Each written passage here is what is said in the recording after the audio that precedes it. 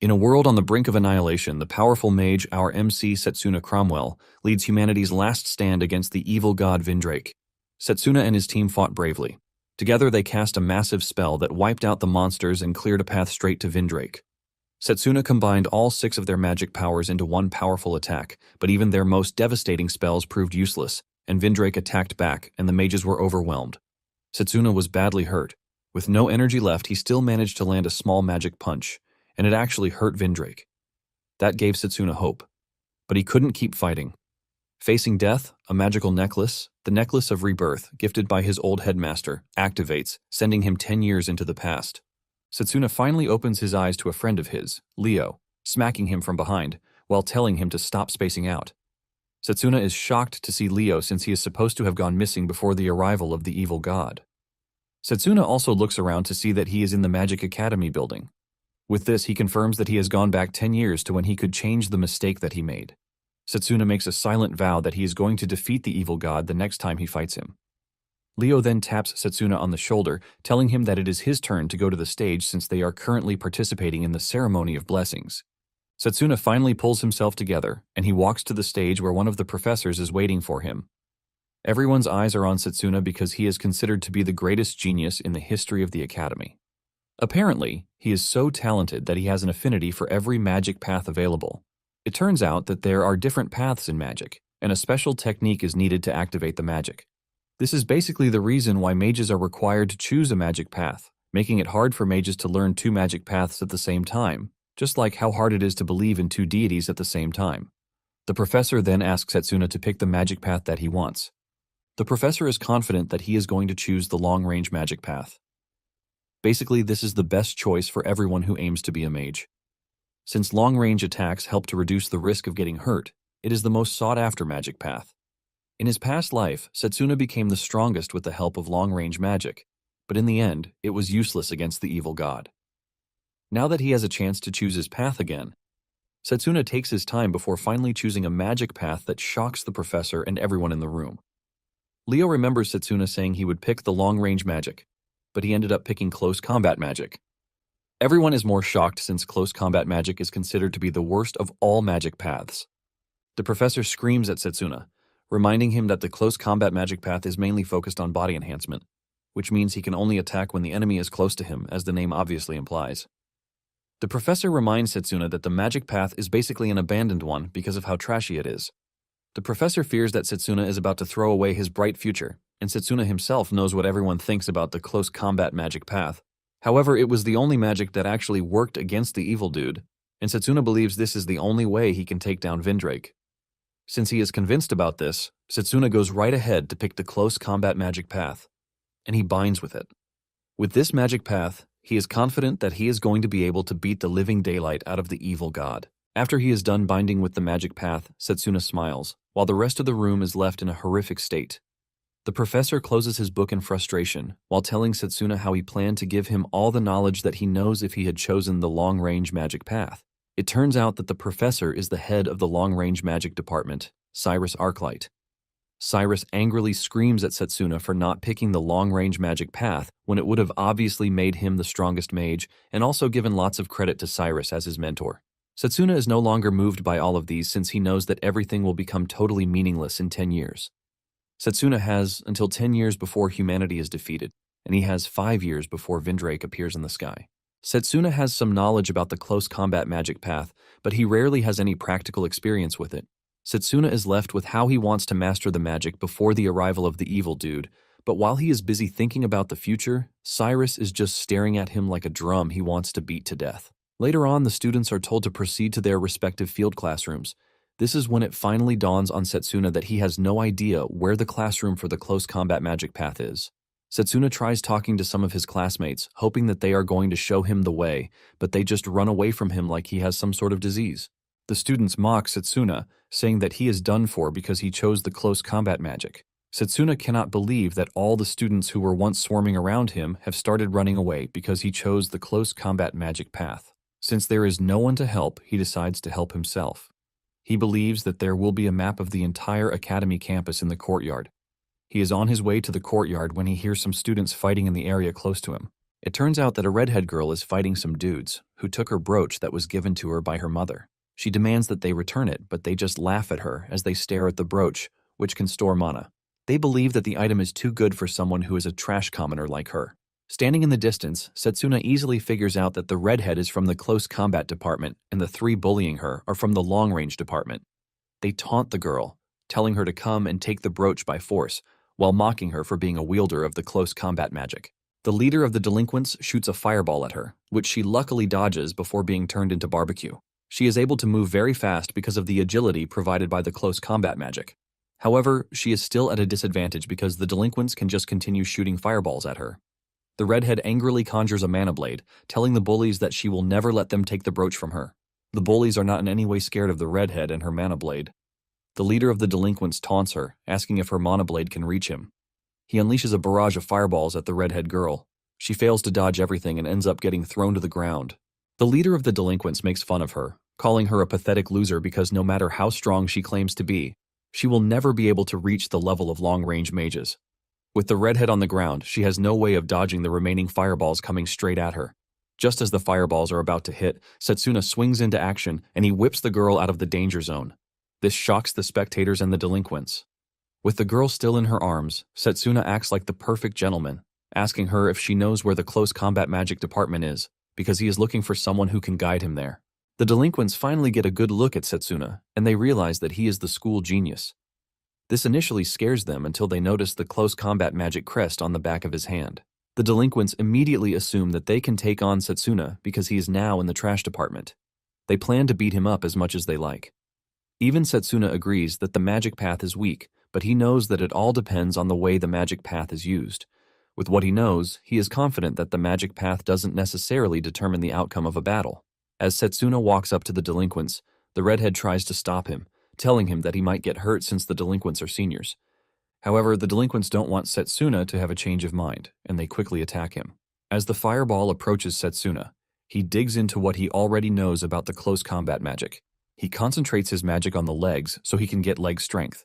With this boost of agility, Setsuna easily dodges the incoming attack, and before the delinquents know it, he has reached them. He leaps over them and lands behind them to get into their blind spot. Setsuna is excited by the way he is moving, and he wants more of it.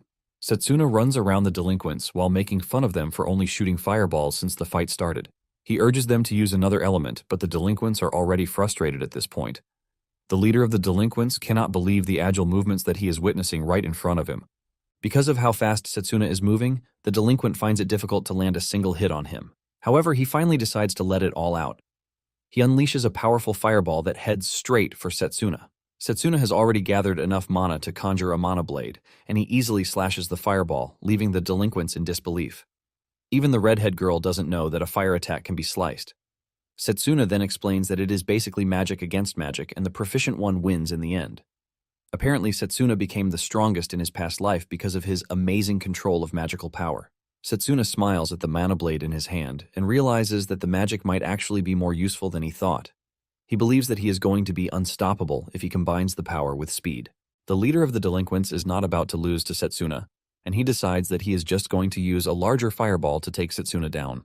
His friends try to warn him and stop him from using a more powerful fireball because of the dangers it poses, and in addition to this, it will attract the instructors. However, the dude is not ready to listen, as he is already thinking of defeating Setsuna no matter what it takes. Before he can cast his spell, Setsuna disappears right before him. Before he realizes what is happening, Setsuna has reached him. Setsuna stares him in the eye before delivering a powerful mana-infused punch to his chest to throw him to the ground in pain. Those who are watching are shocked when they see the delinquent lying on the ground, totally out of commission. Setsuna, on the other hand, is proud of himself, and he realizes that he can actually fight much better as long as his target is in range. Meanwhile, the delinquents cannot believe that the weakest form of magic just took down their comrade like it's nothing. Setsuna stretches his hand toward the delinquents and demands that they hand over the girl's brooch. Without hesitation, they place the brooch in his hands before they end up like their fallen comrade. After giving Setsuna the brooch, the two delinquents drag their leader out of there in shame. Setsuna then turns around to give the redhead the brooch. She smiles like a golden retriever while thanking Setsuna for the assistance. With a bright mood, she finally introduces herself as Layla Rosewill while stretching her hands towards Setsuna. With no care in the world, she grabs Setsuna like her boyfriend, leaving the dude in an awkward position. She then asks him why he chose close combat magic. Since no one is going to believe his reason for picking the magic, he decides to ignore the question and just asks for directions to the close combat magic building. Layla then reveals that the orientation for the new students has begun, and they need to hurry. Layla then leads Setsuna down a lonely path, which obviously leads to the edge of the campus. Setsuna cannot believe that close combat magic is considered so trash that their department is located in a secluded area. Layla then smiles at Setsuna, telling him that she would like him to teach her how to make the mana blade that he used earlier. Setsuna doesn't think too much about this, and he tells her that it all depends on the control of mana. Setsuna is basically telling her the truth, since the magic can be used in many ways, depending on the circumstances. Setsuna believes that he will be able to bypass Vindrake's dispel if he masters the close combat magic. At the same time, he remembers something important, and this is the fact that the headmaster once showed him the back of his hands, and it turns out that he has been bound with 2 different magic paths. It is common knowledge that someone can only have one magic path. Setsuna recognized the first crest as the crest of summoning magic, but he didn't recognize the second one. Setsuna wanted to know, but the headmaster told him that he would know it when the time comes. The headmaster assures him that he is going to entrust the knowledge of the second magic to him. However, Setsuna never got to learn of the other magic till the evil god arrived and the headmaster was killed. Apparently, Vindrake quickly killed the headmaster because he sensed the danger posed by the old man's second magic path. Now that he has a second chance, Setsuna wants to make sure that he learns the magic to change the fate of humanity. Momentarily, they arrive at the close combat magic department. However, Setsuna is still worried that with his current status, he might not be able to get the headmaster's recognition. Upon arriving at the entrance of the department, they find a creepy-looking professor already waiting for Setsuna. He scolds Setsuna for coming late, and when Layla tries to explain, he just shuts her off, saying he doesn't give a damn. The professor tells Setsuna that he might be impressive on the outside, but the moment he joined the department, he became trash. He points his fingers at Setsuna, but Setsuna slowly pushes his hand off while scolding him for being rude. He reminds him that he is a professor in the department, and he is supposed to have some shame since everyone is calling the department trash. This gets on the professor's nerves, and he angrily grabs Setsuna by the shirt. Setsuna calmly replies that he is confident that there are several possibilities to be explored in close combat magic. The professor cannot believe the nerves on Setsuna, and he decides that he has to break his pride. He then asks Setsuna to show him what he has, since he is confident. There are a bunch of other students striking a bunch of boulders as if they are looking for gold. The boulders are so tough that they can't even get them to crack. Apparently, cracking the boulder is the first test needed to determine the student's rank in class. It turns out that there is a crystal stuffed inside the rock, and the students need to extract it as fast as possible. The professor smiles evilly at Setsuna, telling him that those who can extract the crystal will be punished. The professor then screams at the other students, berating them for being stuck with the task for over an hour without any significant progress. The students justify their incompetence by saying the rock is a really tough material to crack. They don't believe that they can crack the sturdy rock with the trash magic that they have learned so far. One of the students even believes that the professor is being hard on them because he hasn't been promoted. The professor then leads Setsuna to a free rock, and he demands that Setsuna show him the possibilities that he is talking about. To make things hard for Setsuna, he tells him that he has just 10 minutes to crack the rock and extract the crystal. Layla is shocked when she hears this, because it is practically impossible to break the rock in 10 minutes. In addition to that, the rock that the professor is giving to Setsuna is bigger than the others. The professor doesn't care about this, as he reminds Setsuna that his 10-minute mark is already going down. Setsuna then walks up to the big rock, and he places his hand on it to feel the texture. The professor assumes that Setsuna is already regretting his actions, and he suggests that he bow to him and apologize. Just then, Setsuna shocks the professor, telling him that all he needs to crack the rock is 10 seconds. The professor almost believes that he has gone deaf when he hears this, and he is forced to ask again to confirm. Even Layla thinks Setsuna is being reckless. The professor smiles, believing that Setsuna has no chance because the rock is denser than the others. Apparently, the professor's time record for breaking the rock is 30 minutes. The professor then decides to ride on Setsuna's word, and he tells him to break it in 10 seconds. Setsuna then prepares to break the rock. He pulls together a wave of mana around his hand to conjure the mana sword. He knows that he has to do something eye-catching to get the headmaster's attention. Since he has better things to aim for, he is not ready for a mere rock to get in his way. Without holding back, he swings his sword hard toward the rock. When the sword hits the rock and doesn't have any effect on it at first, the professor is already talking trash, asking Setsuna how he would prefer to be punished. Suddenly, the rock shatters into small pieces, leaving him in utter disbelief. Setsuna extracts the crystal inside the rock and presents it to the professor, but this only makes him angrier.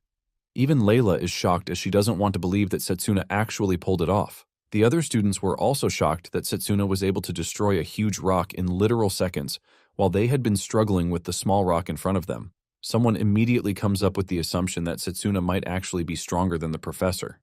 The professor further decides to be shameless by saying Setsuna is a cheater. He points out the fact that the rock is very hard, which makes it hard to break in even 10 minutes, not to mention seconds. Setsuna is shocked when he hears that the professor needs 10 minutes to break such a rock, and he tells him that he might start considering quitting his job as a professor, since he is trash one at that. The professor Zakari gets really mad, but before he can do anything stupid, his senior, Lionel, arrives behind him and grabs him by the head, asking him if he is bullying students again. Lionel scolds Zakari for causing a ruckus that interrupted his nap, and he tells Zakari that Setsuna didn't cheat. He explains that Setsuna read the flow of mana inside the rock, and he only targeted the weakest spot on it. Lionel tells Zakari that he doesn't see any point in his being a teacher if he can't see through his students' techniques. Lionel then decides to teach Zakari a lesson by announcing to the students that Zakari is about to perform a mana guard, but this only leaves a horrified expression on his face. Before Zakari can even get the time to argue, Lionel has taken up a position, ready to punch Zakari. He tells him that he should have no issue blocking the attack if he is truly training. Zakari starts begging, saying he would never do such a thing again. But Lionel doesn't pity him as he punches him.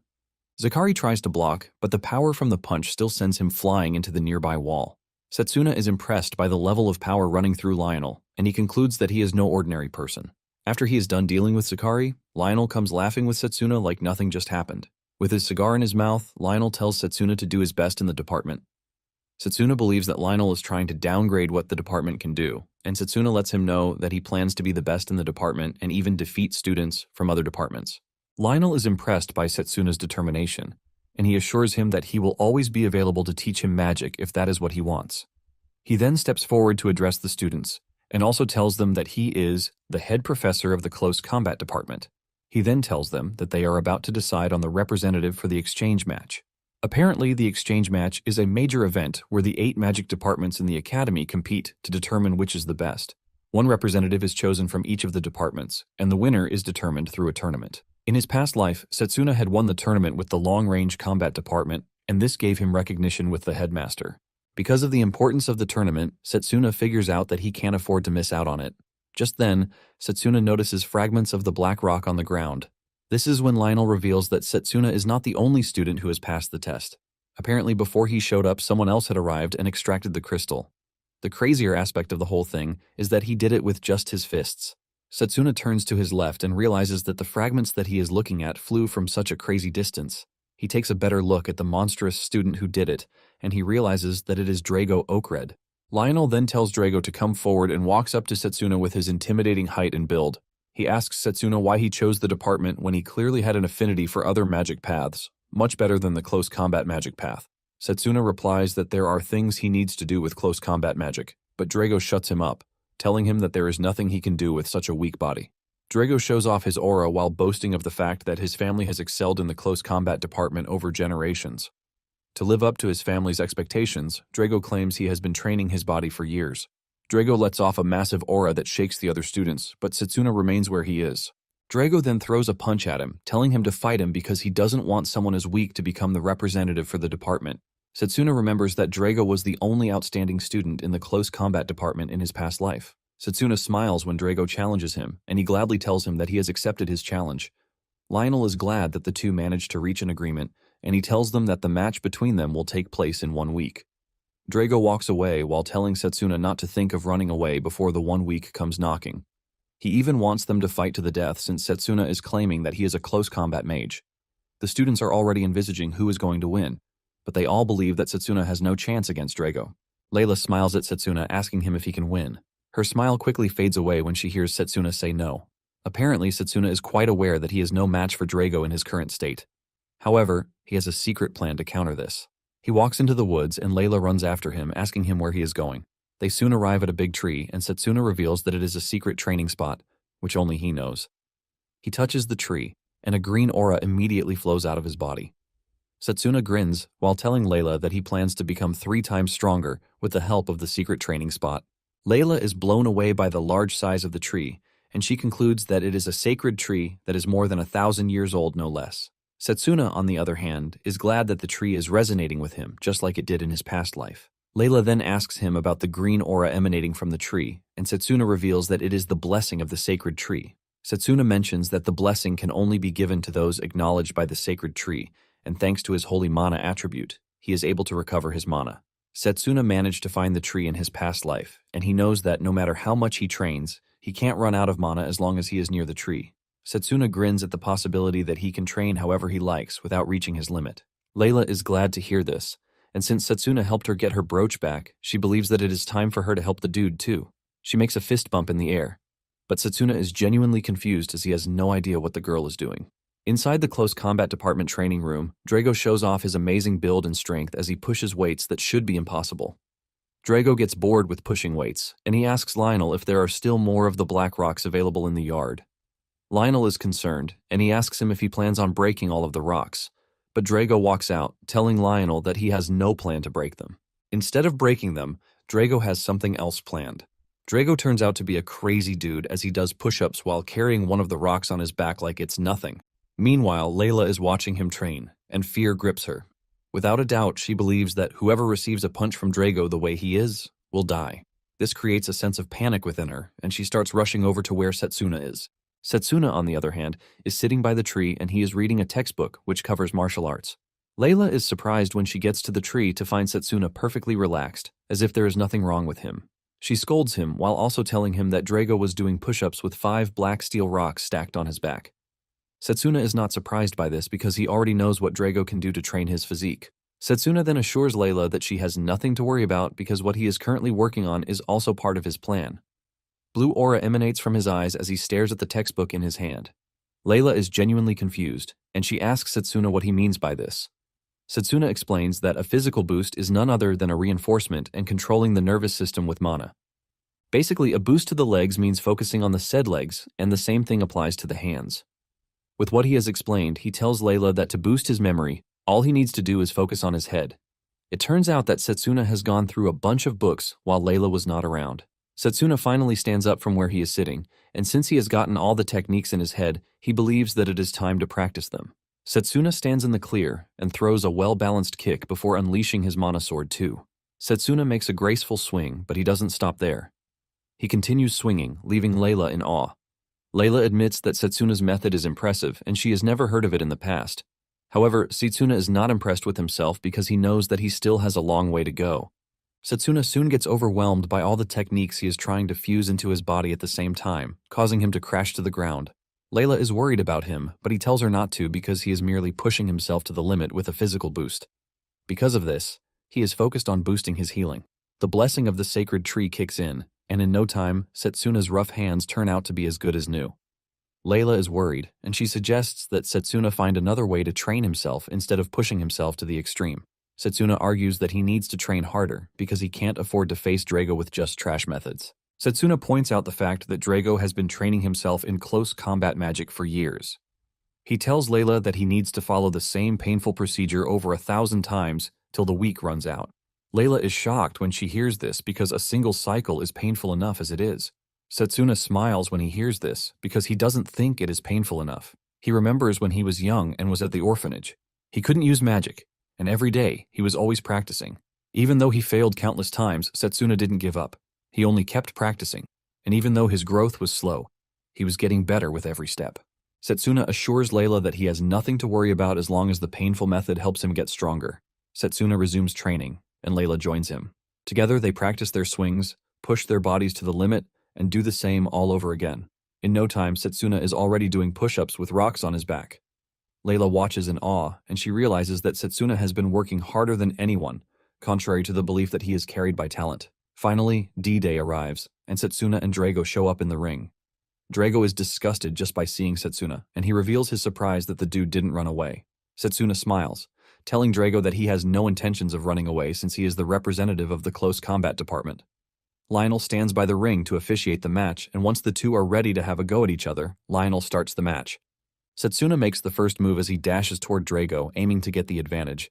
He tries to land a punch, but Drago blocks it. Setsuna tries another kick, but Drago still holds his hands to block the attack. However, the force from Setsuna's kick pushes Drago backwards.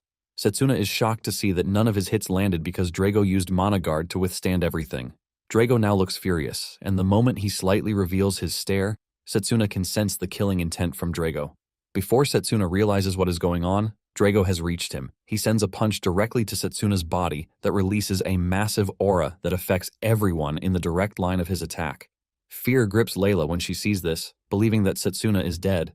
However, when the smoke clears out, Setsuna is seen in a crouching position, blocking Drago's attack. The students cannot believe that they are watching a fight between two students who just got promoted. Setsuna, on the other hand, easily figured out that he would have been dead meat if he had taken Drago's direct hit.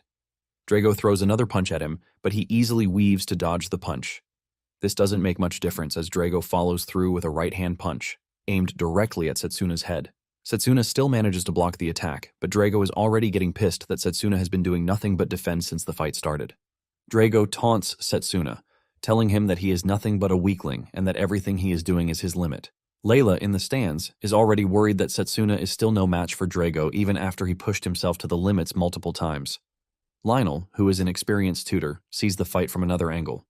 He knows that to everyone Setsuna is being pushed back. But what they don't know is that Setsuna is perfectly blocking all of Drago's attacks with his mana control. Drago remains on the attack while berating Setsuna for being one of the elites who have been looking down on close combat magic. Drago claims that he and his family have suffered immense humiliation because they were born in a family that wields the close combat magic. However, Drago is determined to change the narrative with his efforts. Drago gets serious, and he unleashes a mana sword. Without hesitation, Setsuna does the same. The fight goes from a fist fight to a sword fight. They swing at each other with immense power, aiming to take each other's head off. Setsuna combines speed with his movements as he dodges all of Drago's attacks. He acrobatically leaps into the air, but this pisses Drago off, and he follows him. He tracks him till he reaches the ground and tries to smash him to pieces, but Setsuna gets out of the way before it is too late. The ground suffers Drago's attack and gets smashed, but he doesn't hold back. Setsuna is pushed backwards, but Drago still follows through with another strike. Drago finally has him pinned down, and at this moment, Setsuna remembers the harsh things the other students were saying about him when they found out that he had picked the close combat magic. Remembering this, Setsuna tells Drago that he understands his frustration. However, Setsuna lets him know that they are both aiming higher. Setsuna finally kicks in and he pushes Drago back by destroying his mana sword with just a swing. Drago is shocked when he sees the difference in Setsuna's movements. Setsuna almost cuts Drago in half, but he slightly dodges the strike. Drago takes Setsuna's words about aiming higher into consideration, and he also gets serious. Drago throws a left-handed heavy punch, aiming to catch Setsuna off guard, but Setsuna easily reacts to this and dodges it. Setsuna moves past him, and in no time, he reaches Drago's blind spot. However, before he can land a hit on Drago, he turns around. Drago puts his arms up to block the attack, but this clearly takes a toll on him. Lionel realizes that Setsuna is overloading Drago's offense and defense, using his exceptional mana control. However, he still doesn't see a clear winner between the two. As the fight progresses, Setsuna figures out that he has to find an opening if he's to break through Drago's tight and hard defense. Drago jumps backwards and he whips out another mana blade. He swings his sword very hard at Setsuna, but Setsuna dodges the strike. Setsuna figures out that Drago has resorted to using all of his mana to land a powerful and devastating attack, aiming to finish off the battle. Since he already knows this, Setsuna is able to time his movement perfectly to dodge Drago's strike. However, Setsuna is now a step away from falling from the ring. He looks back to see how close he is to losing, but Drago, on the other hand, is pleased that he finally has Setsuna backed into a corner. Drago believes that he has taken away Setsuna's chance to use his footwork. With this in mind, Drago cooks up a powerful attack that has his mana boiling. Layla sees this and fear grips her, wondering what Drago just did. Drago then charges toward the supposedly cornered Setsuna with a powerful fist punch, aiming to punch him straight into the afterlife. However, this turns out to be a big mistake on Drago's path. He manages to land the hit, but it turns out to be nothing more than Setsuna's afterimage. It turns out that Setsuna has a way of retaining his afterimage at a position where he is standing if he continues using his mana. By the time Drago realizes what is going on, Setsuna has leaped right over him. Before Drago can turn around, Setsuna swings his sword to finish him off. Drago tries to make a last-ditch attempt to move, but Setsuna's sword diagonally cuts through his chest. Setsuna's attack moves through Drago's body, causing him unimaginable pain as he screams out. Lionel finally realizes that Setsuna relied on a counterattack to take on Drago's scary and consistent attacks. Lionel figures out that they both fought well in the match, but this time around, the match is already concluded. He raises his hand and declares the match over while revealing that Setsuna is the winner. The obvious winner is Setsuna, since Drago is already lying down in severe pain.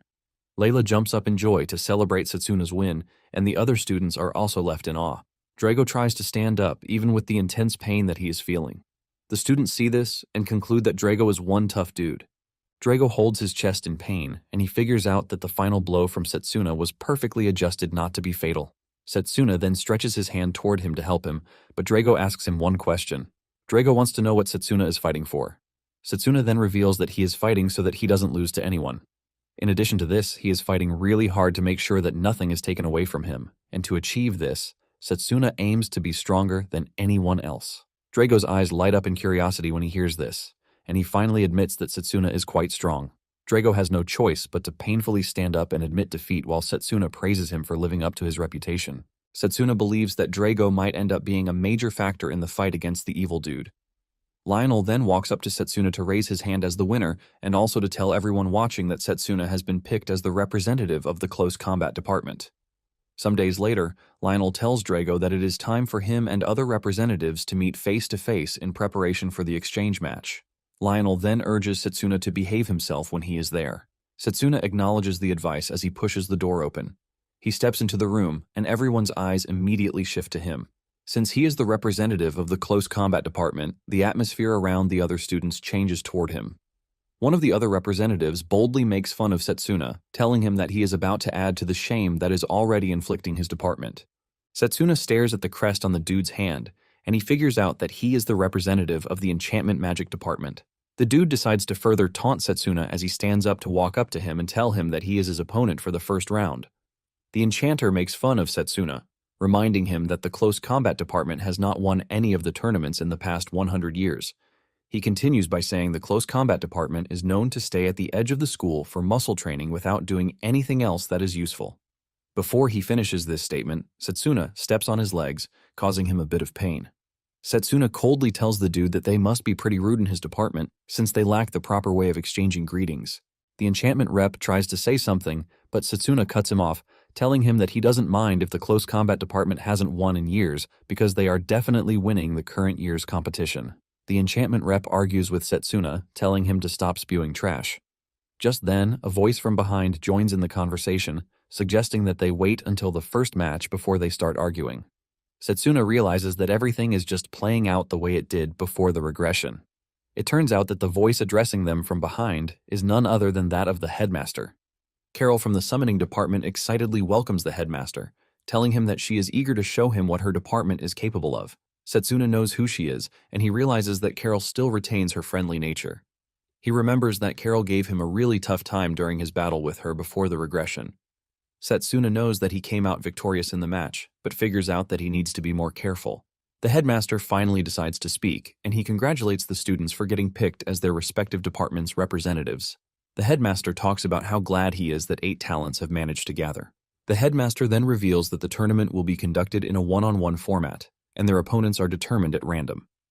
Apparently, the close combat department will be facing off against the enchantment magic department, which specializes in infusing mana into objects in life. The second match is between the healing magic department that creates miracles and supports allies, and the long-range magic department, which defeats enemies without allowing them to step any closer.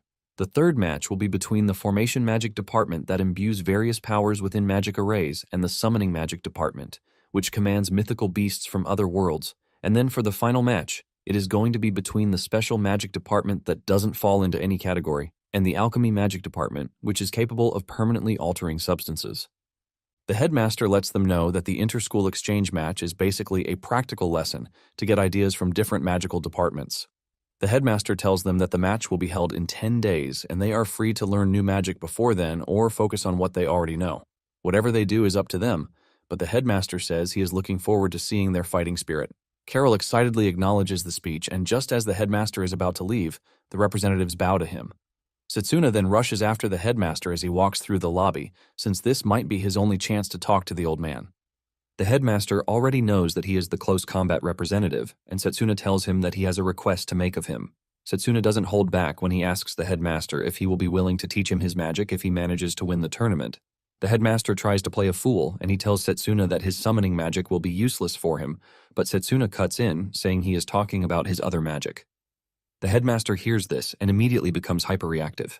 He lets out a terrifying aura that almost cripples Setsuna while asking him how he knows about his other magic. Setsuna can easily sense that the headmaster is wary of him, but he knows that the headmaster's second magic is pivotal to winning against the evil dude. Because of this, Setsuna decides that he is not going to give up. Setsuna then mentions that he might not be able to tell the headmaster the reason, but he should know that the victory of the close combat department after 100 years should mean something. He stretches his hand to the headmaster, asking him if he is not hoping for such. The headmaster finally figures out that Setsuna might not have a hidden agenda. He then tells him that he is going to teach him the second magic on the very day he wins the championship. Setsuna bows to the headmaster, thanking him for the assurance. However, the headmaster lets him know that it is not going to be an easy path. Setsuna doesn't care because he is ready to show the headmaster his resolve during the tournament. The headmaster is pleased to hear this, and he walks away. Later that day, Setsuna sits down alone to enjoy a delicious bread, which Layla told him about. While relaxing, Setsuna figures out that he must do everything he wants before the day of the tournament arrives. Suddenly, he is attacked by a golem. He almost gets his head crushed, but he manages to block it. It turns out that the golem is from the enchantment representative. Setsuna is surprised that he is getting attacked by the enchantment representative. The enchantment representative tells Setsuna that he can't wait for the match because he plans to deal with Setsuna before then. He calls Setsuna a mere trash who had the audacity to embarrass him. Setsuna mocks him, telling him that he is only suffering the consequence of his actions. Before Setsuna knows it, the enchantment rep already has a bunch of golems behind him. However, he decides to dissolve the golems when he figures out that it would be bad for him if it gets out that he is bullying a weak dude from the close combat department. He then walks away, telling Setsuna that he is going to be more prepared during the official match. Setsuna is impressed that the enchantment rep is able to provide mana to a bunch of matter to control them, and he considers him a fairly talented person. Setsuna stares at his bread on the ground, and he is emotionally hurt that the dude wasted his bread. The following day, Lionel gathers his students and tells them that it is their job to prepare for the exchange match, and to do this, they are going to analyze the battle between Drago and Setsuna. Lionel asks the students if they have finally understood what they lack, and they all say yes. Lionel then asks Drago to be the first person to reveal his weakness. Drago mentions that he lost control of his mana and emotions. Lionel then asks Setsuna the same question. Setsuna reveals that he lacks basic power, and he was basically losing to Drago when it comes to pure strength. Lionel is pleased that the two understand their weaknesses because this is their first step to growth. Lionel then suggests that they work on improvement. Layla then asks Lionel if the match will serve as training for the exchange match. Lionel is pleased with the question, and he reveals that Setsuna will be going up against the enchantment rep, Joel, who, according to Setsuna, is capable of using multiple golems for both offense and defense. Since golems have physical bodies, their basic style of fighting is similar to that of combat magic. Layla is blown away when she hears this from the instructor. Lionel then reveals that he is going to give them each a task. Lionel wants Drago to focus on speed while acting as multiple golems so he can attack from all angles. For Setsuna, he is going to have to deflect Drago's attacks so he can launch a counterattack. Drago prepares himself for the training match, and he assures Setsuna that it is not going to be like the last time they fought each other. Setsuna smiles, telling Drago that he is looking forward to that. Drago charges towards Setsuna and he throws a left-handed punch straight at his face, but Setsuna dodges the strike. Setsuna believes that he has perfectly blocked Drago's attack until he realizes that another strike is heading straight for him. Setsuna immediately figures out that his reaction speed is slow. Lionel is impressed with the fact that Drago has managed to balance his speed and power. Drago looks like a mirage while throwing punches at Setsuna. Setsuna tries to predict his movements, but he fails at a point and almost gets his head thrown off by the giant dude. However, he is still able to dodge the strike, leaving Lionel pretty impressed. Lionel tells Setsuna what combination he needs, and Setsuna acknowledges the advice. Setsuna takes a step backwards and tries to land a counterattack. In the end, Setsuna and Drago crash to the ground in exhaustion. Drago admits that Setsuna gave him a run for his money. Lionel then commends the two, telling them that their movements were not bad. Lionel lets Setsuna know that he should be able to handle 4 or 5 golems in a couple of days. However, Setsuna knows that he is not allowed to let his guard down, no matter how much and how hard he trains. Lionel is pleased with the fact that Setsuna easily understands everything he wants to teach him. Lionel knows that Drago is well versed with the basics of close combat, without a doubt, but at the same time, Setsuna's sense is nothing short of exceptional. In no time, the D-Day arrives, and the arena is packed with students, teachers, and other spectators. The headmaster climbs the podium to address everyone. He lets them know that only one representative out of all 8 will be crowned the strongest. Just as expected, there are bookies placing bets on the match. Surprisingly, the delinquent that Setsuna beat up is betting on him to win the match. Some of the students turn around to look at the calm dude, Actor, who is representing the long-range department. Basically, he will be the one to face whoever wins between Setsuna and Joel. Actor wears a calm but very deadly look. Apparently, the matches change stages randomly, and the first round will be happening on a desert-type stage. Joel smiles evilly when he sees this because everything just worked in his favor. His classmates cheer him on, telling him to take down the weak Setsuna. Layla screams back at the boys, telling them to watch whether Setsuna will still remain the underdog or not after the match. Layla almost jumps up to go beat them up, but Lionel holds her down. Setsuna feels no pressure whatsoever, and he smiles when he sees this. With the two contestants ready, the referee starts the match. Joel then whips out a fragment of the black steel rock and smiles at Setsuna, asking him if he knows what he is holding in his hand. Without a doubt, Setsuna knows what it is. Joel is glad that he knows, and he reveals that it is a fragment that is needed to make a golem by fusing it with sand. Joel drops the fragment, and he infuses it with sand to create a scary golem. Joel confidently tells Setsuna that a blade wouldn't be able to leave a scratch on the black steel golem. It turns out that he has more than one fragment with him. He opens his pouch to unleash a few other fragments sitting in there. He drops everything in the sand, and he turns them into golems while evilly smiling at Setsuna, saying that he has nothing but a 1 in 10,000 chance to win. There are so many golems that Layla is gripped with fear. To make things worse, Joel reveals that the golems can be made infinitely on the sands that they are standing on. Joel lets Setsuna know that he has no chance of reaching him. Some of the students believe that the match is already decided, and they tell Setsuna to surrender before he gets hurt. Joel also acts all high and mighty, as he tells Setsuna that he is willing to listen to whatever he has to say. Just then, Setsuna drops a bombshell that cracks Joel's soul and efforts. Setsuna lets him know that he is disappointed that this is everything he can produce at his best. Joel is enraged when he hears this, and he loses it. He immediately orders the golems to go after Setsuna. The golems rush at Setsuna, and they all jump at him at the same time, leaving a cloud of dust that disrupts visibility. Joel laughs, telling Setsuna that he just reaped the reward of messing with him. The spectators cannot see anything in the arena because of the dust covering everything. Unknown to them, Setsuna is easily cutting down the golems like they are tissue. He is not even moving from where he was before destroying the golems. When Joel finally sees Setsuna, the golems have turned to nothing but broken pieces, and Setsuna reveals that he has already mastered the black steel rock. Joel cannot believe his eyes, because what he produced are exceptionally tough golems. Just then, Joel starts to remake the golems, reminding Setsuna that he already said he can infinitely make them. Setsuna then reveals that, when it comes to close-quarter combat, nothing beats close-range magic. Setsuna lets him know that no matter how many golems he makes, he won't lose, because all they know are basic combat moves. Setsuna leaps toward the newly formed golems, and he easily cuts them down in a flash. Setsuna swings his sword around like cutting butter, but Joel is not ready to give up. He reaches into his pouch to bring out more fragments, but Setsuna reaches him so fast before he even gets the chance to blink. Setsuna lets him know that he has just found himself in an unfair match. With no way to move, Joel gets punched right in the face. His glasses fly off, and he coughs up blood as he is sent across the arena. The spectators are still unaware of what is happening inside the dust cloud. Momentarily, the cloud dust starts to disperse, and they spot just one student standing. Before they can get a good view of who the standing student is, the referee announces that Setsuna is the winner of the first match. Joel is lying cold on the ground while Setsuna smiles because he just managed to win the first game. Layla smiles and rejoices when she realizes that Setsuna just won. Setsuna's haters cannot believe their eyes when they realize that Setsuna won his match, which is something that has not happened in years. Most of them don't know how Setsuna was able to defeat Joel. Some assume that Joel was unable to maintain his mana output, which leads to his self-destruction.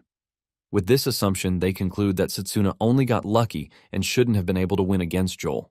However, Cyrus knows that Joel didn't self-destruct, and Setsuna beat him fair and clear.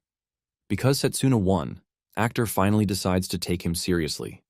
He figures out that he needs to set up against the dude. With this, the competition continues, and the second match begins. Setsuna returns to the stands, where Layla excitedly welcomes him. She asks him if he plans to watch the match, and he says yes. He wants to see if there is anything he is going to learn during the match. The departments currently going against each other are Summon and Formation. Since the start of the match, Carol of the Summoning Department has gained the upper hand. She sits on the back of a scary wolf that unleashes ice-type attacks at the Formation dude. However, the Formation representative is trying to get close to Carol by cutting down the attacks. Setsuna is impressed by the representative of the Formation Department because his movements are quite impressive. Setsuna wonders if he will be able to do the same in close-quarter combat. Layla admits that the movements from the other departments are pretty cool, but she wishes to get stronger in close combat magic only. Setsuna then finally asks her why she chose close combat magic since there are other magic paths that she could have chosen. Layla then reveals that she was once saved by a close combat mage a long time ago. She narrates that she was playing with her little brother in the forest when they were suddenly attacked by a grizzly bear. Layla thought they were done for until a close combat mage rushed in to help with the situation. The mage punched the bear to death, and since then, Layla has made it her dream to become a close combat mage so she can start helping people around her. Layla chuckles nervously while saying her reason might be childish, but Setsuna quickly corrects her, saying it is not childish.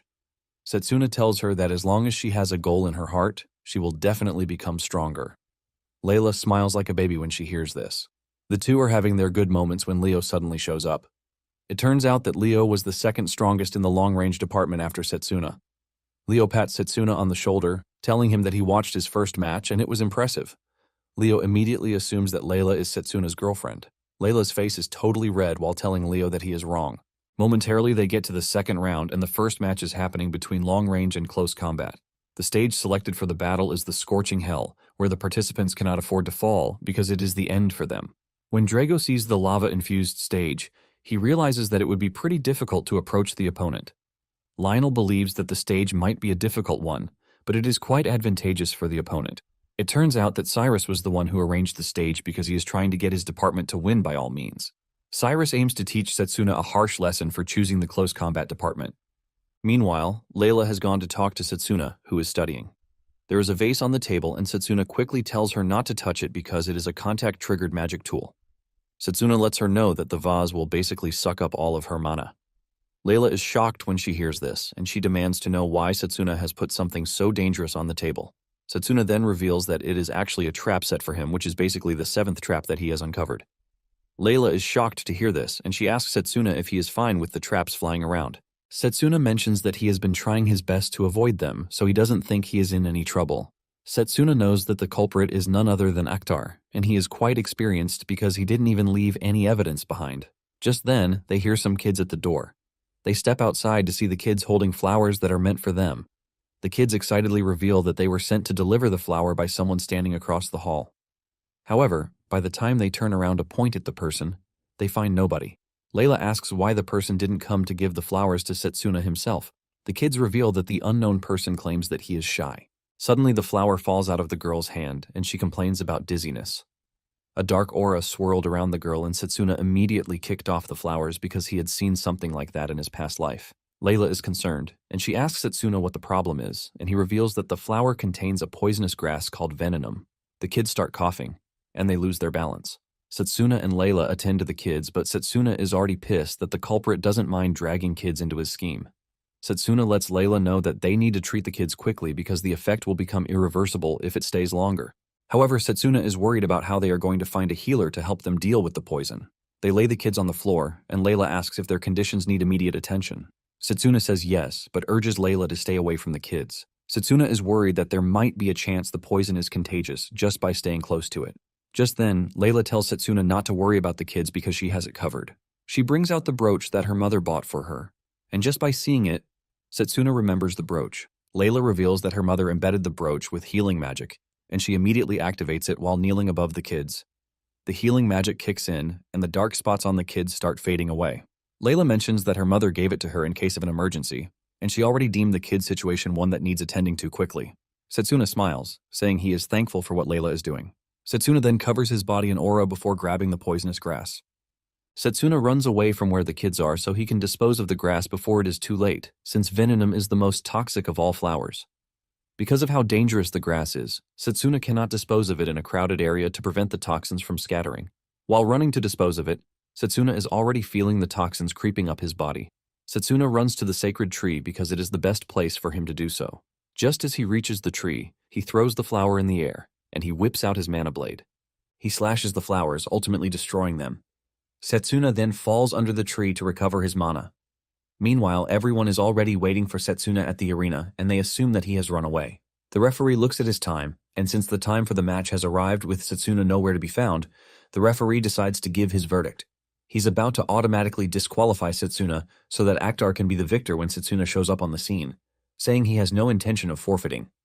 He looks utterly pissed, but the dark spots are still all over his body. And when actor sees this, he laughs out loud, mocking Setsuna. Actor doesn't deny the fact that he was the one who sent the flowers to Setsuna. Setsuna angrily asks actor if he doesn't mind the fact that innocent kids are being affected by poison, but actor tries to play a fool as if he doesn't know about the poison. Actor then says the kids should be happy that they are of use to someone of high status like him. This further pisses Setsuna off, and since they are both present in the arena, the referee starts the match. Without wasting time, actor unleashes a long-range attack at Setsuna. Setsuna manages to dodge the strike, but Drago has sensed that something is wrong with him because his mana is totally unrefined. Apparently, Setsuna was able to purify the grass thanks to the tree, but because he was rushing, he didn't get the chance to purify the poison inside his body. Actor continues shooting fireball after fireball, aiming to bring Setsuna down as fast as possible. However, Setsuna is able to dodge everything even though it is taking a huge toll on him. Everyone can see that Setsuna is on the defensive, and Cyrus smiles evilly because his plan worked out very well. He is standing at the other entrance of the arena, waiting for Setsuna to be humiliated. Setsuna then looks into the stands and he realizes that Layla is still not back. He is worried about the kids and he hopes that they are fine. Actor notices that Setsuna is not concentrating on the match, and he uses that to release even more deadly long-range attacks at him. Setsuna's haters waste no time trash-talking him, saying there is no way he can deal with a long-range mage because all he has been doing is running away. Actor continues unleashing his blasts, and he suggests that Setsuna give up, but Setsuna plans to defend himself using Mana Guard. However, a large-scale attack comes flying at him, and his Mana Guard fails to contain the effects of the attack, and he gets hit badly, leaving cuts all over his body. Actor makes fun of him, telling him that he is already falling apart. Just then, Setsuna asks Actor why he is not making moves to finish him off, since the best play will be to prevent a close combat. Setsuna concludes that Actor is planning something because all he has been doing is provoking him. Actor is surprised that he is receiving a lecture from Setsuna, but he admits that he made a really good observation. He then tells him that he cannot be underestimated, and he urges him to look around. Surprisingly, Actor has created a huge pit of lava between himself and Setsuna. Setsuna is standing on a tiny pillar of rock while surrounded by boiling lava. The delinquent who bet on Setsuna almost chokes on his saliva when he sees this. Actor proudly reveals that he is not one to play around with risks. He mentions that what Setsuna is staring at is what he has been aiming for from the start of the match. Just then, Actor unleashes a storm cannon, and Drago is visibly worried when he sees this. Actor tells Setsuna that he is about to finish him off with the storm cannon. Suddenly, Setsuna hears Layla calling him from the stands to tell him that the kids are safe. The moment Setsuna hears this, he decides that it is time he steps on the gas and goes full throttle because he doesn't have to worry about the kids. Setsuna, who has been bending around in pain, finally stands upright to tell Actor that he is about to witness a comeback. Actor is shocked when he sees that Setsuna has recovered. Setsuna then tells him not to be too surprised because all he did was apply a physical boost. He reveals that he has been activating cells since the fight began so he could break down the poison ravaging his system. Setsuna lets Actor know that he is one who fell for his plan because he was busy breaking off the ground around them while he was healing himself. Actor confidently tells Setsuna not to get cocky because there is obviously nothing he can do in his current state. Cyrus agrees to this as he cheers Actor on, telling him to finish Setsuna off. Actor unleashes the storm cannon, and it heads straight for Setsuna. Setsuna weighs his options, and he prepares for a well-cooked plan, hoping that it is enough for what he is about to do. Just as the storm is about to reach him, Setsuna strikes it with his mana blade. It takes a toll on him, but he puts enough effort into it to repel the storm. This shocks everyone, especially Drago. Before the magic can reach Actor, he nullifies, while boasting that he can confidently take down his own magic. Actor makes fun of Setsuna, telling him that his strategies have run out and the fight is over. Suddenly, the smoke in front of him clears, and the next thing he sees is Setsuna approaching him with his mana blade in hand. Setsuna stares Actor in the eyes, asking him if he thinks the distance between them was enough to keep him away. With no way to defend, Actor gets slashed by Setsuna. The cut goes diagonally across Actor's chest, ultimately taking him down. Setsuna then tells him to seek forgiveness from the kids if he is looking for whom to forgive him. Actor passes out cold on the ground, and the referee declares Setsuna the winner. Drago smiles when he sees this, but suddenly the ground under them gives way, and the two start heading into the destructive lava. Setsuna realizes that Actor is unconscious, and he has no way of evading the lava. He decides to save the dude, and he applies some physical boost to his feet so he can move faster. He manages to grab Actor, and just before they fall into the lava, Carol uses her summoned beast, the Fenrir, to save them. Setsuna is shocked when the large beast appears to save them. The spectators are hyped by what they just witnessed from the representatives. The Fenrir gets the two to safety, and Carol pats its head. The medical staff show up to take Actor away while they attend to Setsuna. Carol smiles at Setsuna, saying he probably would have been fine without her help. Setsuna argues against this, saying Carol actually saved his life. Setsuna sees Carol as someone who has the talent and also the style that follows. Setsuna realizes that his preparation needs to be top tier before he faces Carol. Setsuna's haters have started realizing that Setsuna's win against Joel might not be a fluke since he just won against actor Free and Fair. The haters know that things are going to be bad if it continues the way it is. Meanwhile, the headmaster remains calm while watching the tournament. Cyrus is pissed that actor lost to Setsuna, and in rage he tells Setsuna that he is never going to forgive him. After he has been attended to by the medical staff, Setsuna heads back into the stands to meet Layla. Drago lets him know that he heard about everything that happened from Layla, and he admits that he had it tough. Setsuna then asks Layla about the kids, and Layla reveals that they are currently sleeping in the infirmary. She assures Setsuna that the kids are going to recover according to what the doctor said. Setsuna is pleased to hear this as he lets off a cool smile. Suddenly, Setsuna feels a strange aura that causes him to turn around. Layla asks him if there's anything wrong, and he says no. However, he could feel the strange aura that was filled with killing intent. He wonders what exactly is hiding behind the tournament. A week to the final match, Setsuna is still worried about the mysterious presence he felt in the arena the last time. Setsuna finds himself training alone in the woods, and he also summons Lionel. Lionel asks why Setsuna has summoned him, and Setsuna reveals that he wants the professor to guide him just like he did before. Setsuna then decides to come totally clean by calling Lionel his full title, the Fist of Comet Lionel. Lionel is surprised that Setsuna knows about his old title, and he asks him where he heard it. Setsuna wasn't really sure about it at first, but since Lionel didn't argue against it, he finally confirms that Lionel is the one they truly call the Fist of Comet. This was a nickname that he heard in the Magic Corps in his past life. Fist of Comet was a powerful mage who was said to have defeated dragons with just a single blow. Apparently, Lionel had left the army by the time Setsuna joined, so he didn't get the chance to fight alongside him. Setsuna has been thinking about the whole thing and without pride bows to Lionel, begging him to teach him his magic. Lionel scratches his head nervously, saying it's been a long time since someone has called him the nickname. Setsuna then tells him that he doesn't need to worry about that, and Setsuna admits that Lionel is the strongest close combatant that he has come across. Lionel then asks Setsuna why he is seeking such power when he is already strong enough already as he is. Setsuna then confesses that his power is not enough because he doesn't want to lose to anyone, even if he is going up against a damn deity. Lionel hears this and laughs out loud, while saying Setsuna is truly an interesting kid. Lionel then agrees to teach Setsuna his magic. He lets him know that he normally would not teach the magic to a kid whose body is still growing. Lionel then pulls his fist together, shocking Setsuna because of the immense mana gathering present there. Just from gathering mana, Lionel's fist pulls rubbles like a tornado, and he reveals that his magic origin is why he was called the Fist of Comet. Apparently, he can't use the magic multiple times because it consumes too much mana. However, one shot is always enough for whatever he wants to do, and he urges Setsuna to watch closely. Lionel lets his fist go, and this leaves devastating damage to the area of impact. Setsuna's eyes light up in excitement when he sees the amazing power that Lionel wields.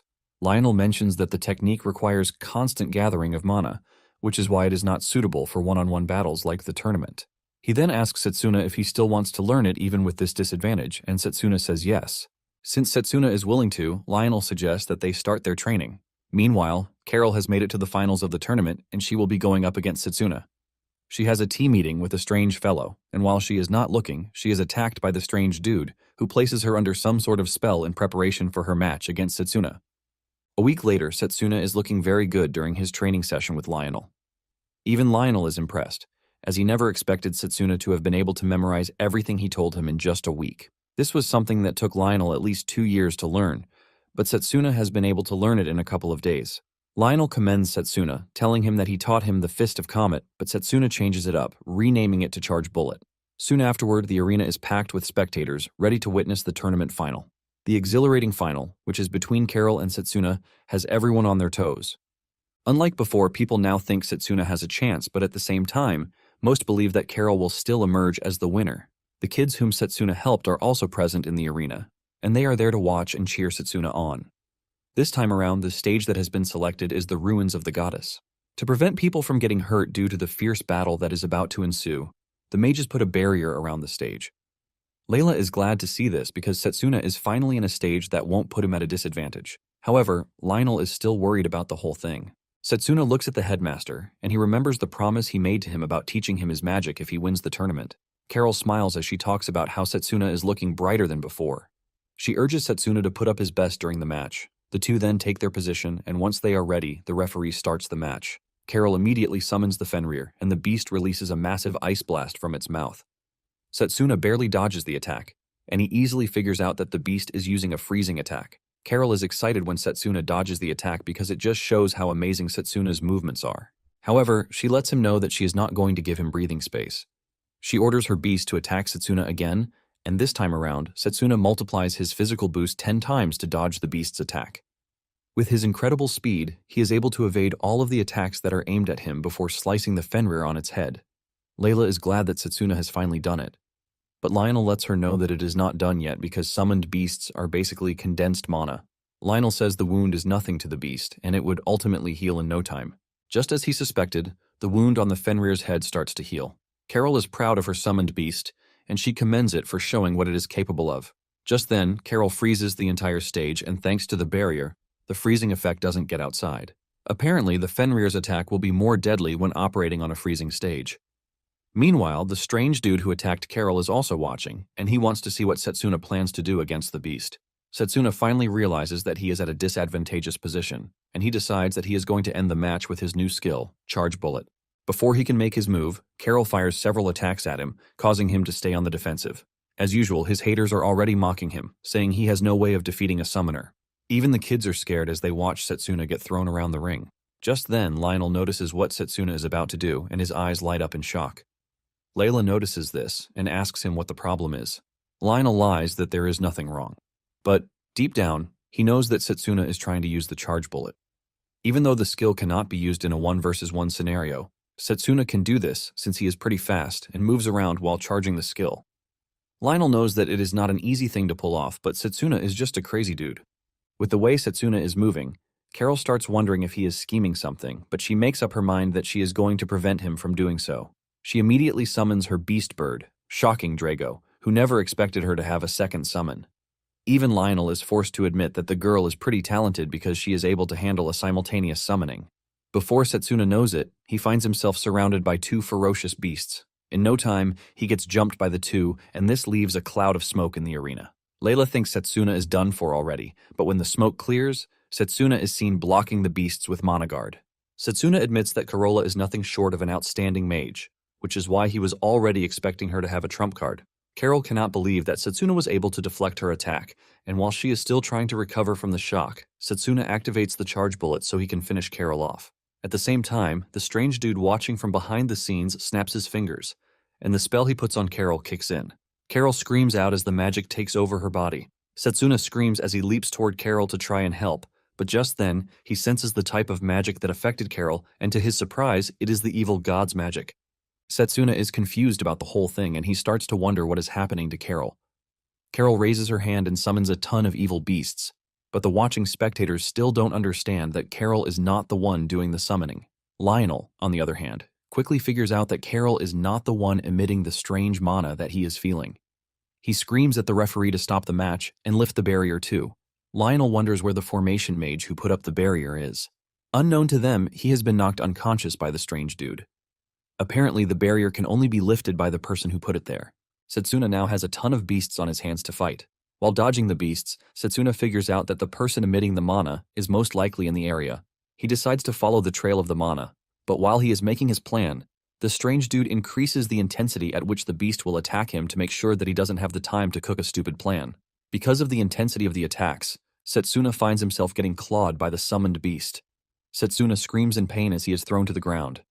Setsuna manages to get up, but his hands are badly injured from the beast's claws. The strange dude behind everything is pleased that things are going his way because there is no way Setsuna is going to know where the source of the mana is.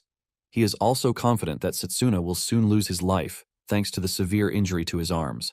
Lionel is seriously worried because Setsuna is not being allowed any chance to use his charge bullet, and Carol is also at her limit. Lionel fears that Carol will lose her life if things continue the way it is. Carol manages to regain some part of herself, and she subtly tells Setsuna to run away. Setsuna is shocked when he hears this, but this confirms his suspicion that Carol is being controlled. Tears drop from Carol's eyes as she begs Setsuna to run away so he doesn't die. Setsuna tries to make a run for it, but the summoned beasts have so much coordination that they are able to intercept him. Setsuna then grabs the unicorn, and he angrily throws it at the rest of the summoned beasts.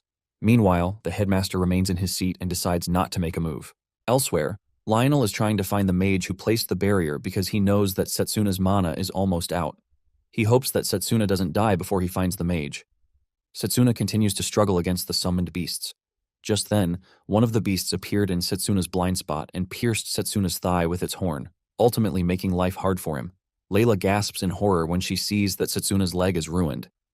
Even the other students who are hating on Setsuna now believe that Carol is doing too much. Setsuna crashes to the ground, and the strange dude behind the scenes prepares his summoned beasts to finish him off. The Fenrir charges directly at Setsuna, but he uses his arm to protect himself.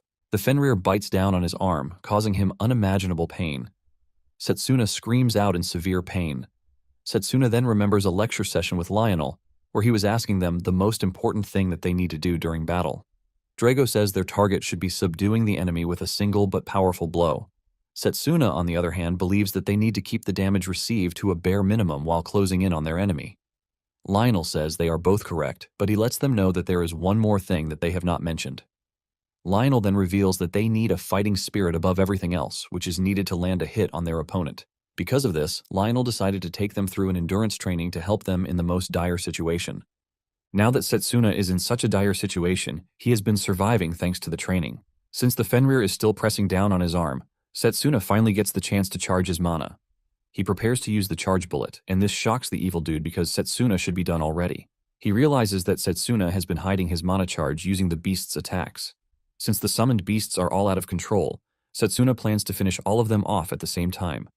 Setsuna pours all the mana into his right fist, and his eyes glow in rage as he prepares to unleash what he has in his tank.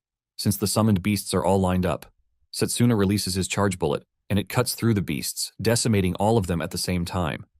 Once he one-shots the beasts, Carol falls off the Fenrir, but before she hits the ground, Setsuna rushes over to grab her. Setsuna is glad to see that Carol is fine, and Setsuna heaves a sigh of relief. The students are blown away by Setsuna's display, and since Carol is knocked out, it automatically means Setsuna is the winner. Just as expected, the referee declares Setsuna the winner of the tournament. The referee glazes Setsuna as he tells the spectators that it has been over 100 years since a representative from the Close Combat Department won the Magic Academy exchange match. Setsuna rides the wave as he walks to the front to make a fist bump to celebrate his win. Those who are supporting Setsuna erupt in joy as they all cheer for Setsuna. Meanwhile, his haters are blown away by the type of technique that he used, which is something they have not seen before. Layla smiles with joy all over her face as it finally dawns on her that Setsuna has won. Drago is impressed by Setsuna's display during battle, and even the delinquent who bet on him made a lot of cash. Meanwhile, the strange dude, who is operating behind the scenes, is utterly disappointed that he wasn't able to finish Setsuna off, even with everything that he did. Enraged about his failure, he decides to cut ties with the Formation Mage, since he no longer needs him. While clearing out his involvement in everything, he senses that they have tracked down the Formation Mage. Just as he suspected, Lionel finds the Formation Mage, but the strange dude is far gone already. Lionel rushes over to the Formation dude, who is totally out of commission. Just then, the barrier breaks apart, and the headmaster comes into the arena to talk to Setsuna. The headmaster talks about Carol, and Setsuna tells him that Carol was most likely under someone's influence. The headmaster already knows this, and he tells Setsuna to leave the rest of the problem to the academy. The headmaster is impressed with what Setsuna showed him during the tournament, and because of this, he assures him that he is going to keep his promise. Setsuna is glad to hear this, and he thanks the headmaster for keeping to his word. The headmaster stands up to leave, but he tells Setsuna to come to his chambers the next day. Momentarily, Setsuna heads to the medical room where he is attended to by a healer. After some minutes of working on him, she tells him that his external injuries are all healed, but it might take some time for his internal injuries to heal, and she advises him to rest up. Setsuna acknowledges this and thanks the healer for her help. Just then, they hear knocks on the door. The door opens, and it turns out to be Lionel, Drago, Layla, and the kids, who have come to check on him. They ask him if he is fine, and he says yes. Layla is glad to see the dude hale and hearty, and she thanks him for his victory. Drago does the same thing, and he lets Setsuna know that he is the pride of the department. The kids rush over to him to tell him how amazing he was during the fight. After they are done rejoicing with him, everyone except Lionel leaves. Lionel then tells Setsuna that someone attacked the Formation Mage, but he is going to survive. Lionel says Carol is also shaken, but all she needs is rest. However, Lionel believes that she is going to be questioned when she wakes up. Lionel says Setsuna appears to be the target of the attack, and he asks Setsuna if he has any idea what is happening, but Setsuna just remains silent like a ghost. Later on, the strange man heads to Carol's room. He encounters barrier magic at the door, but he easily breaks through. He plans to kill Carol and then go after Setsuna once he is done. He is aiming to erase everything that connects him to Carol by killing her. Just as he is about to finish Carol off, Setsuna comes rushing in. He already knew that the strange dude would try to silence Carol. Setsuna is able to intercept him before he carries out his plan, but Setsuna is hit with the biggest surprise of his life when he realizes that the person under the hood is Leo. Leo laughs when he realizes that he has been exposed, but he reveals that he left no evidence behind. Setsuna agrees that he didn't leave any evidence, but after seeing what Leo was just about to do, he knows more than enough. Leo smiles evilly while suggesting that they talk outside because he can't stand the scent of medication. Setsuna agrees to this. And as they walk through the street, Setsuna can feel the impact of the injuries he sustained because his internal injuries are not fully healed. Leo then asks Setsuna how long he has known that he was the culprit. Setsuna reveals that after the ceremony where they chose their magic paths, Leo suddenly disappeared, and after thinking about him, he was struck with an ominous feeling. In addition to this, Leo lost his ticket to become the long-range department representative, which is quite weird. Leo is impressed that Setsuna is able to put everything together and come to a conclusion. Setsuna then reveals that he can sense the same mana he used during the tournament. Setsuna refers to the mana as someone else's mana, and Leo asks him what he means by that. Just then, Leo lets the dark mana take him, with strange marks running down his face, and he reveals his surprise that Setsuna knows about the strange deity. Sweat runs down Setsuna's face when he realizes that Leo is no doubt working for the evil god. Setsuna then prepares to engage Leo so he can stop him and prevent him from causing further havoc. At the same time, Leo wants to eliminate Setsuna because he is already tired of him ruining his plans.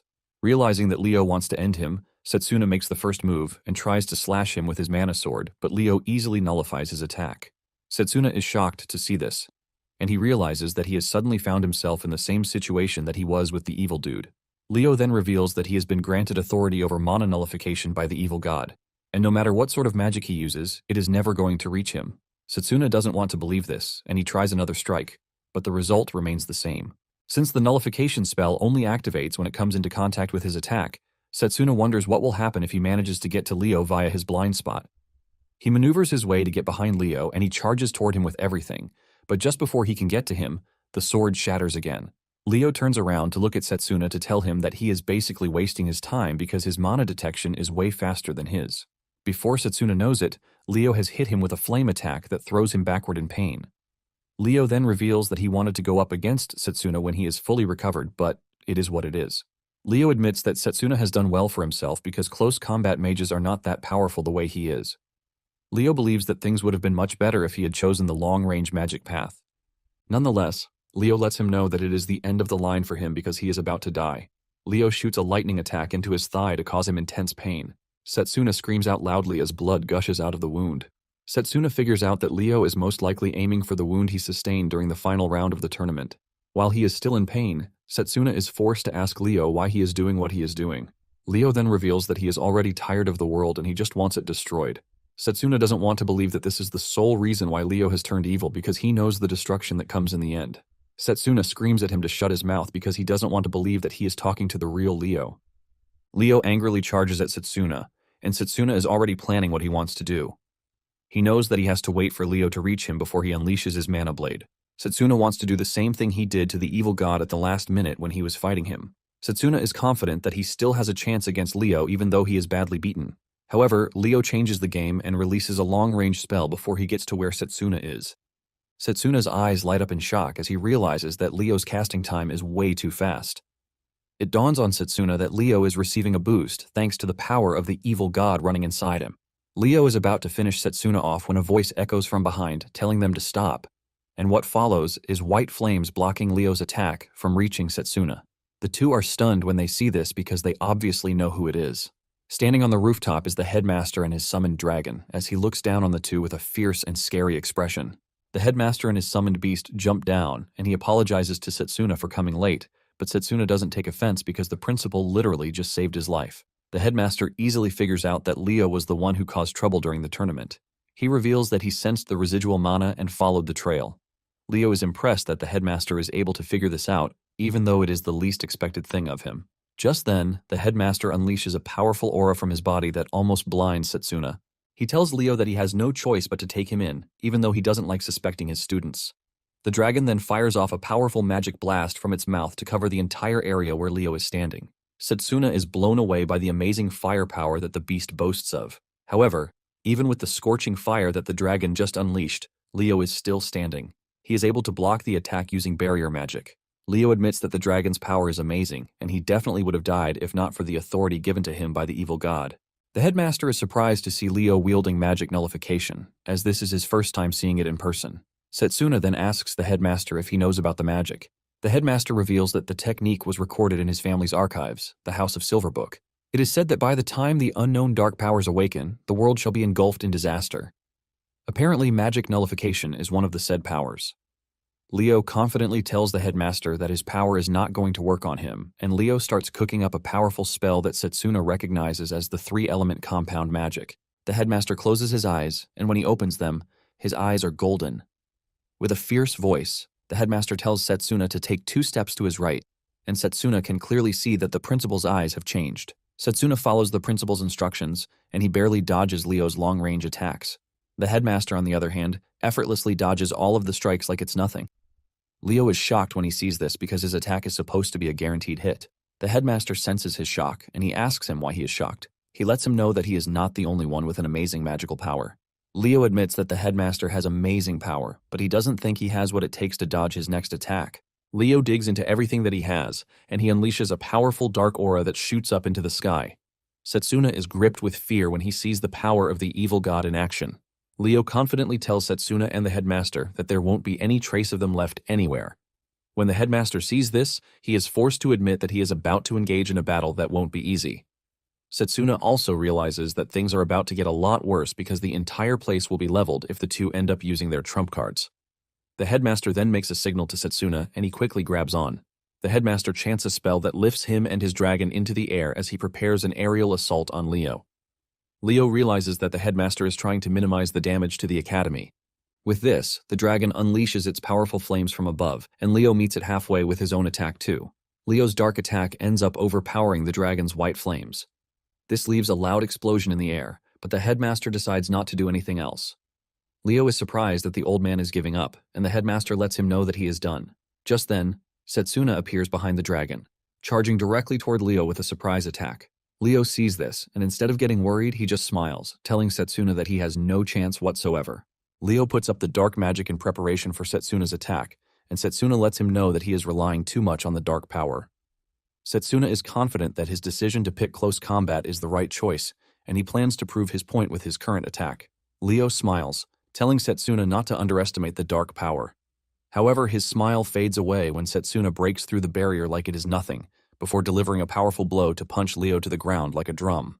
The impact of Setsuna's punch hits Leo so hard that the ground below him caves in. The headmaster is proud of Setsuna's ability and the way he handled the situation. Setsuna's gamble about speed being a direct counter to the nullification turns out to be right. Setsuna is glad again that he chose the close combat magic path. With Leo out cold, Setsuna rushes over to the headmaster, who tells him that the situation has been resolved. But they need to treat his wounds first. Suddenly they hear Leo's voice again. They turn around to see Leo standing up, and he admits that Setsuna is impressive. Setsuna cannot believe that even after everything, Leo still has the strength to get on his feet. Leo lets them know that it is time he shows them what he has in his arsenal. He releases a powerful dark energy from his body, and because Setsuna is in close proximity, he finds it hard to dodge. Setsuna whips out his mana sword, hoping to cut the energy attack with it, but the blast overpowers him, sending him flying. The headmaster screams out his name as he watches him get thrown to the ground. Losing consciousness, Setsuna figures out that Leo combined long-range magic and magic nullification. As he falls unconscious, he sees a memory of himself and Leo undergoing magic practice in the woods. It becomes so real that Setsuna now sees his head as the target board, with Leo aiming to finish him off. Leo makes fun of him for not being able to save anybody, even though they trusted him. This causes Setsuna to scream out in pain. When he wakes up, he finds himself in the infirmary with Layla beside him. Layla quickly rushes over to him, revealing her relief that he is alive. Layla mentions that he has been unconscious for 3 days. Setsuna is shocked when he hears this, and he angrily grabs the sheets with the realization that he was defeated. He is angry at himself for losing to the power of the evil god twice. Setsuna finally gets off his head, and he asks Layla about the principal. Layla reveals that the headmaster is in his chamber. She is about to continue talking when Setsuna gets off the bed. Layla is in disbelief as she asks him where he is going. Setsuna tells the girl that he needs to meet the principal to confirm something. Layla tries to dissuade him, since he still needs to rest. Setsuna taps her on the shoulder, apologizing for making her worry, but he lets her know that he has to go. Meanwhile, the headmaster is having a meeting with the professors of the school. Just as they rounded up the meeting and were about to leave, Setsuna rushed into the room. Setsuna screams out in worry, but to his surprise, the headmaster looks fine. The headmaster then reveals his relief that the kid is fine. Setsuna walks past the bitter Cyrus, and he just stares at him like some kid he needs to strangle. Lionel pats Setsuna on the shoulder, telling him how Drago and Layla were worried about him. However, he decides to let him be so he can talk to the headmaster. Once the professors are gone, Setsuna bows his head to the headmaster, apologizing for not meeting up to his standards. Setsuna then asks the headmaster about the aftermath of the fight. Setsuna's wounds open up, causing him to grab his tummy in pain, and the headmaster urges him not to push himself too hard. The headmaster then decides to narrate the events that happened after he passed out. Leo decided to retreat because he had used up so much mana. He opened a portal to escape, and the headmaster just watched him disappear. However, the headmaster notices that there is something sinister behind the portal, and he figures out that he has to build up his strength in preparation for the main battle. After hearing this, Setsuna becomes particular about the eyes behind the portal, and the headmaster asks him if he knows anything that he doesn't. Setsuna hesitates, but the headmaster insists that Setsuna tell him every little detail that he knows. Setsuna is hesitant to talk, and the headmaster removes his left glove, reminding him that he already mentioned his hidden magic too. The headmaster says he wants to believe Setsuna, but he needs him to come clean. Setsuna is left in a conflict as he doesn't know if he is allowed to talk about the future. He also doesn't think the headmaster is going to believe him if he says he went back in time. The headmaster notices his stubborn refusal to talk, and he asks him if there is a reason why he can't talk about it. Just then, an idea comes into his head, and Setsuna asks the headmaster to check on the necklace of revival. The headmaster is surprised by this, and when he finally looks at the pendant on the necklace, he realizes that the blessing of the spirit of time has vanished. The headmaster wonders if the blessing has already been used in another timeline, and Setsuna confirms this. Setsuna then comes clean, telling the headmaster that he used the necklace 10 years in the future. He was able to use the power of the necklace because he had his regrets. Setsuna explains everything to the headmaster, and after digesting everything, the headmaster agrees that the future is one that is hard to believe without evidence. However, the headmaster knows how insane it is to go back 10 years to the past. Realizing how much Setsuna has suffered, the headmaster stands up and pats him on the shoulders. The headmaster then tells Setsuna that he is going to be his strength from that moment forward. Setsuna's eyes light up with joy when he hears this, and he thanks the headmaster. Setsuna knows that he can now confidently fight the evil god with the headmaster working with him. He believes that they finally have a chance to save the world. The headmaster then tells Setsuna that he is going to teach him the second magic to counter the evil god. The headmaster reveals that it is called the spirit magic, and it doesn't exist anywhere else. Because of how important the whole thing is, the headmaster suggests that they change environments. The headmaster then takes Setsuna to the large sacred tree, saying he used to train there. Setsuna is shocked to hear this since he uses the tree for his training too. The headmaster then explains that the spirit magic is one that merges someone with a spirit using mana as a catalyst, and then houses great power in the body. Setsuna is shocked and confused at the type of impressive power that the headmaster is explaining to him. The headmaster then decides that it would be better if he shows him rather than explain. The headmaster tunes into his power, and his eyes become golden, just like when he fought Leo. With a golden aura around him, the headmaster suggests that they play rock, paper, scissors. Setsuna is confused when he hears this, and the headmaster says he is choosing this since he can't spar with him because of his wounds. The game begins, and the headmaster defeats him in every round of the game. The headmaster then explains that he just witnessed one of the powers of the spirit of time. It is basically a precognitive eye that can see a few seconds into the future. The headmaster mentions that there are numerous spirits in the world. Apparently, if you make a contract with the wind spirit, it grants you the ability to fly. The spirit of water helps pass through physical attacks. Setsuna is blown away by everything the headmaster is explaining to him. Setsuna realizes that his close combat magic will become much better if he can master the headmaster's spirit magic. The headmaster says the magic requires a contract with a spirit, but there seems to be a step before that. Setsuna is curious about this, and the headmaster suggests that they get down to it. The headmaster closes his eyes and allows nature to run through his body. The headmaster then tells Setsuna that the spirits exist throughout the world, and all he needs to do is feel their presence. Setsuna gives it a try by closing his eyes and completely focusing, while asking the spirits to lend him their powers so that he can counter the evil god. Momentarily, Setsuna opens his eyes, telling the headmaster that he wasn't able to get anything done. The headmaster then explains that this might be the case because of his resentment. Setsuna is totally confused about this, and the headmaster tells him that he needs to achieve inner peace if he wants to become one with nature. This is basically a situation where he feels what is going on around him instead of thinking about it. Setsuna then closes his eyes to give it another try. Setsuna admits that he is always overthinking things. He tries to concentrate, but his mind is all muddled up. The headmaster soon touches him on the shoulder, telling him to calm his mind and not rush. The headmaster confesses that it actually took him 3 years to become one with nature. The headmaster is confident that Setsuna should be able to master it before the arrival of the evil god, which is in 5 years. Setsuna disagrees with this, saying he has to master it as fast as he can because they never know when evil god apostles will attack again. The headmaster is confused about this, and Setsuna reveals that the apostles are said to have come from the same realm as the evil god. Apparently, each of the apostles possesses powers that are totally different from magic. Setsuna is pretty sure that Leo is one of the apostles because of the type of magic that he uses. Setsuna reveals that he only fought one apostle before his regression, and it was his long-range magic that gave him an edge because of how insanely strong the apostle was. The headmaster figures out that the apostles are using the 12 dark powers recorded in his family's legend. Setsuna then says there is a high chance that there are other apostles like Leo who are hiding in the world.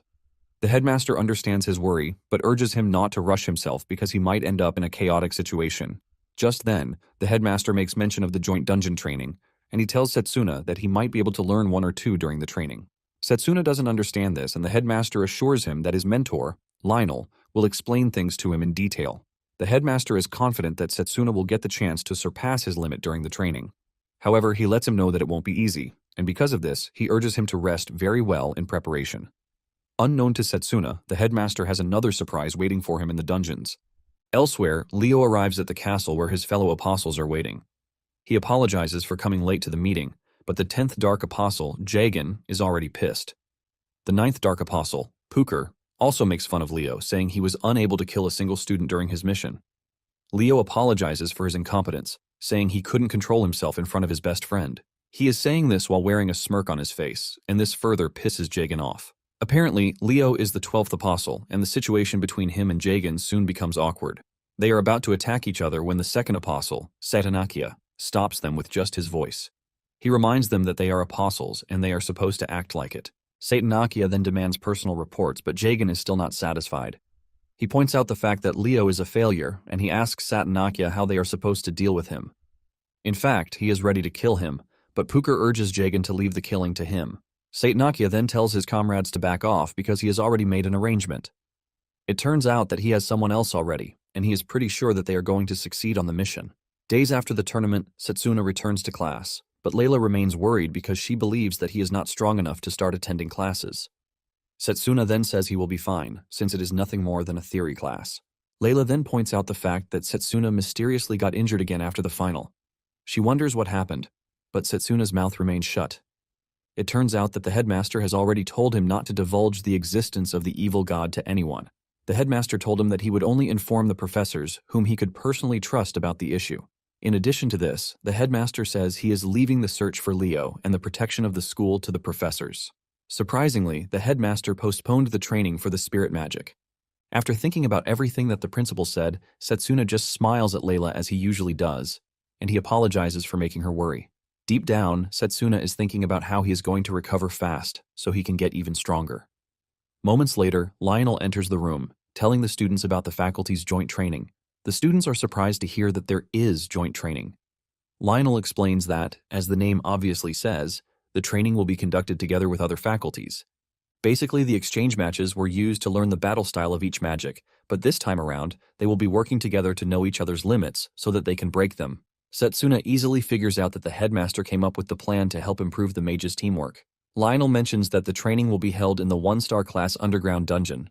Because of how dangerous it is, the participation will be based on candidacy. Lionel urges the students to prepare themselves because the training will start in 2 weeks. Setsuna is fired up to be a part of the training, and he figures out that recovering is the first step to doing that. After class, Layla suggests that she and Setsuna have dinner together. She manages to convince Setsuna by telling him that they need to eat a lot before the training starts. As they walk through the school, the students can't get Setsuna's name out of their mouths. They all talk about how amazing he is during the tournament. They are more impressed with the fact that he won the tournament by being a close combat mage. Layla notices the sudden change in students' attitude, and she tells Setsuna about it. Just then, the two run into a blonde-haired dude, Carl. Apparently, he is a noble, and he appears to be a proud one at it. Carl asks Setsuna if he was the one who won the tournament, and he says yes. Carl then presents Setsuna with a ridiculous offer by asking him to join his salon.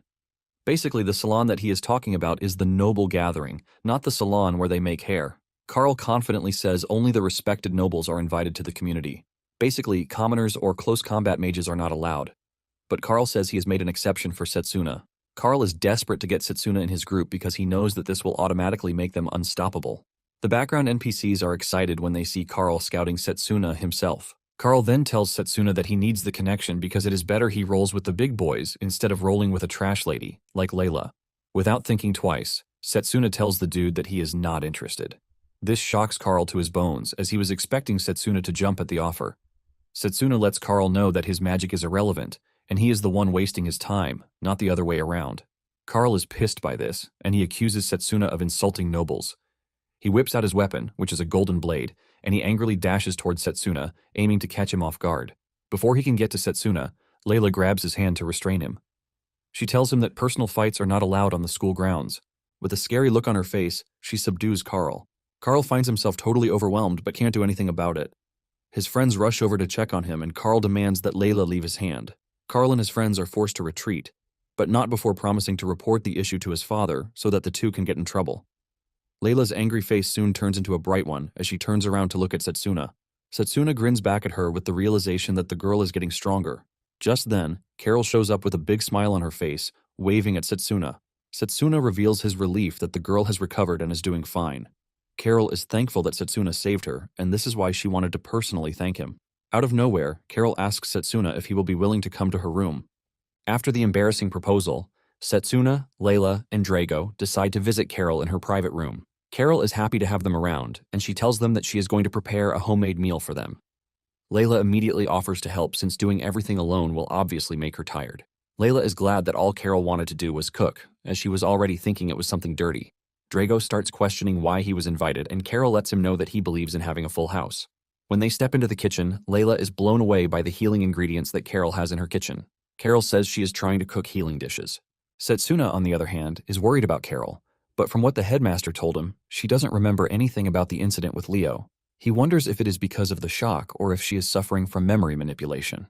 Setsuna is glad that everything went without a casualty, but he is sure other students might be under the apostle's target. Drago notices that he is completely carried away with his thoughts, and he calls him back to reality. Drago complains about the fact that Setsuna is always doing everything alone, and he urges him to take a break. Setsuna wonders if he can really take a break like he said. Just then, they hear the two girls talking loudly from the kitchen. From the way they are talking loudly, it appears that they are engaging in a physical exercise, which is definitely not something as simple as cooking. Just then, Carol shows up, asking Drago if he can come over to the kitchen to help them. Drago accepts, but before he knows it, Carol straps Drago with a maid's apron, telling him that it is the only one available.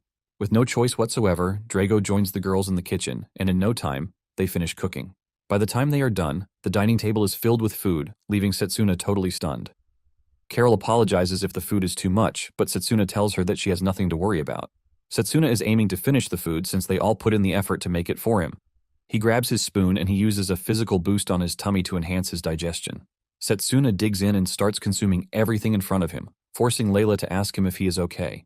Setsuna says yes, while staring at the delicious egg soup in front of him. Drago notices that he is interested in the soup, and he lets him know that there is more if he wants.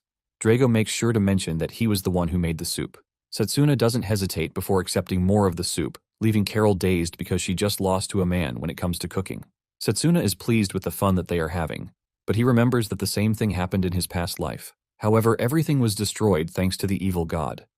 Setsuna is determined to prevent the same occurrence again. Before they know it, 2 weeks fly by, and they reach the day of the joint training. The students participating in the training are all present at the entrance of the dungeon, and Drago asks Setsuna if he has totally recovered. Setsuna assures Drago that he is back in top form, which is thanks to the healing meals prepared for him by Drago and the girls. With a good smile on his face, Setsuna thanks them. Drago is happy to help, and he says the effect of the food would have diminished if he hadn't eaten it continuously. Since Setsuna is in the same team as Drago, he is confident that he has nothing to worry about. Momentarily, their seniors start to show up. One in particular walks up to them and introduces himself as Mifune, a third-year student from the formation department. He is accompanied by a lady called Yuzuha. Drago and Setsuna also introduce themselves to the two. Apparently, they are on the same team, and Mifune urges Setsuna to put his best into the training. After Mifune and Yuzuha walk away, Drago tells Setsuna that he looks like a good person, and he agrees.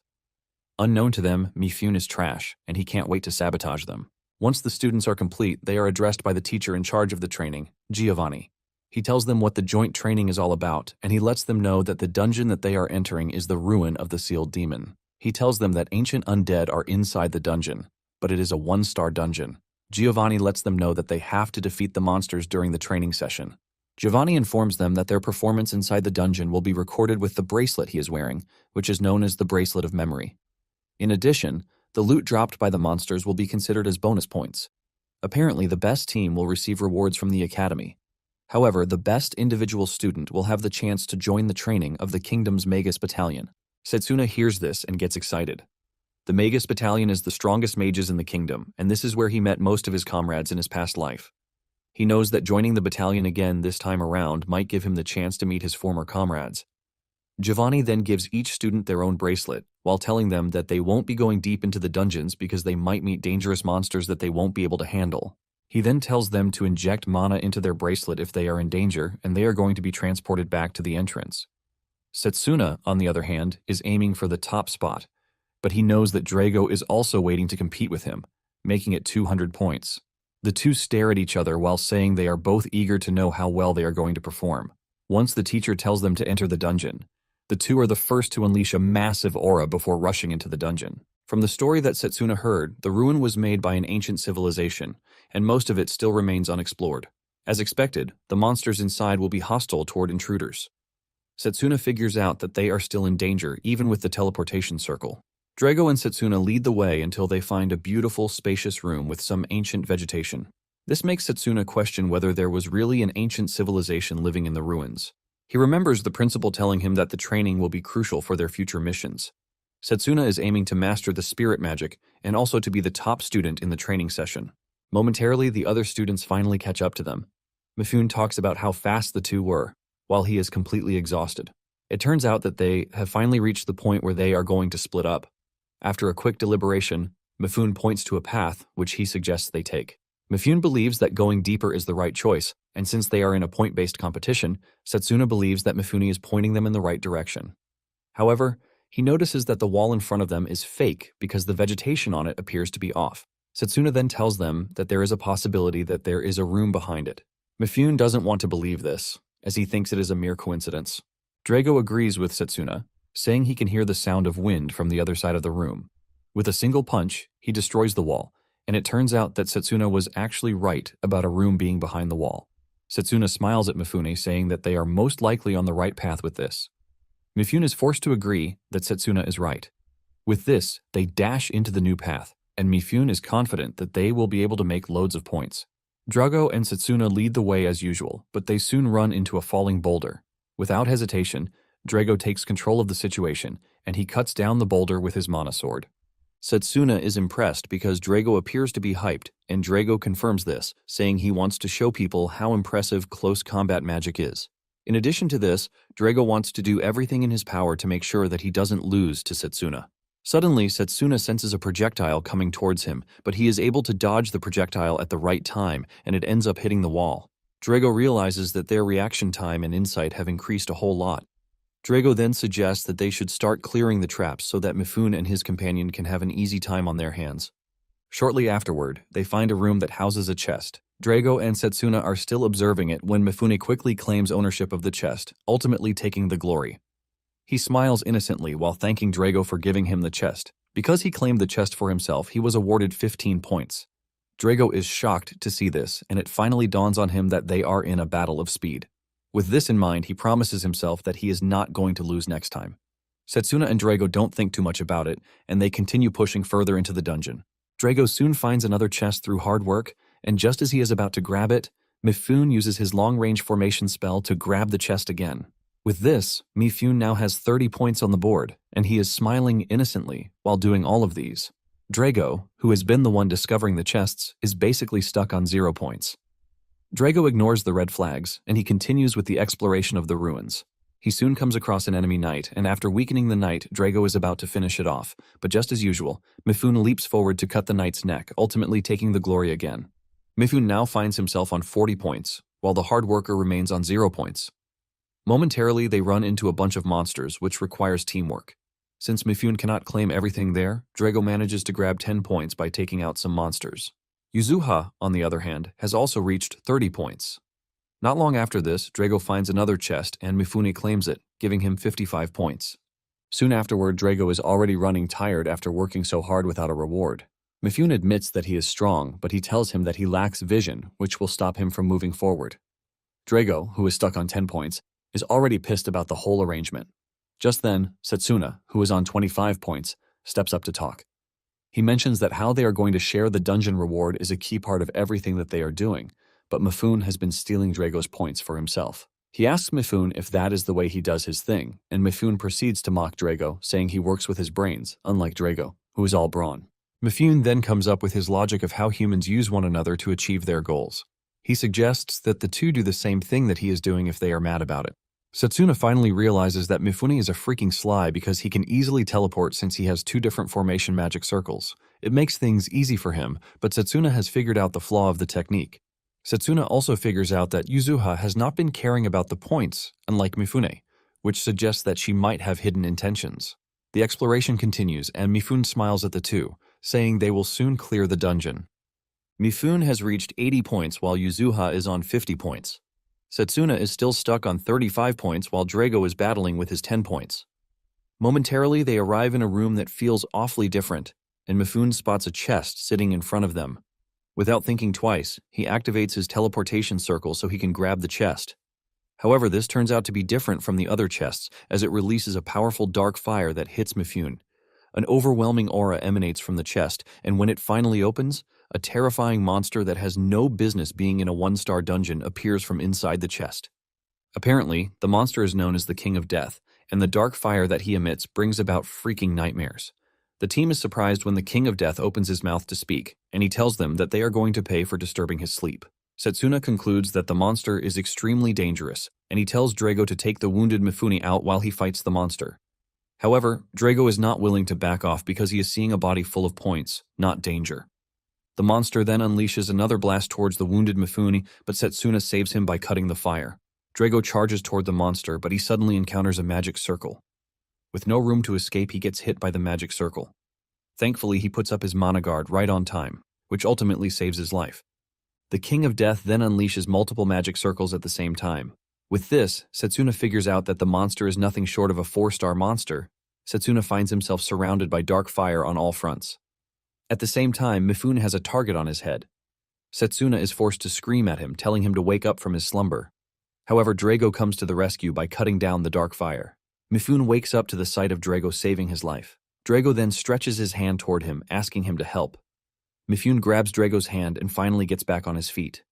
Yuzuha finds herself being targeted by the magic circles, and she freezes in fear, forcing Setsuna to rush over from where he is to save her. He asks her if she is fine, and with a bright smile, she replies that she is, and she also thanks Setsuna for saving her life. Drago continues holding off the monster until Setsuna finally joins the fight, telling Drago that it is time for them to get serious. Instead of Mifune to support them, he is thinking about how they are going to steal the points and just get out. Drago notices that something is off about him, and he asks him if he is still plotting anything, but Mifune claims that he has no bad intentions toward his saviors. However, deep down, he is an awful person who can't wait to betray them. Drago then assures Mifune that he is not getting the points this time around. Setsuna prepares himself to engage the monster, and he figures out that he couldn't finish Leo off during their last fight because he didn't have the time to properly use his charge bullet. In a flashback, Setsuna and Drago are undergoing a training session with Lionel. To help them get stronger, he brings out a bracelet infused with weight magic, telling them that they are going to get stronger if they get used to wearing the bracelet. However, he didn't want Setsuna to wear it because he was still recovering. Lionel explains that it is an old-fashioned method that needs to be used carefully. Instead of shying away from the challenges of wearing the bracelet, Setsuna is even hyped for it. Now in the dungeon, Setsuna decides to take off the weight bracelets from his legs and hands. He is already used to it, and taking them off makes his body feel very light. Drago does the same, and just the sound of the bracelet hitting the ground shows that it is heavy. Mifune is shocked when he sees this, leaving him to wonder just what sort of strange item the two have been wearing. With the restrictions off, Drago and Setsuna dash toward the monster at high speed. They apply physical boosts to their body to help them move even faster. Drago goes after the magic circles, and he starts punching them to destroy them. Drago soon reaches the King of Death, and he tries hitting it on its head, but the monster grabs him by the leg. However, this doesn't save the monster as Setsuna appears from the side to kick the monster. The two are able to deliver a simultaneous attack on the monster, leaving a loud explosion. Mifune is shocked when he sees the entire attack area go up in purple smoke. Drago and Setsuna's teamwork has successfully decapitated the monster with their kick. Setsuna checks his points and realizes that it has increased to 50 points, and the same thing applies to Drago. Because they both defeated the monster at the same time, the points were distributed between them. Mifune is shocked when he sees this, and he realizes that Setsuna and Drago were not unleashing their full potential from the start. Setsuna then turns around to ask Yuzuha about her injury, but to their surprise, she is nowhere to be found. They are wondering where she is when the ground starts to shake aggressively.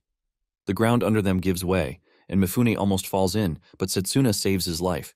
He grabs him and pulls him back up, and when they look into the hole, they see a ton of undead monsters emerging from below. Realizing that they might not have what it takes to engage such a high number of monsters, the team is forced to move backwards. Setsuna is left to wonder why the dungeon is acting so differently. Before the team can get the proper chance to retreat, they are overwhelmed by the monsters. Setsuna screams at his teammates to aim for the heads if they plan to kill them. Mifune is forced to fight, but he realizes that they are not getting any points from killing the monsters. Momentarily, Setsuna figures out why they are not getting any points from killing the monsters, and this is because the undead monsters are getting revived by the power of darkness. Drago complains about the high number of monsters, and Mifune reveals that the dungeon is a strange one because the monsters inside are not those of a one-star dungeon. Just then, Setsuna senses the source of the magic power, and it turns out that it is coming from the lower floors. Setsuna then asks the team if they can sense the same thing that he is feeling from the lower levels. Mifune doesn't get a whiff of this, and he thinks Setsuna is making a mistake.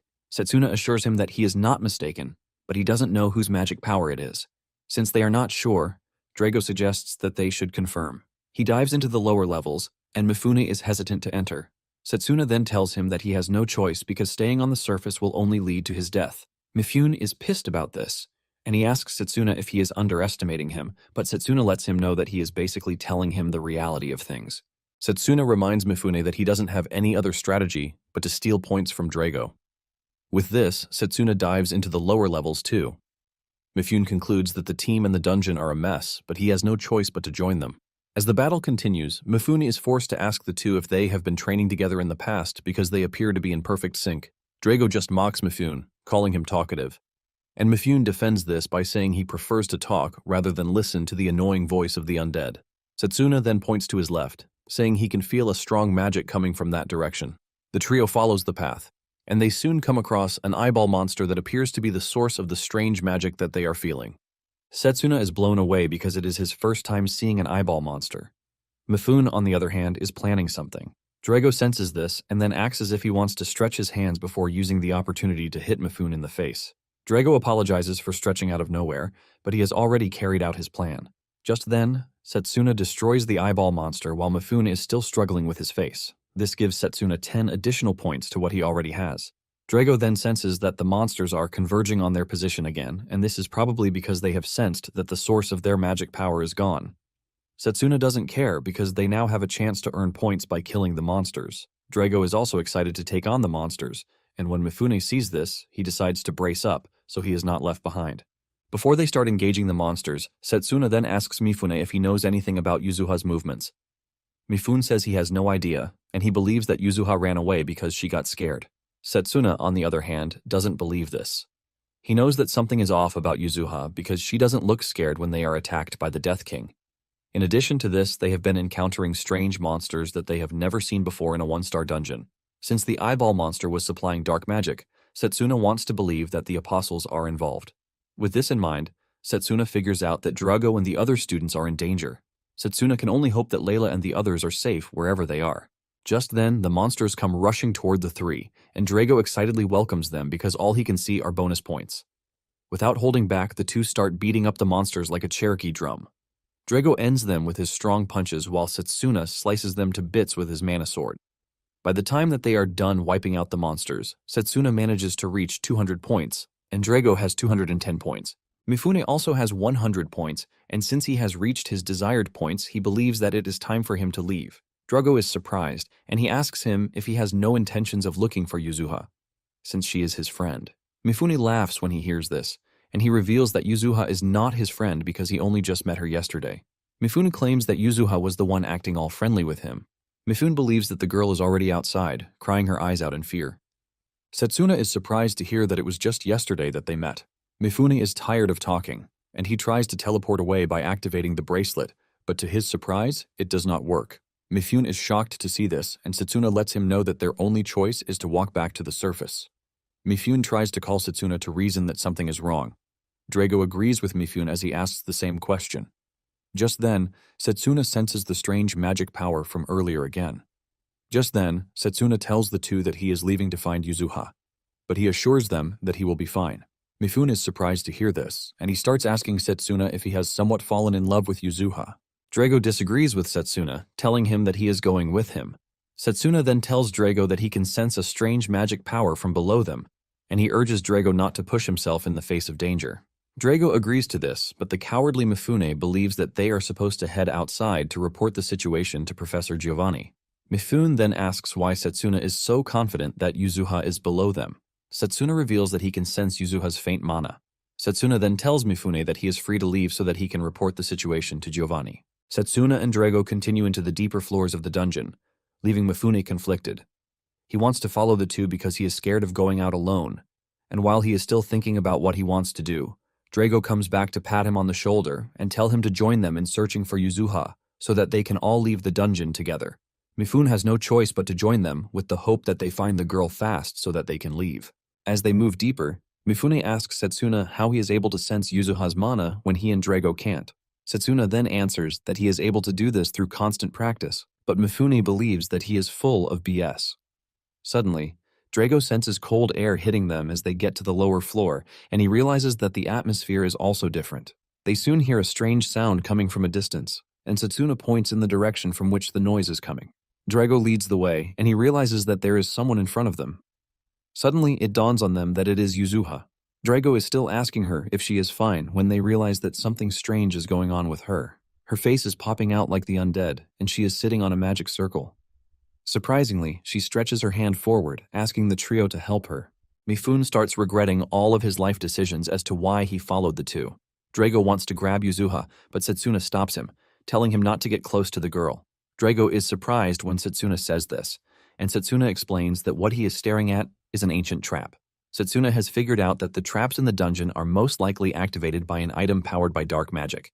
This was something he witnessed in his past life, and he is skeptical that Yuzuha intentionally used the item on herself. Setsuna believes that the entire thing is planned out by someone else behind the scenes. Setsuna then tells the team that the trap can only be destroyed by a special magic. They need a magic weapon to basically destroy the magic circle that Yuzuha is sitting on. Setsuna tells the team to leave the handling of the magic circle to him, and Drago gives him free rein to handle it. Setsuna whips out his mana blade, and he charges it up before striking the magic circle with it.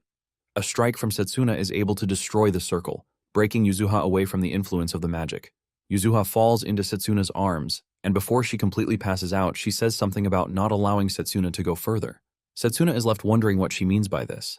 Just then, Setsuna notices the source of the magic power, which is the earring that she is wearing.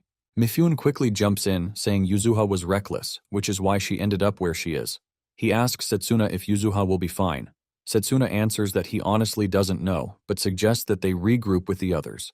Setsuna carries Yuzuha on his back, and he is confident that the event is the handwork of the apostles. Drago lets Setsuna know that he has a lot he wants to ask him, but he is going to wait until they leave the dungeon. Setsuna then asks Mifune if the bracelet has started working. Mifune tries out the bracelet, but the result remains the same, leaving him to ask if Giovanni gave them a defective magic tool. Setsuna tries Yuzuha's bracelet, but it also doesn't work. Drago then suggests that they continue moving, but suddenly, the room is rocked by an earthquake. This triggers their sense of emergency, and they start running for their lives. Mifune is already crapping his pants as he wonders what is going on with everything. Momentarily, they find themselves trapped, even though Drago tried his best to break a path for them to follow. Setsuna suggests that they find a safe path instead of using brute force to break through the blocked path. On the other side, Layla and her team are searching for students who are trapped under the rubble. Layla and her team soon find a student trapped under rocks, and they help him out. Layla then uses her brooch's healing magic to help ease the dude's pain. While healing the student, Layla is secretly praying that Setsuna and Drago are safe. Still trapped behind the rubble, Drago asks Setsuna if he can't do anything with his charge bullet. Setsuna replies that he can actually do it, but it is risky since the force from the skill might end up triggering another earthquake. Drago then says they should be fine as long as they are able to remove the rubble. Setsuna is worried because the air is getting thinner, and before they know it, they will find it difficult to breathe. To make it worse, they have exhausted themselves from fighting the monsters. Setsuna then tells the team that there is actually a way for them to get out of the situation, but it might require them to go deeper underground. Drago is worried about Mifune and Yuzuha, but Setsuna says he will be carrying out the mission by himself. Mifune is surprised at just how confident Setsuna is. Mifune agrees that Setsuna is strong, but he lets him know that there are stronger monsters residing in the deeper levels, and because of this, Mifune thinks it's best for Setsuna to stay with them. Setsuna then replies that he might be wrong, but he thinks the reason for the earthquake is that the dungeon boss has woken up. Basically, they can't teleport back to the surface because the mana is being overridden by a stronger mana presence. Setsuna lays it out for them, saying that the dungeon is no longer a one-star dungeon. Drago is impressed by just how much knowledge Setsuna has in his small head. Setsuna doesn't override the compliment because he knows so much, thanks to the fact that he has been exploring dungeons in the past. Mifune then asks Setsuna if Drago will be staying back with them, and he says yes. Mifune then urges Setsuna to mark his path just in case things go south. Setsuna agrees to this while assuring the team that he is going to save them. As Setsuna steps out to carry out his plan, he wonders just how powerful the dungeon boss is, since it is able to easily affect the dungeon and the monsters. Setsuna is also worried about just how effective close combat magic will be. While taking on the undead monsters in his path, Setsuna wished that he had fire magic or purification magic because it would have made things easier. Basically, the downside to close combat magic is that it lacks elemental attributes, and most of the magics are direct attacks. Nonetheless, Setsuna is able to easily take down the monsters, thanks to the unexplainable fire burning inside him. While Setsuna is trying to save them, Drago is trying to find a way through the rubble. Mifune then finally admits to how impressive the close combat magic is because he has been cheating, but the two were simply outshining him. Mifune sounds pathetic while saying this, and Drago tells him to stop being the P-word because they are definitely leaving the dungeon alive. Suddenly, they hear Layla's voice from behind the rubble.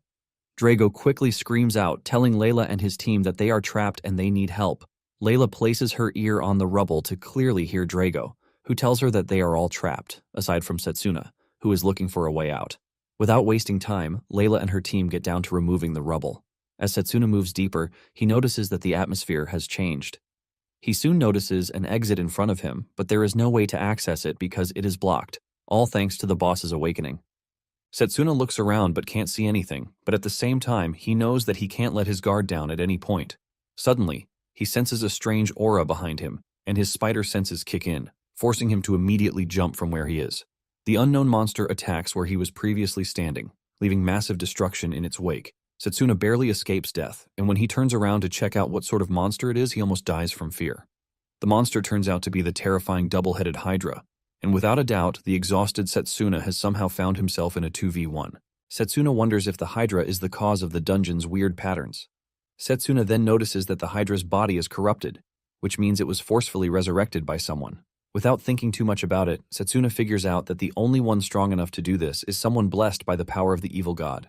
Setsuna is still analyzing the situation when the Hydra unleashes a green mist from its body. Even though Setsuna doesn't know the components of the mist, he knows that he can't afford to be dragged into it. Setsuna leaps backward, but he figures out that the only way out of the dungeon is for him to defeat the Hydra. Coming to this conclusion, Setsuna holds his breath, ready to effectively engage the Hydra. Setsuna leaps into the air and charges directly at one of the monster's heads. He lands a hit, causing the monster to get really mad. It attacks frantically, but Setsuna moves out of the way before getting hit. Setsuna runs to the monster's back, all while holding his breath. Setsuna reveals that he was used to fighting Hydras in his past life, and the Hydra obviously doesn't die unless the heads are completely destroyed. He knows he has to cut down the heads one after the other. However, his last attack did nothing thanks to the monster's thick skull. Setsuna makes another move at the monster while aiming for the soft spots. He targets the neck area, and he successfully cuts down one of the heads. However, Setsuna almost gets melted by the liquid attack unleashed by the surviving head. Setsuna's cape is shredded, but he manages to get out of the situation in one piece. Setsuna is thankful that he wasn't hit by the corrosive attack because it would have been the end for him. As if things are not bad enough already, Setsuna watches the Hydra's decapitated head grow back. Setsuna figures out that the Hydra is able to regrow its head thanks to the regeneration ability provided by the undead power. It finally dawns on Setsuna that the only way out of the situation is to cut the two heads at the same time. Setsuna knows that defeating the Hydra would have been much easier, given that he was able to use long-range magic attacks. Setsuna then decides that his only option might be to try out the secret move he has up his sleeve. In a flashback, Lionel finds Setsuna trying to conjure 2 mana swords, but he is having a difficult time with them. Lionel commended him for even getting stronger than his peers, and Lionel figures out that his body is unable to keep up with the impressive image that he has in his head. Lionel told him that it usually takes 20 years for a capable close combat mage to do what he is trying to do. Lionel lets him know that his body as a student is underdeveloped, and his mana path is also blocked. Lionel revealed that the first thing he has to do is to train to control his mana from inside his body. After hearing what Lionel had to say about the technique, Setsuna finally realizes that the mana control between a long-range mage and a close combat mage is totally different. Setsuna then sits down to properly learn how to control his mana. Now that he is facing the Hydra, Setsuna figures out that the only way out for him is the technique, even though he hasn't tried it out yet. He figures out that doing it safely with the first sword is the way out. Once he is able to safely carry out the first sword attack, he can then do the second sword strike. Setsuna jumps toward the Hydra, and he is able to land a hit using the mana sword, but it doesn't achieve the desired result. Setsuna realizes that he needs more strength to do this. He tries landing on his feet, but the Hydra shocks him by hitting him with its tail. Setsuna still manages to land on his feet, and he decides to give it one more try. While he is still trying to cook up his attack, the Hydra shoots the corrosive liquid at him. Setsuna barely dodges the attack by changing position at great speed, all while excessively draining his mana. He notices that something is putting pressure on him, and he assumes that it is the Hydra's poison. Setsuna figures out that he needs to end the fight as fast as he can. He runs at the Hydra with the clear thought that he has just one chance. He holds his breath and concentrates while leading the Hydra on. The Hydra chases after him, but thanks to his maximum concentration, he is able to pull out 2 mana swords at the same time. Before the Hydra can react to the sudden change in Setsuna's movements, he has decapitated the Hydra, leaving a massive and gory explosion behind him. Setsuna is thankful that he was able to pull it off, but he knows that he still has a long way to go in fully mastering the technique. Just then, a strange dude appears in the room, clapping for Setsuna and commending him for being able to defeat his creation, even though he is just a close combat mage. The dude finally understands how Setsuna was able to defeat Leo. Setsuna finally gets a good look at the dude's face when he comes closer, and it turns out to be their professor, Giovanni. However, Setsuna doesn't show any sign of fear and nervousness, leaving Giovanni more impressed. Setsuna lets Giovanni know that he is not surprised because he is always expecting the unexpected to happen. Giovanni commends Setsuna's amazing knowledge of how things work. Setsuna then tells him that he has 2 things to ask him. Setsuna wants to know if Giovanni is an apostle, and why he is also doing everything that he is doing. Giovanni takes a moment before revealing that he was impressed by Setsuna's display at the tournament. Because of this, he was interested in getting an undead to make it his puppet. It turns out that he was the one who afflicted Yuzuha with the magic that affected her. Setsuna is pissed that Giovanni planned everything from the start. Giovanni claims that Yuzuha wanted to become his ally, and all he did was to fully use her to his own advantage. Giovanni is glad that she was not suspicious of the earring that he gave her, but Giovanni is not happy with the fact that Yuzuha resisted being an undead at the last minute. Setsuna is tired of hearing the trash that is coming out of Giovanni's little mouth, and he promises him that he is going to defeat him. On the other hand, Layla and the other students have been able to move the rubble out of the way to save Drago, Mifune, and Yuzuha. Drago thanks everyone involved in getting him out of the hole that he was trapped in. Layla then points out that the ground is no longer shaking, and Drago says there is the possibility that Setsuna has defeated the dungeon boss already. Mifune gladly tells them that the bracelet's mana signature is also back online. Layla then suggests that they move up a bit so that they can teleport to the safe area. Drago, on the other hand, tells Layla that he is heading back to find Setsuna. Drago tells Layla to take care of the other students, and she acknowledges the order, saying she will be waiting for him outside. Drago thanks Layla, and he runs back into the dungeon's deeper level. Back to Setsuna and Giovanni. Giovanni is excited to see how Setsuna plans to make him pay for his sins. Setsuna angrily dashes toward Giovanni, aiming to punch him to the afterlife. But Giovanni blocks Setsuna's attack with a freezing attack. Setsuna's punch ends up hitting an ice wall, shocking him, but before he knows what is happening, an ice spike emerges from below. Setsuna barely escapes being impaled to death, but he leaves with a clear cut to his face. Giovanni makes fun of Setsuna, telling him that he has no chance of defeating him because his attacks are more effective against a close combat mage. Setsuna quickly figures out that Giovanni, being a formation mage, can launch counterattacks. Without thinking twice, Setsuna concludes that he has to finish the fight as fast as he can. However, he is running on empty mana thanks to his previous battle against the dungeon boss. Setsuna figures out that Giovanni's magic is the same as Mifune's. This means he has to do something at the teleportation destination before activating his magic. With all of these running through his head, Setsuna dashes toward Giovanni, but before he lands his hit, he looks around to sense where Giovanni's magic circle is. However, it is too late as he gets impaled in the shoulder by an ice shard. This pierces him really hard and he cries out in pain. Setsuna crashes to his knees in pain, and Giovanni makes fun of him, telling him to give up. Setsuna assures Giovanni that he is not going to give up until he breaks the curse on Yuzuha. Giovanni is shocked to hear this, and he asks how Setsuna knows how to break the curse. Giovanni also asks him why he is so passionate about saving Yuzuha when the girl was ready to sacrifice him to become an undead. Giovanni then tells Setsuna that he will easily break the curse on one condition, which is pledging allegiance to him. Giovanni grabs Setsuna's head like a baby while saying this, but Setsuna angrily replies that he is never going to pledge allegiance to an evil dude like Giovanni. Setsuna tries punching Giovanni's head, but he blocks the attack with an ice wall again. However, Setsuna has figured out where Giovanni will be this time around. Just as Giovanni is emerging from the magic circle, Setsuna is already onto him with his mana sword in hand. Giovanni is shocked when he sees an enraged Setsuna in front of him. He can't believe that Setsuna has already figured out his magic pretty fast. With no time to react to Setsuna's surprise attack, his hand gets sliced off. However, Giovanni is an evil dude with much in his arsenal. He smiles while commending Setsuna for his wise moves. Giovanni then grows his hands back, revealing that he is also an undead. He claims that he was saved by the evil god when he was on the verge of death. He calls himself the evil god's masterpiece because he has been given the power of immortality. Giovanni starts talking about his stupid logic on how weak humans are because they grow old and die. Because of this, Giovanni plans to turn all humans into undead. Giovanni grins at Setsuna, reminding him that he doesn't have any strength left to fight, and he urges him to surrender when he still can.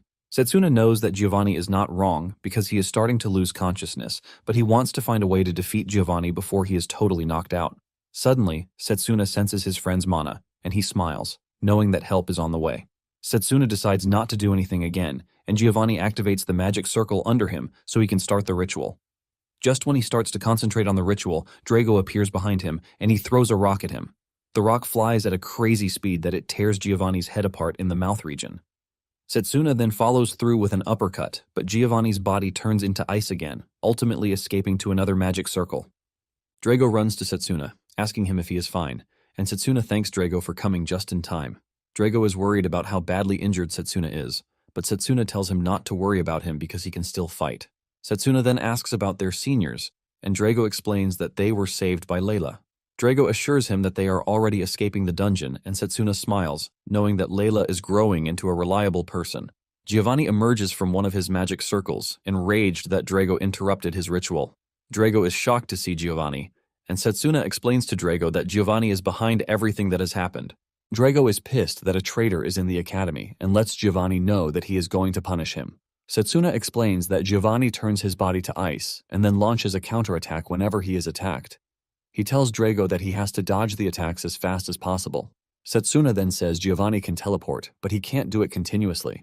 Setsuna tells Drago that he has to attack Giovanni, forcing him to teleport while he waits for him at his teleport destination. Setsuna figures out that Giovanni's regeneration is getting slower, and he believes that he will be able to finish him off at his teleport destination. With their plan intact, Drago charges at Giovanni. Just as expected, he turns into ice and disappears to the next teleport destination. However, Setsuna is already waiting for him, and even though he risks suffering a frostbite, Setsuna doesn't care. He punches Giovanni so hard with his fists that have been imbued with mana. Setsuna delivers a right-hand punch and follows through with a left-handed punch, piercing through Giovanni's body as he screams out like a pig. Giovanni is sent crashing into a wall, but he is missing most of his upper body from Setsuna's rage-filled attacks. Because of how much he has pushed himself, Setsuna crashes to the ground. Giovanni, on the other hand, is not yet done, and he brings out an item given to him by the evil god, which will allow him to fuse with the Hydra. Giovanni activates the magic item, forcing him to morph with the Hydra, and he angrily tells the two that he is going to make sure that he kills them for making him use his trump card. Drago's face reeks with fear as he watches the terrifying and ugly transformed Giovanni stand tall above them, while Setsuna is lying on the ground, totally battered. He figures out that he and Drago are just going to end up dead with the way things are going. With his blurry vision, Setsuna notices that there is a burning image displayed in Giovanni's transformed body. He remembers what the principal told him about spirit magic being the process of enhancing the body by assimilating a spirit, which can only be achieved through a total state of emptiness. Now that he is totally out of energy, Setsuna can finally sense the state of emptiness that the headmaster was talking about. He realizes that a spirit is in the air, and with his last breath, Setsuna begs the spirit to lend him its power so he can save his friends. Suddenly, he hears a voice telling him to shut his mouth. Setsuna is shocked, and out of nowhere he finds himself in a strange dimension. He wonders where he is because the environment looks totally different from inside the dungeon. Just then, he looks behind him to see a giant fiery creature staring down at him. Setsuna wonders if what he is looking at is one of the spirits that the headmaster was talking about. And if this is the case, he realizes that the spirit has a titan form with an aggressive mana form. Setsuna's legs are visibly shaking just from standing in the presence of the fiery spirit. Setsuna manages to pull himself together, and he tells the spirit that the evil god threatens the safety of him and his friends, and to save them, he needs his power. The spirit looks down on Setsuna before opening his mouth to tell him not to be arrogant. The spirit gets mad and unleashes a fiery aura from its body, causing the entire ground where it is standing to erupt in fire. Setsuna is blown away by how powerful the fire magic is because he feels affected even though he is standing at a distance. The spirit looks even more terrifying than before, and he asks Setsuna if his request is going to benefit him in any way. Before Setsuna knows what is happening, he gets hit with a fiery boulder which pins him down. Setsuna is shocked, and he asks the spirit why he is acting all strange. The spirit then replies, telling Setsuna that he is not obligated to agree to his requests. The spirit shows how serious he is by choking Setsuna further with the boulder, while increasing the intensity of the fire. Setsuna soon finds himself engulfed by fire, and the spirit reveals his intention to make the realm hell for him. Setsuna is consumed by the fire, and this causes unimaginable pain, forcing him to scream. However, Setsuna knows that he has to find a way to persuade the spirit, or else it is going to be the end for him and his friends. The spirit is surprised when it realizes that Setsuna is still conscious, even though he has increased the intensity of the fire. The spirit knows that a normal human should have passed out. Just then, the fiery spirit senses the presence of the spirit of time in Setsuna, leaving him to wonder why.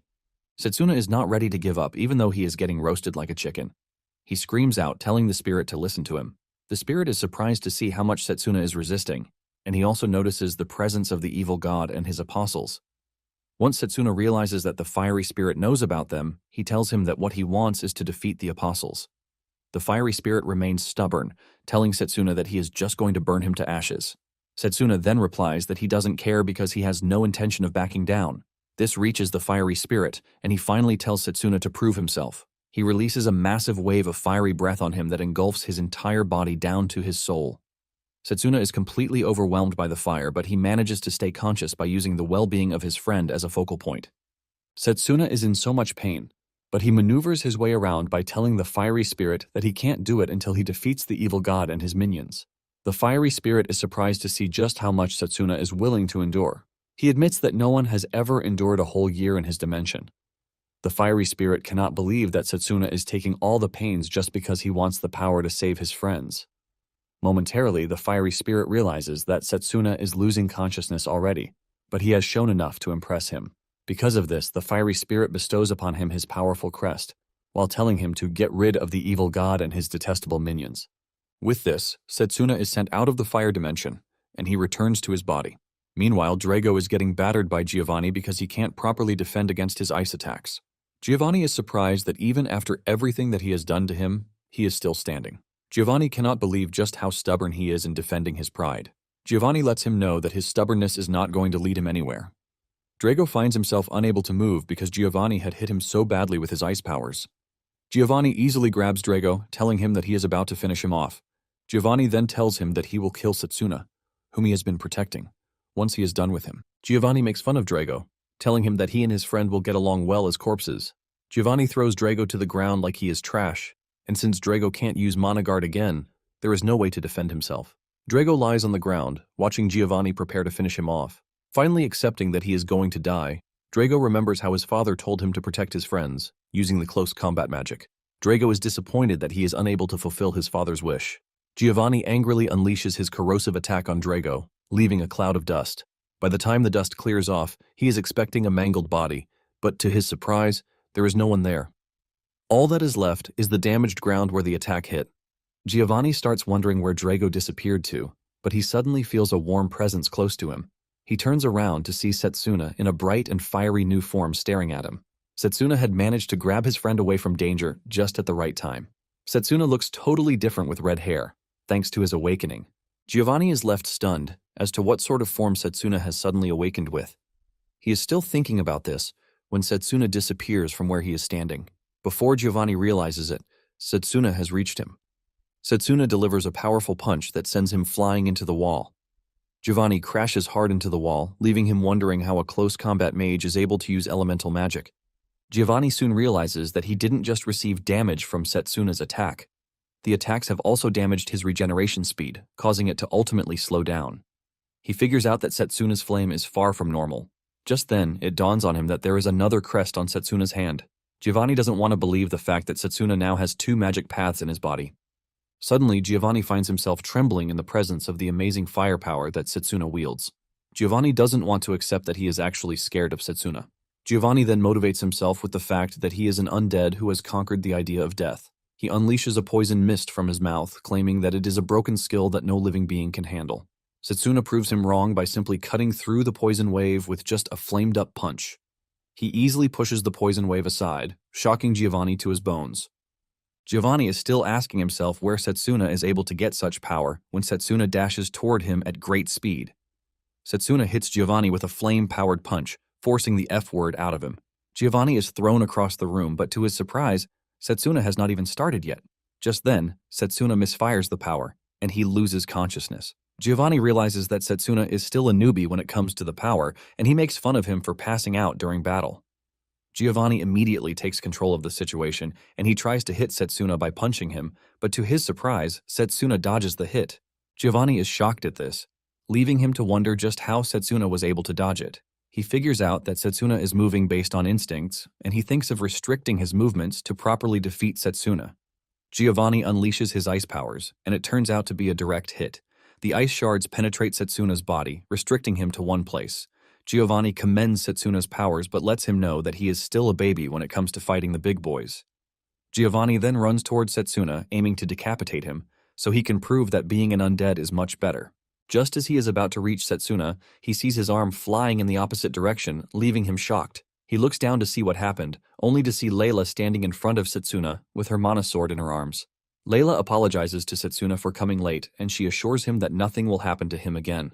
Giovanni is pissed at himself for putting all of his focus on Setsuna, which is why he didn't see Layla enter the room. However, he is not worried about Layla as he plans to end Layla very quickly.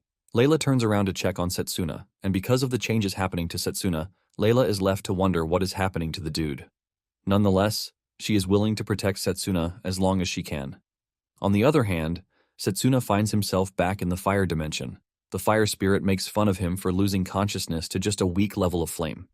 Setsuna expresses his concern because he thought he had become one with the fire spirit. Just then, Setsuna notices that Layla has joined the fight and she is in danger. With this in mind, Setsuna starts begging the fire spirit to teach him how to properly wield the power so he can return to the real world. The fire spirit then tells Setsuna that he will have to find an answer himself because this is the first time he will be granting a human his power. Setsuna is shocked to hear this, and at the same time he sees Layla struggling against Giovanni. Layla tries to hold her place against the terrifying beast, but Giovanni is way above her league. He hits her repeatedly before smashing her into the iced-up Setsuna. Layla coughs up blood, but she is not ready to give up. She remembers Setsuna telling her that she can become stronger as long as her resolve is strong. Layla starts burning up with the desire and right resolve to protect her friend. However, she is still no match for Giovanni. She gets hit even more, but this starts to spark something crazy inside Setsuna. The fire spirit adds more fuel to Setsuna's determination, asking him if he is ready to be alongside his potential girlfriend. When the fire spirit doesn't get a response from Setsuna, he decides to end Setsuna himself. He releases a massive firepower that engulfs Setsuna totally. Giovanni is still toying with Layla when he suddenly realizes that something has changed. Setsuna steps up with flames engulfing his body. He leaps toward Giovanni and grabs him by the head before activating the magic of the flame spirit Inferno Blaze. The flames from Setsuna's body totally fill the area where he is standing. Setsuna pushes Giovanni down with just one hand while releasing a powerful fire magic from his body. Setsuna tells Giovanni that he claims immortality is good, but he reminds him that humans work really hard to get everything they want because they know that they have limited time. Setsuna then reveals that he was able to properly understand the flame magic when he was about to die. Giovanni deems Setsuna's power an impossibility, but Setsuna increases the intensity of the fire until there is nothing left of Giovanni again. Just then, Setsuna hears Layla calling him and asking if he is the real Setsuna. Setsuna replies that he is unchanged. while assuring her that everything will be fine, with a big smile on his face. Setsuna walks toward Layla, thanking her for protecting him while he was out cold. He asks her about her wounds, and she assures him that she is fine and that she is also glad that he and Drago are also fine. From the other side of the room, Drago confesses that he never expected Layla to come. Layla reveals that their seniors have already escaped with the teleportation magic, but she had a bad feeling, which is why she decided to come and check on them. She also told the other students to explain what is happening to the professors, and because of this, she is sure that they will soon arrive to help. Setsuna is about to commend Layla for her hard work when the amount of power he has used takes a toll on him, and he loses his mobility. He crashes to the ground and his red hair returns to his normal hair color. Fortunately, help arrives at the right time. A rescue team rushes into the room saying they heard about what happened, which is why they came to help. One of them grabs Setsuna to help him, but he tells the rescuers to help his friends first. He then looks up to see that his friends are being attended to. Setsuna smiles, realizing that everything turned out well.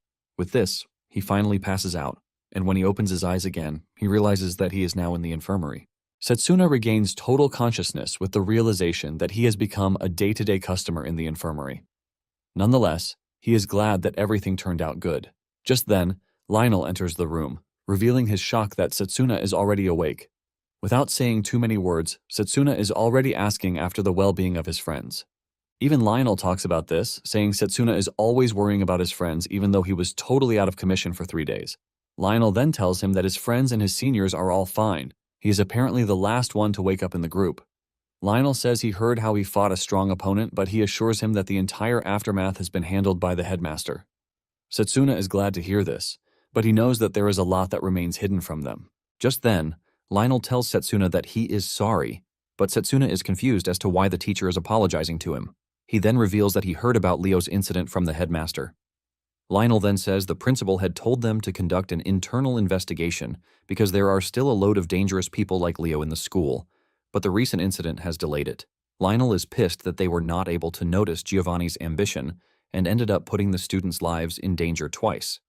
Because of this, Lionel tenders his sincere apology. Lionel assures Setsuna that he is not going to allow such an incident to happen again. Setsuna cannot believe that his teacher is bowing to him and quickly tells him to raise his head.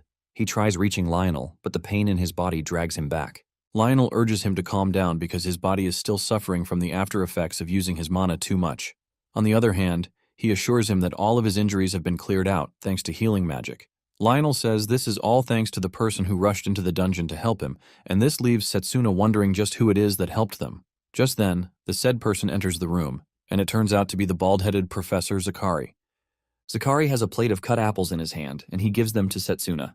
Lionel then hits him in the back, reminding him that he still has something that he wants to tell Setsuna. Zakari finally puts his head down, and he apologizes for the way he treated Setsuna during the orientation exam. Zakari revealed that he used to be an honor student in the academy, but when it turned out that the only magic path he could use was close combat magic, he was abandoned by his friends and family.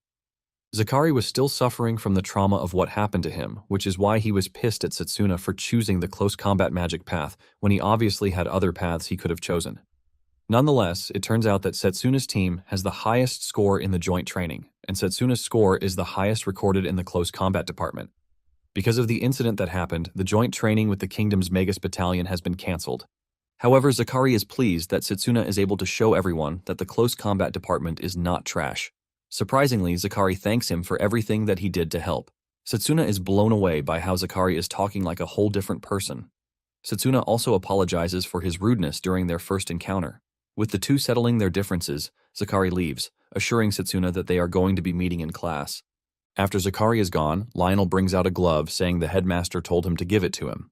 Setsuna is confused about why the headmaster is sending him a glove, and Lionel reminds him that the spirit crest on his other hand is one no one has heard of or seen before. Setsuna then asks Lionel if he knows about spirit magic, and Lionel reveals that the other name they call spirit magic is ancient magic. It is basically the magic that triggered a great war among mages hundreds of years ago. This is why everything that concerns the spirit magic is banned. Lionel urges Setsuna not to use the magic in front of anyone because he is done for if the Holy Church finds out about him. Setsuna has always heard about the magic that caused the war but doesn't know that it was the spirit magic. Nonetheless, Setsuna wants to know how Lionel knows about the magic. Lionel then confesses that it was the headmaster who explained it to him. Lionel adds that the principal has told him about everything, including how Setsuna regressed. Lionel assures Setsuna that only he and the principal are aware of this in the entire academy. Setsuna is relieved that Lionel now knows about it too, but he wonders if Lionel is the best person to know. Just then, Lionel lets Setsuna know that he doesn't care what kind of life Setsuna lived in his past life. All he cares about is the fact that Setsuna is a student of the academy. Setsuna is relieved to hear this, and he thanks the professor for this. Setsuna asks about the headmaster, and Lionel tells him that the old man will be away for some time because he found some clues about the apostles. Setsuna is curious when he hears this, but Lionel tells him to ask the headmaster himself when he comes back. Lionel leaves the room, urging Setsuna to rest so he can recover because he has something to tell him afterward. This further increases Setsuna's curiosity because he doesn't know what Lionel is hiding from him.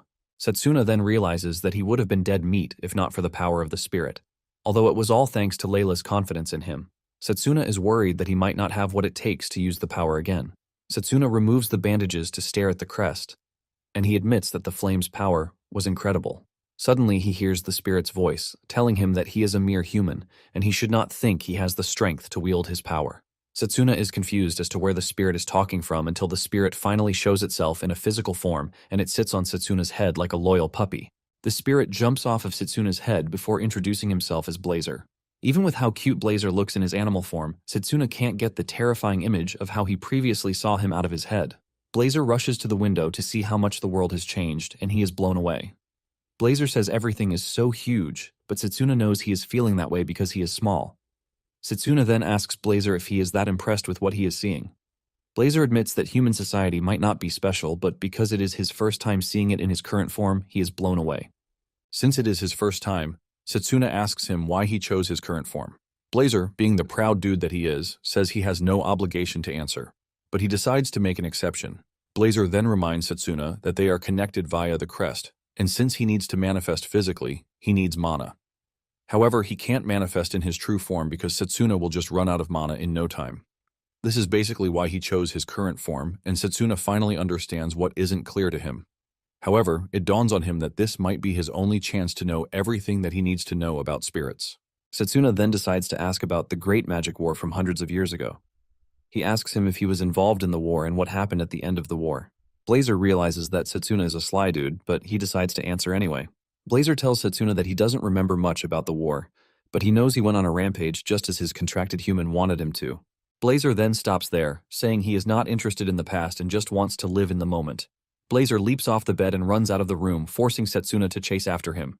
Setsuna is scared that things won't end well for him if the church finds out about the existence of a spirit. He puts on his glove, ready to capture Blazer before this happens. Blazer runs through the school like a lost cat, while Setsuna tries chasing him down. Blazer runs past students, who are surprised to see such a weird creature. While some are weirded out, some think Blazer is a cute creature. Setsuna finally catches up to Blazer, but Blazer still makes fun of him for having such a weak body. Blazer decides to push him further, and he runs away again. Setsuna has no choice but to continue chasing Blazer, and he knows that things would have been better for him if he were in the perfect condition. Joel spots Setsuna running toward him, and he thinks he can get his attention, but Setsuna just runs past him like he is invisible. Joel cannot believe that he just got ignored by Setsuna, but the same thing happens to Carl too. Meanwhile, Cyrus is watching from behind a pillar as Setsuna tries to catch up to his rogue pet. Setsuna soon finds himself in a classroom, but there is no sign of Blazer anywhere. Setsuna looks up to see that he is in Mifune's class, ultimately shocking him. Mifune hears the girls in his class mocking Setsuna, but he quickly steps in, telling them with a serious tone not to mock his friend. The girls are surprised when they see Mifune defending Setsuna and even calling him a friend. Mifune then tells Setsuna that the atmosphere in the school changed towards him because he scored the highest during the joint training exercise. Mifune knows that it is that way because none of the other students know the real story. Setsuna smiles, saying he never expected to be called a friend, and Mifune lets him know that whoever he can use is worth being his friend. Setsuna grins, talking about how unique Mifune's personality is. Mifune then tells Setsuna about Yuzuha, and he lets him know that Yuzuha is no longer in danger, but she is still suffering from the after effects of what happened to her. Basically, she's being interrogated by the professors. Setsuna hears this, and since he knows how meticulous Giovanni is, he doesn't think he is going to leave any trace. Just then, Setsuna asks Mifune if he has seen any red animal in the area, and Mifune tells him to head toward the courtyard. Setsuna looks from the window and sees Blazer running in the courtyard just like Mifune said. Setsuna thanks Mifune and continues his chase. Meanwhile, people are already gathered as they are all attracted by the type of animal Blazer is. Some wonder if it is a magical beast, while others think Blazer is a pet. Blazer, on the other hand, couldn't care less as he enjoys himself with some flowers. Setsuna stands by the corridor shouting Blazer's name, and this catches Actar's attention. Because of the way Setsuna is calling Blazer, Actar quickly figures out that the creature is his pet. He decides to act rashly by punishing Setsuna through his pet. Trying to act like he is protecting the students from a magical beast, Actar decides to attack Blazer with ice magic. Blazer watches as the ice shards fly towards him, and all he does is blow out some flame from his mouth to entirely destroy the ice shards. Actar is shocked to see this, and he almost dies from fear when Blazer smiles at him in a creepy way, while asking him if he just attacked him. Blazer then decides to teach Actar a lesson as he breathes fire on him, burning him up a bit. Actar screams in pain before rushing off to avoid further damage to his body. Setsuna witnesses everything unfold from where he is sitting, and he is only glad that his pet is okay. Just then, it dawns on him that the students might be in danger, since Blazer can use his powers even in his animal form. Some students who witness the incident also get curious about Blazer, but they decide to back off when Blazer wants to associate them with Actar. Setsuna is still standing on the balcony when Layla arrives on the scene. Setsuna fears that his friend is in danger, and he tries rushing toward Layla. However, the pain in his legs prevents him from doing this. Layla is now face-to-face with Blazer on his guard because he was attacked by Actar. Just then, Layla senses a familiar presence in Blazer, and she walks toward Blazer, asking him if he was the one who helped Setsuna in the dungeon. Layla, being the nice and modest girl she is, goes on her knees and she bows to Blazer, thanking him for helping her friend.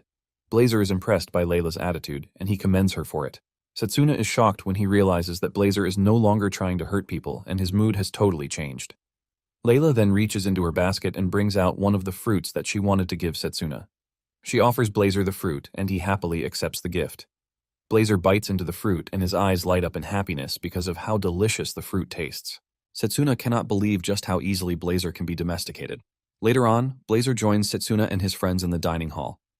Blazer sits on Layla's lap while consuming everything sitting in front of him. Drago is blown away by just how much Blazer can eat, and he asks Setsuna what kind of animal he is. Setsuna nervously answers that it is a magical beast. Setsuna decides not to tell his friend about Blazer's original nature because he might be in danger if the church later finds out. Setsuna is relieved that Blazer is not acting aggressively toward the students. Setsuna thanks Layla for her help, and she replies that she only did what she could because Blazer only acted the way he did because he was surrounded by a lot of people. Blazer himself soon notices that his presence is drawing the attention of the students, and since all they are doing is gossip, he decides to let them off. Setsuna is also relieved that all the students believe that Blazer is nothing but a rare animal. Blazer turns to Layla, telling her that he won't mind making her his subordinate if she continues bringing him gifts. Thankfully, Setsuna is the only one who can actually hear Blazer's voice. Setsuna then thanks Layla and Drago for saving him in the dungeon. Layla lets him know that it is their duty to save him as their friend, and Drago agrees with her. Drago then reaches into his pocket to bring out a letter that was sent to him by his parents. They heard the news that his team got first in the joint training exercise, and this made them really proud. Setsuna is happy to hear this, and Layla tells Setsuna that she is worried about Giovanni's real identity. Setsuna tells her that he shares the same worries because he doesn't know all the details, but he thinks they might have a lead once they are done interrogating Yuzuha. Setsuna initially thought Giovanni was an apostle, but the only impressive power he showed was fusing with the Hydra, which makes him really weak to be an apostle. Just then, Drago asks Setsuna what sort of power he used in the dungeon because it clearly wasn't close combat magic. Layla then cuts in, telling Drago that Blazer lent Setsuna the power that he used. Blazer is impressed that Layla has some really keen eyes to have known where the power was coming from. He rolls around on Layla's lap while being patted on the head, and Setsuna concludes that Blazer has been domesticated by the girl. The kids are enjoying themselves when Cyrus suddenly shows up, calling on Setsuna. The other students in the room wonder why Cyrus is there, and with the type of expression that they are making, Cyrus can clearly see that they don't want him there. Cyrus decides to act like the shameless man he is by asking Setsuna about Blazer's origin. Cyrus claims that he has never seen such a magical beast before, and he starts wondering if it is a banned magical beast or not. Setsuna already knows that things won't end well if Cyrus continues with his stupid accusations. Cyrus then moves closer to Setsuna to talk directly to his face, while reminding him that he was supposed to register his pet in the academy. The moment Blazer hears Cyrus call him a pet, he starts getting really mad. Cyrus tells Setsuna that he will have to get rid of Blazer if he can't explain how he came about. Just as Blazer is about to lose it, Zakari shows up in the dining hall. Zakari interferes in the case, saying he was the one who received Blazer's registration form, but he misplaced it. Zakari bows to Cyrus, apologizing for his carelessness.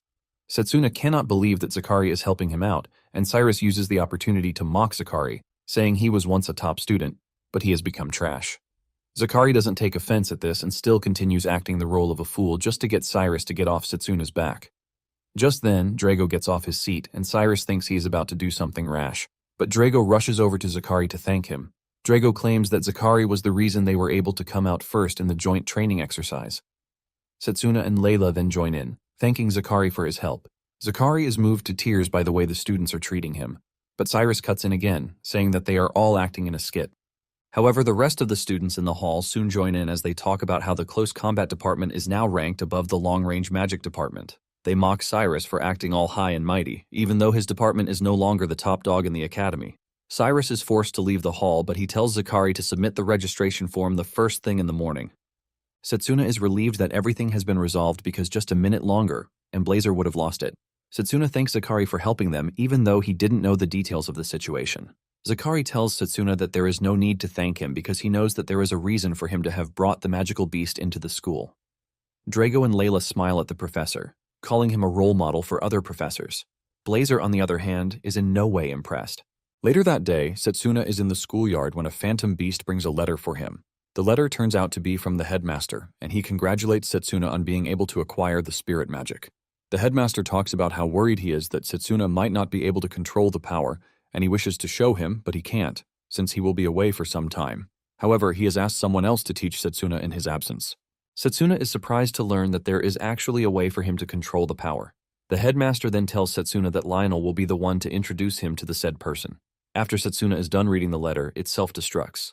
Meanwhile, the old woman whom the headmaster has asked to teach Setsuna the magic is pissed that the headmaster is exposing her identity. Enraged, she promises to end Setsuna with her own hands if it turns out that he is some incompetent kid. Elsewhere, the headmaster has called an emergency magic meeting with his fellow elders in magic.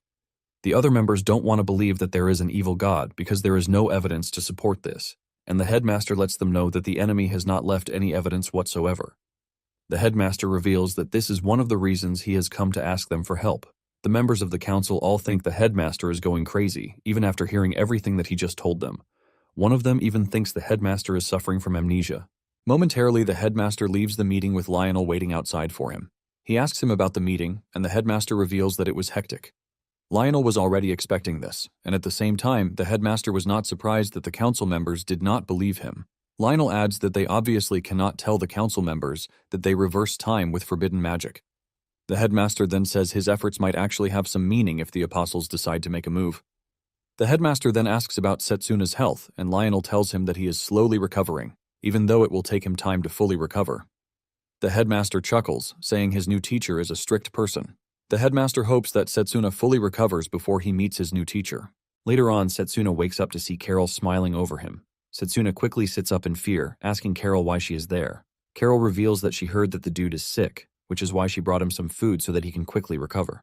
Setsuna finally smiles when he hears that there is food. Carol assures him that it is the recipe that Drago taught her. Setsuna also thanks Carol for looking after Blazer because apparently she and Layla are both taking care of the fire spirit. Carol reveals that she even bought some bread to feed Blazer while they were walking in the streets.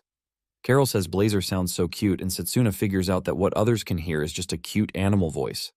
Carol then talks about how amazing Layla is because she is treating Blazer with no hostility. Setsuna is surprised to hear this, and Carol lets him know that it is actually a difficult thing to do. Carol says she is able to sense this because she is also close to her phantom beasts.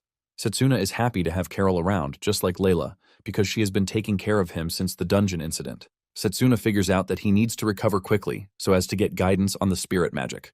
Momentarily, Carol stands up to leave for class, and she tells Setsuna to bring Blazer over while promising to introduce him to Fenrir. Since Carol and Layla are both taking care of Blazer, Setsuna thinks it's best for him to get more information on the spirit magic. He grabs a book, which is detailed on the events of the Great War, which was around 200 years ago. Apparently, the followers of the ancient magic were trying to control other mages, and this resulted in a fight between the two sides. The power of the ancient magic was incomparable, but, as expected, only a few mages could use it. In the end, the regular mages won, which led to a peaceful world. Basically, the moment an ancient magic mage is spotted, they are immediately subjected to interrogation and even possible purging. Just knowing about the spirit magic is considered to be dangerous, and because of this, Setsuna knows fully well that he has to keep Blazer's identity a secret. Setsuna figures out that he might finally have a chance to defeat the evil god if he manages to master the power of the spirit magic. Setsuna then remembers that there are some events that didn't happen in his past life, and he starts to wonder if he is doing the right thing. Some days later, Setsuna has recovered from his injuries, and he and Lionel pack their things to head out. Carol is worried that Setsuna is already leaving the academy just when he recovered from his injuries. Carol asks him if he will be fine, and he says yes, saying the training will be during the course of the school's holiday. Drago is not surprised that Setsuna is already heading out for another training, and he assures him that he will also be training in his absence, so he doesn't lose to him. Layla, on the other hand, is already getting very close to Blazer, and she is sad that he will be going for a while. Blazer acts like a saucy lady while telling Layla to prepare loads of fruit for his return. With everything sorted out, Setsuna thanks his friends for helping him out, and he says goodbye to them. As they walk away, Lionel pats Setsuna on the shoulder, telling him that he has some really good friends. Setsuna agrees to this, but deep down, he is worried about Blazer because he doesn't know if he can take care of him by himself. At the same time, he can't leave Blazer with Layla all the time. Since their destination is quite far, Lionel tells Setsuna that they will be using the lizard carriages for their means of transportation. Even though it is hard to master riding them, Lionel lets Setsuna know that it is the only choice they have for long-distance travel. Lionel tells Setsuna that all he has to do is cling to the lizard. The stable owner then tells Setsuna that the lizards are quite fast and he might end up having a rough ride. He lets Setsuna know that he has no intention of taking responsibility for any injury sustained during the ride. Setsuna assures the man that he is not going to hold him responsible. Setsuna believes that the entire thing depends on how well he resonates with the lizards. He walks up to one of the lizards and pets it on the head before leaping on it. The stable owner is surprised that the lizard didn't throw a tantrum, and he concludes that everything will turn out fine. He apologizes for looking down on Setsuna because of his age. He reveals that most people of his age usually struggle at the start, but unknown to the man, Setsuna has a ton of experience with the lizards since he is living his second life. After commandeering the lizards, Lionel and Setsuna set out on the journey to meet his new teacher. Blazer enjoys the ride, and he admits that it is refreshing, but Lionel is struggling with the lizard's high speed. Soon afterward, they run into some ladies on a lonely path, forcing them to come to a full halt. With the way they are dressed, Lionel figures out who they are, and the ladies confirm that they are servants of Morgana, the witch. Setsuna remembers that Morgana was the name written on the letter that he received from the headmaster. Lionel then gets off the lizard, telling the ladies that they are on their way to meet their master.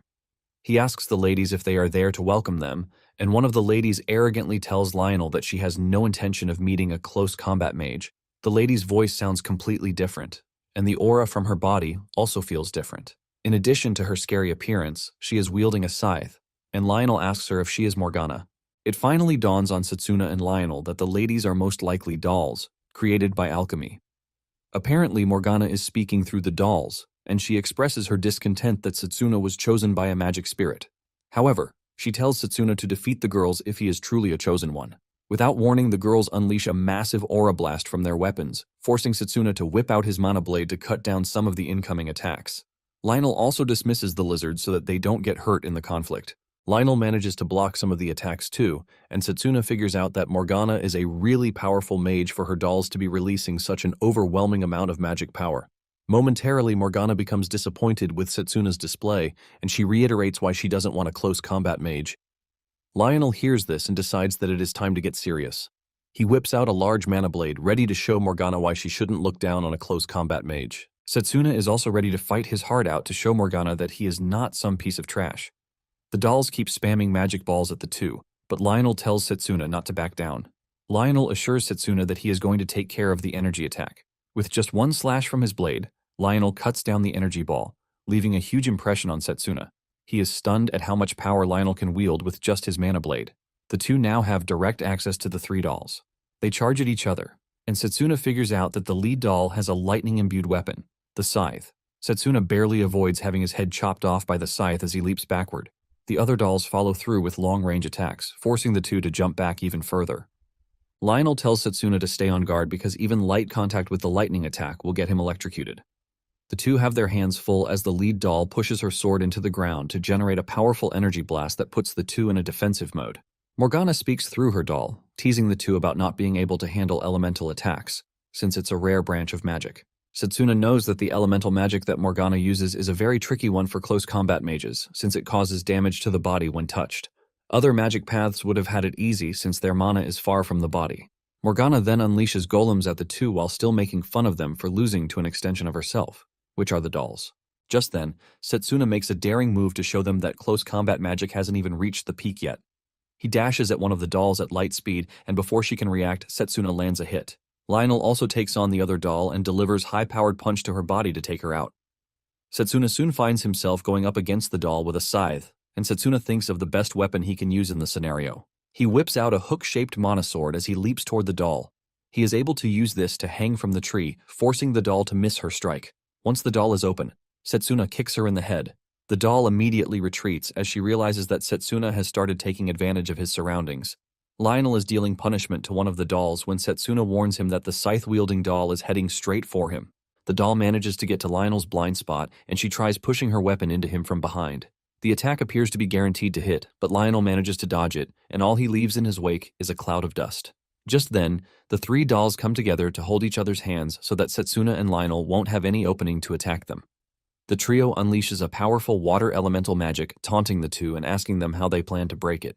Setsuna is confused about what to do because he would have had it easy with Charge Bullet, given that it was close range. Just then, Blazer walks up to Setsuna, telling him that he will easily break the magic if he uses his power. In fact, he might end up destroying the entire forest if care is not taken. Blazer wastes no time activating his power, and the crest on Setsuna's hand comes on before his body is engulfed in fire. Blazer is impressed that Setsuna is staying conscious, and he lets him know that he is going to crank up the intensity of the fire so he can burn down the dolls and their stupid magic. Blazer does just as he said, but the effect of the firepower is too much on Setsuna, and he screams out in pain before telling Blazer to take a step backward. Blazer is surprised to see Setsuna backing down, and he asks him if he has no interest in winning against the dolls. Setsuna tells him that he wants to win, but he reminds Blazer that he is currently undergoing a test of strength. It is pretty obvious that Morgana wants to know his real strength. Since this is the case, Blazer decides to back down. Surprisingly, Morgana tells her dolls to stop attacking and just bring Setsuna and Lionel to the house. Lionel and Setsuna are both confused when they see this, and the dolls even apologize for their actions. Momentarily, they arrive at Morgana's hut, which is deep in the forest. The first thing Morgana asks Setsuna is why he didn't use the spirit magic when he was already backed into a corner. Morgana points out that the fire magic would have been much more effective against the water barrier, rather than his close combat magic. Setsuna's decision not to use his trump card leaves Morgana totally curious. Setsuna then reveals that he didn't use the fire magic because spirit magic is to be kept hidden, and since he doesn't know who he is fighting yet, he couldn't risk it. In addition to this, Setsuna says the forest would have been engulfed in fire, and he is trying to avoid a situation where he has to destroy nature. Morgana declares that Setsuna is a soft dude, but she praises him for not forcing himself to use the fire magic when he knows he clearly can't control it yet. Since this is the case, Morgana tells him that she is going to guide him on how to control the fire magic. With this, Setsuna bows to the old lady, thanking her for the consideration. Blazer, on the other hand, wants to die of laughter because he doesn't think someone as weak as Setsuna can control him. Morgana hears this, and she tells Blazer that she doesn't see a powerful spirit but a cute animal. This pisses Blazer off, and he decides to show Morgana his true form. He angrily takes over Setsuna's mana, burning through it and causing the dude severe pain, while aiming to show Morgana that he is not to be messed with. Setsuna fears that everything will burn to coal since he can't control the power. Morgana then reveals that she has no intention of allowing the fire spirit to burn down the forest. Morgana wastes no time unleashing her spirit magic, which seems to be a water spirit. She tells the fire spirit that she is going to show him how to properly tame a spirit. Blazer unleashes a powerful flame bullet at Morgana, but her body turns into water, and she effortlessly absorbs the fire with no damage to her body. Morgana then decides that she is done playing around with Blazer. With just a snap of her fingers, she draws water from the nearby lake, and it comes rushing toward them. In no time, Blazer finds himself trapped in water bubbles, and Morgana leaves him there. She turns to Setsuna, telling him that the spirit hasn't properly formed a bond with him yet, which is why his power is still insufficient. Morgana says Blazer is nothing but a wild beast to her, but she assures Setsuna that he can easily control Blazer and even manifest his true power once he forms a bond with him. Setsuna stares at the old lady in complete amazement because she has mastered the art of controlling nature. Momentarily, Morgana releases Blazer from the water bubble after she is done teaching him a lesson. Morgana reveals that there are 3 stages to mastering spirit magic, and the first one is to become one with nature. The second is by entering the spirit world of one's volition to confront the spirit to gain genuine recognition from it. With what Morgana heard, Setsuna forced a contract with the fire spirit when he hadn't even completed the first stage. Morgana lets him know that this is the reason his spirit magic is totally incomplete. In fact, she is pissed that the headmaster, Danin, didn't teach him the right way. Setsuna cannot believe that Morgana just called the headmaster a freaking brat. Morgana continues with her lecture, saying the forest is filled with lots of spirits, which makes it the perfect place to reach a state of selflessness. She then tells Setsuna that he is going to start his training the next day, and she wants him to show the qualities that made the fire spirit choose him. Setsuna acknowledges this, telling the old lady that she is ready to learn. The following day, Setsuna begins his training just as Morgana said he would. The first thing he starts with is meditation while Morgana supervises him.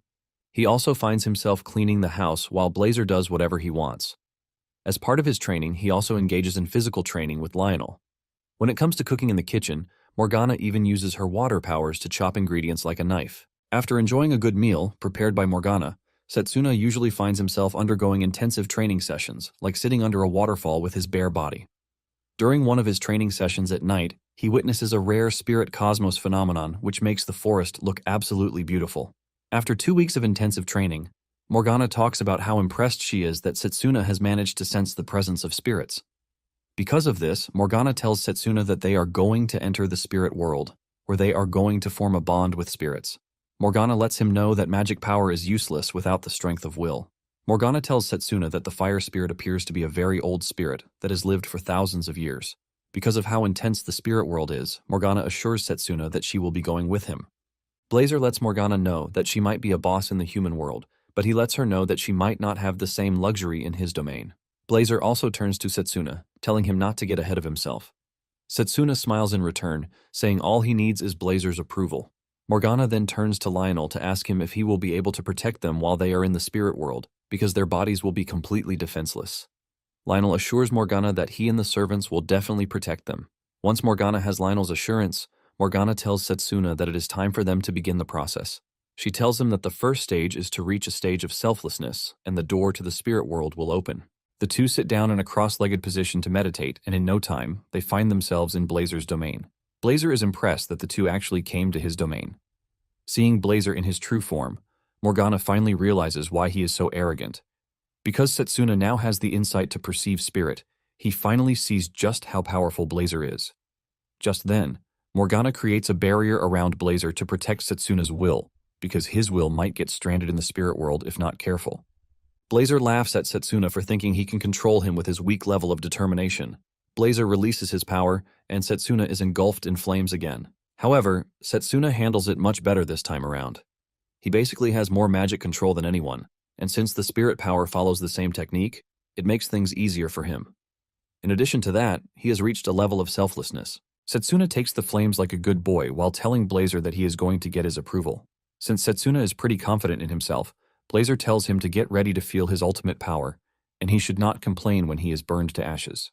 Back in the real world, Lionel can see flames oozing from their bodies, and he figures out that the process has begun in the spirit world.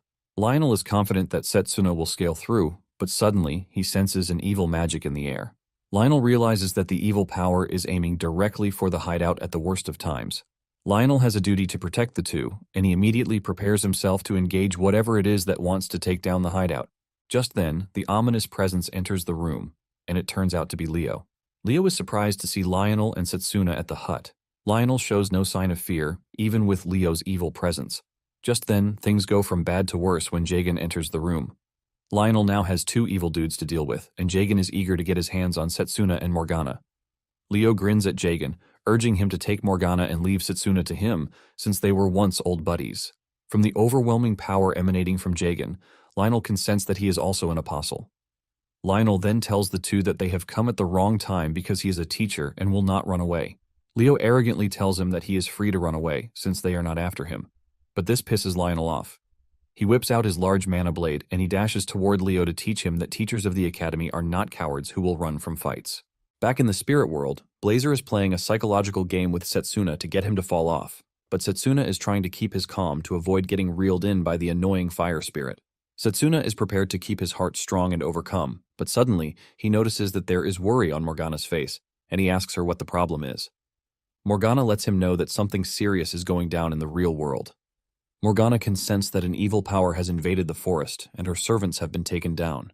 When Setsuna hears this, he immediately figures out that it might be the apostles. Setsuna then steps up to take on Blazer by himself. Morgana is worried, and she doesn't want to leave because her barrier is what is protecting Setsuna's will. She lets Setsuna know that he might not be able to return to the real world if he fails, but Setsuna lets her know that he doesn't care about this. He considers the trial one he has to overcome by himself. Setsuna begs Morgana to take care of Leonel and the servants. With this, Morgana decides to leave, but she urges Setsuna to make sure he returns because she doesn't want her teachings to go to waste. After Morgana is gone, Setsuna now has to face Blazer, and Blazer asks him why he desires his power when it is something far above his reach. Setsuna takes a minute before answering the question, and he tells Blazer that he actually lost everything in his past life. When Setsuna says this, Blazer is able to get an insight into his memories, and he sees the overwhelming destruction. Setsuna reveals that the army was manipulated by the apostles, which caused the collapse of the force. He lost everyone who meant something to him because of this. The regret of this was what awakened the spirit of time and sent him back 10 years. Burning with desire, Setsuna tells Blazer that he has no intention of letting anyone take the things he cares about. Blazer hears his reasons and calls it a petty motivation, but he is impressed that Setsuna is willing to face his fears. Because of this, Blazer tells Setsuna that he is worthy of facing a trial from him, but he lets him know that what he is asking for is the totality of his power, not a portion of it. Since this is the case, Blazer tells Setsuna that he won't be taking him through an endurance test just like before. Blazer reduces his size so that they can engage in a battle of wills. Setsuna is not shy to take on the challenge, and he makes the first move by charging at Blazer. Now in the real world, Lionel has his hands full against the apostles. Even Jagan admits that Lionel is pretty decent for a human. Just then, Jagan is hit with alchemy magic from the last surviving doll, but this gets him mad. He unleashes a powerful dark aura from his body before taking out the servant in rage. He unleashes a powerful energy blast that sends Lionel and the servant flying out of the house. Lionel cannot believe that Jagan is getting stronger, even with all the mana that he is burning in his attacks. Since Lionel is out of the house, Leo decides that it is the best time to grab Morgana. He releases an energy blast from his hand aimed at Morgana, but just as the attack is about to hit, it is consumed by a pool of water. Morgana had returned to her body at the right time to have parried the attack, and she scolds the apostles for trespassing in her house. Leo is pissed that Morgana woke up at the wrong time. Morgana then decides that it is time she teaches Leo a good lesson. Lionel also returns to the house, and he hits Jagan hard with his sword. Morgana releases a barrage of water bullets at Leo, but to her surprise, the attack disintegrates. Morgana is still shocked, since it is her first time witnessing the magic nullification. Leo talks about how disappointed he is with the low-level power that they call the spirit magic. Suddenly, Leo senses Lionel behind him, and he almost gets cut, but he barely dodges the attack. Leo urges Jagan to keep Lionel under control while he is busy dealing with the old lady. Jagan gets mad and roars just as he usually does. Before Jagan can do anything, Lionel punches Leo out of the house. Morgana then takes a moment to think about it, and she realizes that Leo didn't need to dodge because he can nullify all magic.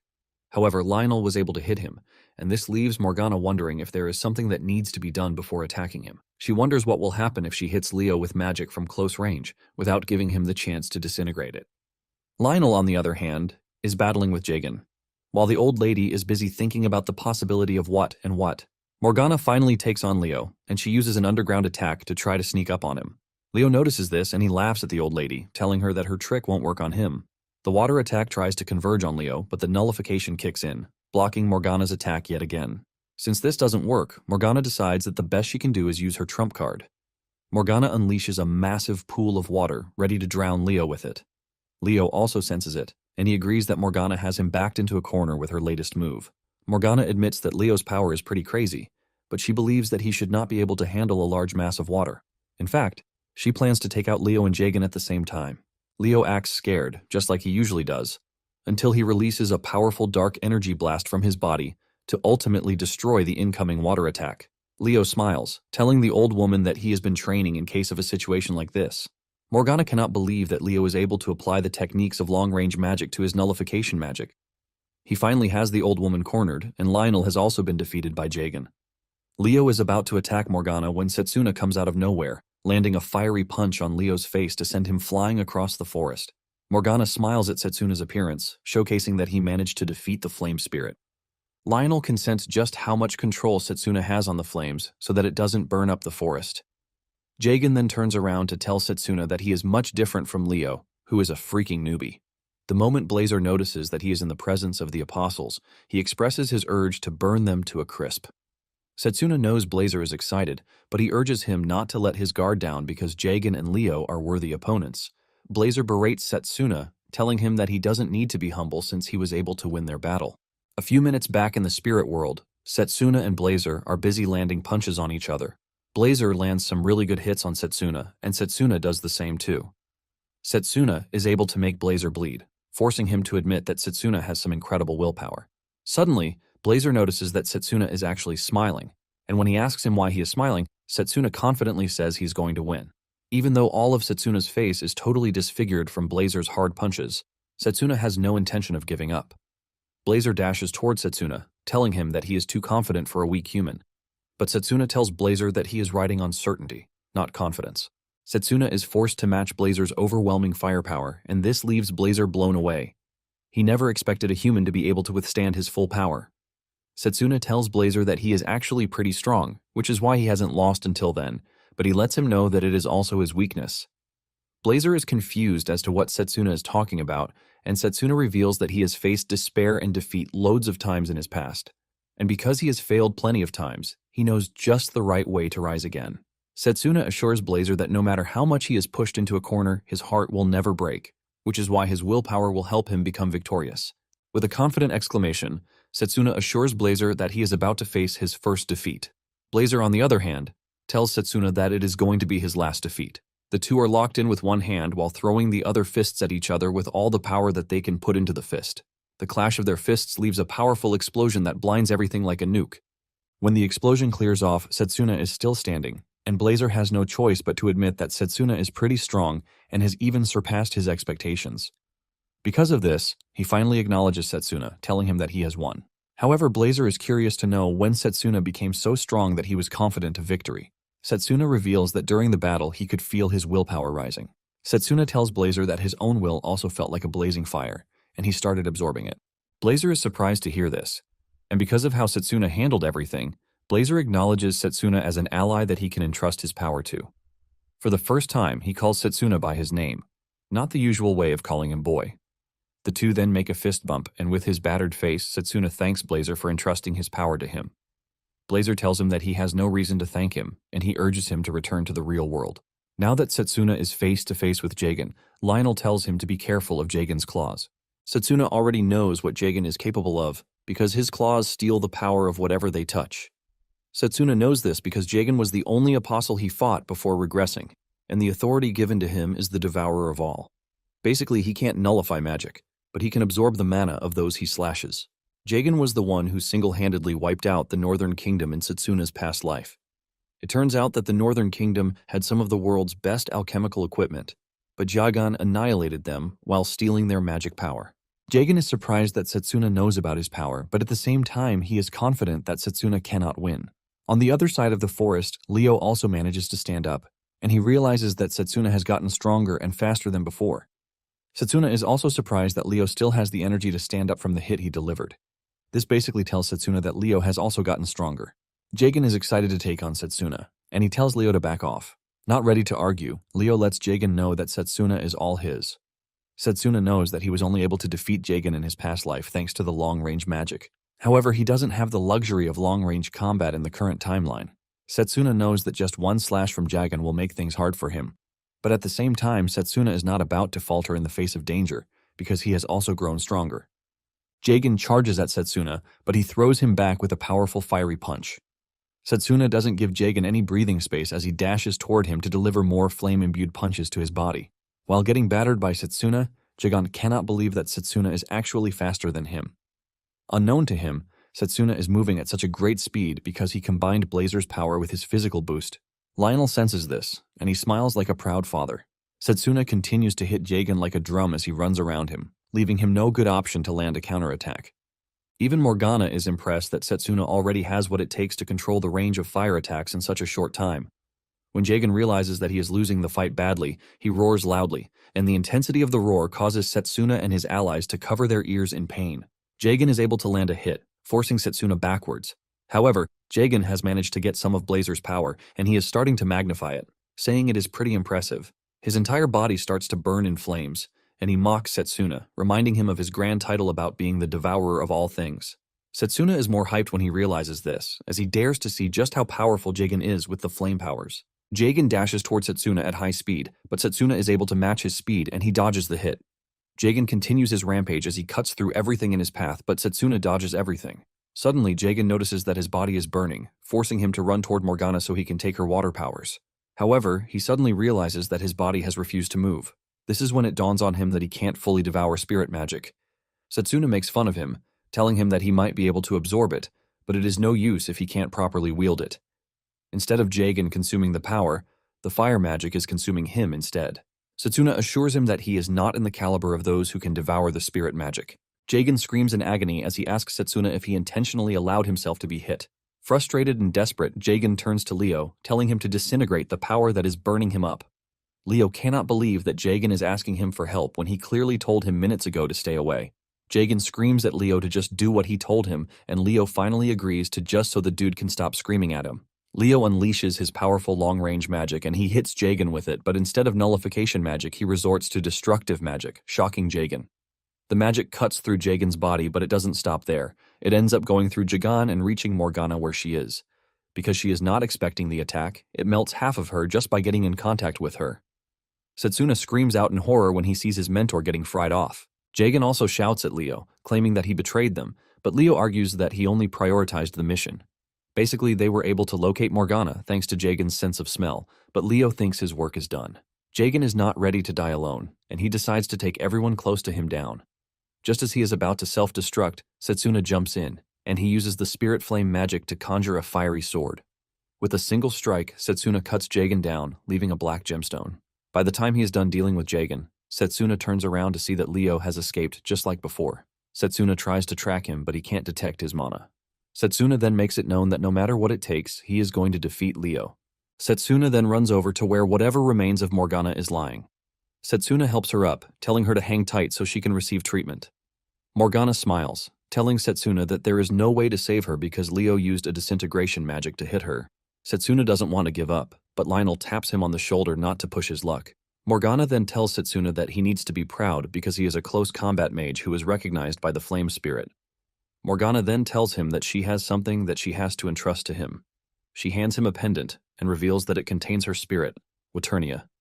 Basically, it is going to help in forming a bond with the water spirit, and because of this, Morgana decides to entrust it to him. Setsuna still doesn't think the lady is dying because he believes that there is a way to save her. However, before he can even finish his statement, Morgana dies right in his arms. In despair, Setsuna lays her on the ground, and Setsuna is forced to ask Lionel the point of getting stronger if he can't protect those who are close to him. Lionel takes a moment before answering the question, and he tells him that life is uncertain because they will never know what will happen. He assures him that no matter how strong he isn't perfect because he is human, which is normal. Lionel says the important thing is to never give up, even when it seems really tough. Lionel believes that Setsuna, of all people, is supposed to understand this. Setsuna is bawling his eyes out when Morgana's servant shows up and smacks Setsuna on the head, telling him that he just got tricked. Setsuna is confused as to what the servant is talking about. Just then, the servant reveals the ultimate surprise that she is the real Morgana. Setsuna's head almost blows off when he hears this. Morgana then reveals that the old lady is nothing but an alchemical doll, just like the other servants. However, unlike the other dolls, Morgana actually embedded her soul into her, which is why she had emotions and could wield her powers too. Lionel cannot believe that the Morgana they have been interacting with is just a decoy. The real Morgana smiles, saying the decoy was her masterpiece as an alchemist. Setsuna remains skeptical because he has never seen a doll look so alive. In addition, Morgana looked just like the old doll in the spirit realm, and Morgana reveals that appearances can be changed in the spirit world. When Morgana realizes that Lionel is exceptionally doubtful, she takes off her headwear, revealing her long ears. It turns out that she is an elf, and because she is of elven blood, she can live longer than humans. She then tells the two to guess her age, but the two find it hard to do so. Since they are too dull to do so, Morgana finally tells them that she is over 300 years old.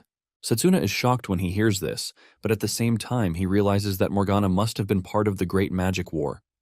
When he mentions this, Morgana quickly figures out that Setsuna is interested in the Great Magic War. She assures Setsuna that she is willing to tell him, but it comes with a price. Setsuna immediately mentions that he has money and is ready to offer it, but Morgana cuts him off, telling him that she is just teasing him. Since it is not safe where they are, Morgana suggests that they move to the lake, where they can talk about the erased history, the Great Magic War. They arrive at the lake, and Morgana starts playing like a kid, leaving the men wondering how she could easily switch personalities in a whiff. After she is done throwing stones into the lake, she decides that it is time to start telling them the story about the Great War. Before she starts, she reminds them that the world is inhabited by various races, like dwarves, elves, and beastmen. Among these races, elves are the only ones with a lifespan that can be classified as immortal. Because elves like living in nature, they often get the chance to interact with spirits. This is essentially why they were able to use spirit magic. Basically, spirits and elves were once worshipped by humans, but some allowed this to get to their heads. One elf in particular manipulated the king of a nation because the king was loyal to him. The elf then taught the art of spirit magic to those who worshipped him and used them to wage a war in an attempt to conquer the world. This was basically what the Great was all about. After a long fought battle, the believers of elves and spirits were defeated, and because of this, elves have since then been persecuted. The ancient magic was just a word that was formed to hide the fact that magic has a way of handling spirits. After she is done telling her story, Lionel is moved by it, and he asks her if she is not angry about what humans did to the elves. Morgana admits that she once hated humans, but she no longer does, even though she keeps her distance from humans. Morgana is aware that even after years that the war has ended, there are humans who want to terminate elves. And this is why she resorted to the use of a body double to safely hide her identity. Setsuna then asks her why she chose to reveal her true form to them, and she simply replies that she did so because the headmaster trusts them. In addition to this, Setsuna has proved that he is worth the trust. Morgana teases Setsuna, saying she saw how he was crying and just decided to show him her true self. Setsuna tries to act like a man by saying he wasn't crying, and when he looks to Lionel to back him up, Lionel is busy laughing at him. After the story, Setsuna and Lionel help Morgana with the cleanup of her place before they start preparing to leave. Morgana thanks them for the help, and in return, Setsuna thanks the lady, saying he is happy that he met her. Lionel asks Morgana what she plans to do, and she reveals that she has no choice but to move to another place, since her hideout has been discovered. Morgana believes that they might never see each other again, and this strikes a cut in Setsuna's heart. He then tells Morgana to help them again whenever humanity is in danger. He completes the request by bowing his head to Morgana and adding the word, "please" to it. This is enough to get to Morgana, and she tells Setsuna that when the time comes, he should ask the headmaster because she sometimes exchanges letters with him. Setsuna is happy to hear this, and he thanks the old lady, but Blazer, who still has a beef with Morgana, jumps out of the crest to threaten her. He tells her that he is going to burn her to ash next time they meet, but Morgana quickly shows him a bit of water magic to scare him off. With this, Lionel and Setsuna finally go back to their lizards so that they can return to the academy. Lionel remembers what he was told by a sister at the orphanage where he grew up about not allowing his power to control him, but to be responsible with it. Setsuna then redeems his vow to use the power of the spirit of good and justice only. Setsuna and Lionel are glad that they are about to have a blissful ride back to the academy. Meanwhile, Leo is facing trial for not killing Setsuna and even abandoning his comrade. In his defense, Leo says he was able to kill Morgana, and Santanakia asks him if he confirmed the death of the witch. Leo confesses that he didn't, but he is pretty sure that she can't survive the intensity of the attack that he used on her. Santanakia is pissed when he hears this, and a scary aura emanates from his body as he reminds Leo that he was told to confirm that the witch is dead. The pressure from Santanakia almost crushes Leo's bones until the 8th apostle, Tsukuyomi, comes in, saying Leo should have at least returned with Jagen's body because she would have turned him into an undead. Just then, Leo mentions that no one told him about Setsuna knowing about Jagen's power, but Santanakia cuts him off, saying he has no excuse for failing his mission. Nonetheless, Santanakia believes that it is time that they recheck everything concerning Setsuna. Santanakia believes that Setsuna has some hidden talent that they don't know about. Puker then reminds the group that the 8th apostle's toy, Giovanni, was also a failure. Santanakia then asks her if she can handle Setsuna, and she confidently says yes. Apparently, she has something cooking behind the scenes because of her power, which is the power to revive the dead. On the other hand, Setsuna and Lionel are having a peaceful journey back to the academy. Setsuna is curious to see how they are all faring without him. Lionel is pretty sure that Drago is training himself to death. Setsuna agrees with Lionel, and he looks into the sky, wondering just when he started caring about those who are around him. Lionel then asks him if it was different in the past, and he says yes, because all he cared about was training himself. Setsuna thought about how he was always dreaming of getting to the peak of long-range magic, and he was on the course of doing this because he won every battle with it. Setsuna never needed anyone's help, and he barely had friends too. However, everything is now different in his current life. He basically has people he now relies on, and he also learned that other magic paths are not useless, as people termed them to be. In addition, he is thankful for the magic control he cultivated in his past life because this is what has helped him master close combat quite well. Lionel then tells him that the magic control was a skill he learned via training, not that he had the aptitude or talent for it. Lionel lets him know that his level of competence is not something that can just be achieved in a few years. Deep down, Lionel knows Setsuna has gone through rigorous training, which is why he ended up being the strongest in the world. Shortly afterward, Lionel suggests that they take a break. Setsuna sits down and he brings out the magic item that Morgana gave him. He reads the note attached to it and he finally realizes that it is a very important item that will come in clutch when the time comes. Blazer takes an interest in the necklace because he senses the presence of the water spirit in it. Setsuna then puts it on just like Morgana told him, and he silently whispers to the water spirit, asking if she can hear his voice. Surprisingly, the water spirit speaks back to him via the pendant. Setsuna is stunned, but the water spirit tells him not to because she already knows who he is, since he is hanging out with Morgana. The water spirit assures him that she is going to lend him her power if he manages to overcome her trial. Setsuna is excited to hear this, but it suddenly dawns on him that he must not celebrate because it's going to be a tough battle. Just then, the water spirit urges Setsuna not to be worried or scared because the trial she is giving to him is to move her. Setsuna is confused by what she means, and the water spirit reveals that she is already getting tired of the spirit world, and because of this, she needs a new experience. When Blazer hears the trial, he is disappointed because he wanted the water spirit to give Setsuna a tougher trial. Just then, the water spirit tells Blazer that she bears no ill intent toward him. Setsuna is surprised to see that the water spirit is actually friendly, unlike Blazer. However, Setsuna is still confused about moving the water spirit. Just then, Lionel taps him on the shoulder, telling him that he is such a lucky dude. In addition to this, he tells him that he has a story for him that will move him to tears. The water spirit immediately becomes interested in this, and Lionel sits down to tap into his narrating skills. Lionel reveals that the story is about the heroes who saved the nation years ago. The heroes are Ordino, the indestructible blade, and Wallace, the iron wall. Lionel narrates the story, and in no time, everyone gets bored and just falls asleep. Setsuna is worried about the trial, but he decides to wait till he reaches the academy to talk about it with his friends. When they arrived at the academy, Layla was the first to hear of it, and she started racking her brain on what it might be. Layla then tells Setsuna to follow her to the art museum whenever he is free because she has a friend who is knowledgeable about his worries. Setsuna is willing to go, and just as expected, Carol and Drago also offer to follow them. Setsuna then continues life with his friends. Setsuna visits the sacred tree regularly to train, while also trying to pass the water spirit trial, but he keeps failing. After months of training, Blazer is forced to admit that Setsuna has mastered his power to some commendable extent. Setsuna is surprised to hear Blazer commending him, which is a really weird thing to hear. Momentarily, winter comes upon them, and Setsuna remembers that the incident he is worried about is fast approaching. Setsuna is disappointed that he couldn't make a contract with the water spirit before the incident. Nonetheless, he decides to put the trials aside because he has other things to do. Blazer asks him if he is confident that he is done training, and he says yes because it is finally time. In addition to this, he can't train using the sacred tree again because he has drained the tree's mana, and it is going to take a few years to recharge. However, he is thankful because he was able to master Blazer's power at the time when the tree was still active. Setsuna then tells Blazer that the year's break is coming, but there is no time for them to rest. Blazer asks him if they are preparing for a big battle, and Setsuna says yes.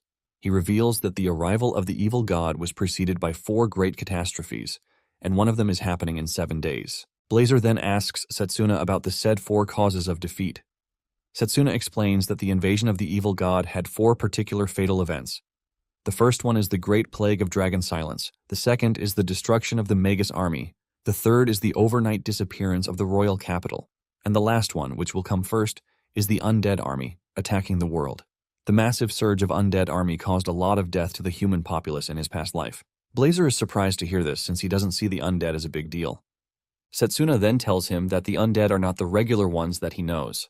Apparently the enemy undead were former heroes who had an influence on the world.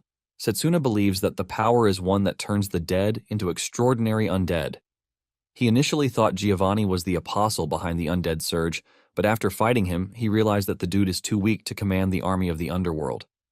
Apparently, the first incident will happen in Eldina, Setsuna's hometown. This is an incident where corpses were taken from the graves of the heroes, leaving people initially believing that someone was trying to steal the heroes' treasures. Unknown to them, the main target was the corpses themselves.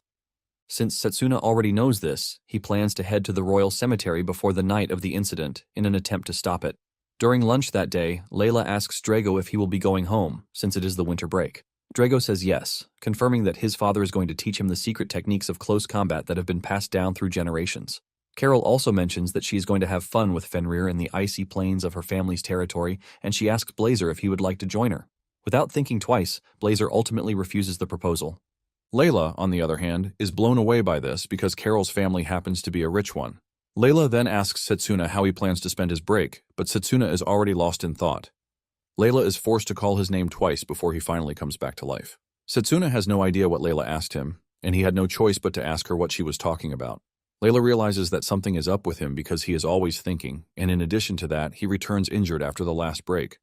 Carol notices that Layla is puffed up already, and she whispers in her ear, telling her to make a move on Setsuna before it is too late, since he is quite popular among girls. Layla is taken aback by this, and she tries to play a fool, saying Carol has it all wrong, but Carol tells her that she has no reason to hide it. Layla then moves past the conversation as he asks Setsuna about his hometown. Setsuna reveals that he is from an orphanage in the Eldina region. This surprises Layla because the region is close to her family's inn.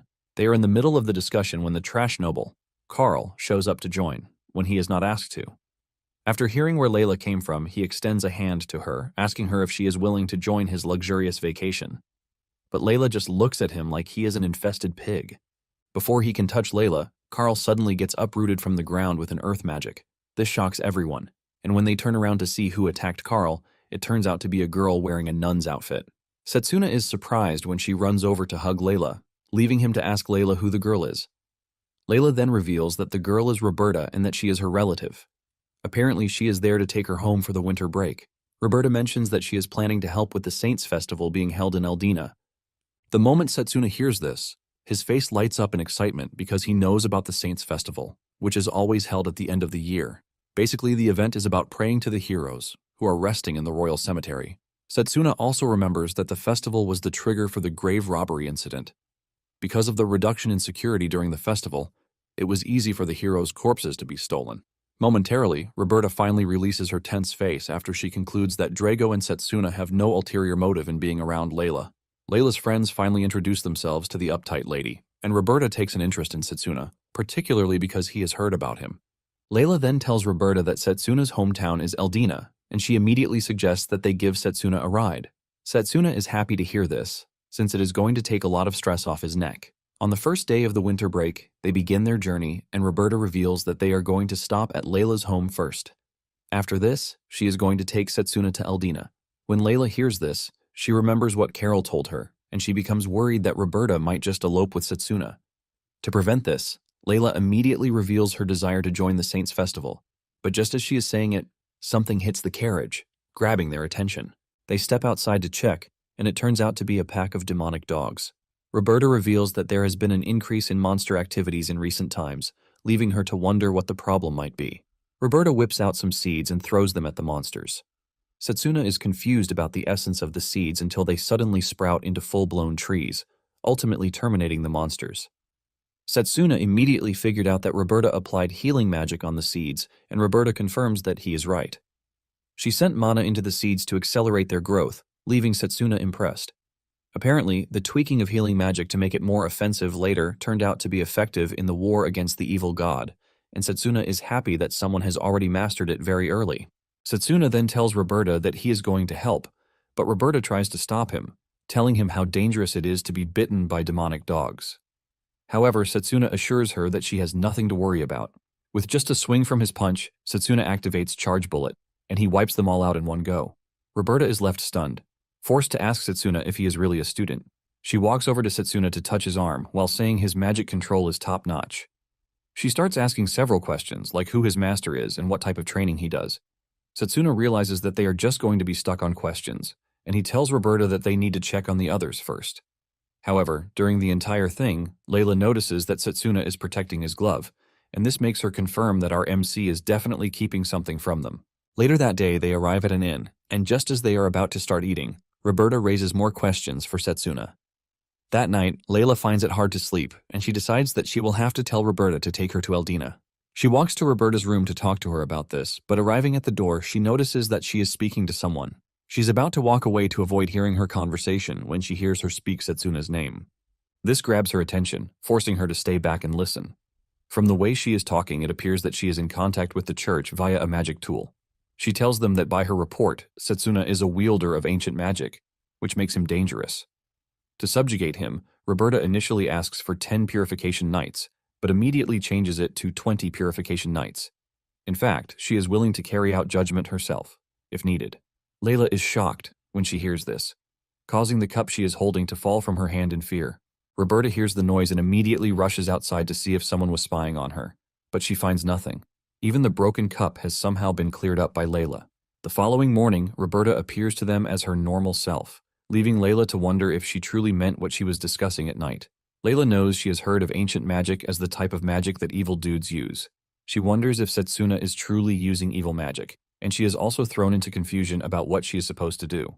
Momentarily, Setsuna returns from his early morning training session, and he joins the two. Roberta plays her spy agent role pretty cool by talking to Setsuna in a good way and even asking him if he would like to eat breakfast. Setsuna thanks the lady for the gesture, but tells her that he would like to eat breakfast first. Roberta then suggests that Setsuna try out the sauna because it is a recommendation from the inn. This is Blazer's first time hearing about a sauna, and he immediately asks Setsuna what it is all about. Since Blazer is interested in the sauna, Setsuna thanks Roberta and assures her that he is going to give it a try. Momentarily, Setsuna heads to the sauna to soak himself in the heat. Blazer tries to act all cool by saying he is not affected by the heat, but Setsuna can clearly see that even though he is the king of flames, he is susceptible to heat. Setsuna is minding his business when Roberta enters the sauna in a towel too. Setsuna is shocked to see this, forcing him to ask the lady what her business is in the sauna. Roberta sits close to Setsuna, telling him that the sauna is open to both genders. Roberta realizes that Setsuna's glove is not off, which confirms her suspicion that he is hiding something. She plans to know what secret Setsuna is hiding in the sauna with whatever method available to her. Roberta then asks Setsuna if he is comfortable with the gloves since they are in a heated environment. She suggests that she help him take it off, but Setsuna says no, revealing that the gloves are important to him. Roberta tries to play it cool, saying the gloves are most likely a gift from someone. Setsuna refuses to answer the question, and Roberta asks him if he is hiding something. She moves closer to Setsuna and is about to slowly remove the gloves when Layla comes rushing into the room, telling her to stop. They are surprised to see her in the sauna, but before anything, she drags Roberta out of the sauna, telling her that she can't use the sauna while it is being cleaned. Apparently, there is a cleaning sign outside the sauna, and Layla tells Setsuna to get himself out of the sauna too. Layla is glad that she kept an eye on Setsuna because she is pretty sure that Setsuna is not a bad person, even if he is hiding something. Layla is prepared to protect Setsuna from being executed. After they are done at the inn, they prepare to start their journey, and Roberta reveals that they are heading to Layla's place. However, Layla raises her hand, asking if it is okay for her to go with them to Eldina. Roberta is shocked to hear this, asking Layla why she suddenly wants to follow them. Layla excitedly reveals that she wants to see Setsuna's home too. She adds that she would like to help at the orphanage, and she asks Setsuna if she is free to. Setsuna says yes, but he asks Roberta for her opinion first. Roberta is forced to agree, even though she is already sensing the fact that Layla likes Setsuna. Nonetheless, Roberta is not scared to carry out her duty as she believes that having Layla around might even make Setsuna lower her guard. Soon afterward, they arrive at the Eldina orphanage, which is Setsuna's home. The moment they step into the compound, the other kids are already screaming for Setsuna. Setsuna is glad to finally be back among the kids, and Layla watches in amazement as the kids surround him like their father. Just then, the representative of the orphanage, Thomas, shows up to welcome Setsuna and to ask if he had a good journey. Setsuna quickly runs over to Thomas to stand side by side with him. He tells the girls that Thomas is like a brother to him, and it is because of him that the orphanage is still running.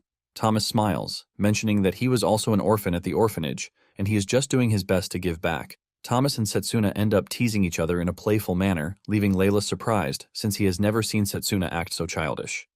Just then, Thomas reveals his surprise that Setsuna chose the close combat magic when his plan was to join the Magus army and rise to the top. Setsuna then tells Thomas that he has nothing to worry about because he is still aiming to be the best, even with the close combat magic. Layla then cuts in, telling Thomas that Setsuna is a really amazing mage. Thomas smiles, saying Layla is a great addition to Setsuna's life. Momentarily, Setsuna heads to the grave of the orphanage's founder, Deborah, to pay his respects. Setsuna reveals that Deborah is his savior because without her, he definitely wouldn't be alive. With the way Setsuna is talking about her, Layla easily senses that Deborah was important to him. Roberta then joins in, asking him if he can share some of his memories with her. Her request is subtly denied by Setsuna, who tells her that he has something else to attend to. Later that night, Setsuna heads to the royal cemetery and hides in a safe place like Batman, watching over the cemetery. Just as he suspected, the security around the cemetery is low thanks to the festival. The barrier around the cemetery has also been lifted, making it more open to enemy attacks. Basically, the bodies in the cemetery were once high-ranking mages when they were alive. When the evil power brought them to life, they caused a lot of destruction to humanity. Setsuna knows that he has to find a way to stop the grave robbery to prevent the heroes in the cemetery from becoming humanity's enemies. Blazer then assures Setsuna that he has nothing to worry about, no matter how strong their opponent is. Setsuna is glad to hear this coming from Blazer, but he warns him not to use magic in front of Roberta. Blazer says he already knows that there is something suspicious about her. Setsuna is prepared for the decisive battle that will take place in 2 nights to come. He assures Deborah that he is going to keep his promise to her. Meanwhile, Roberta is asking Thomas about Setsuna's past in the orphanage. Thomas subtly replies that he can't tell Roberta what she wants to hear.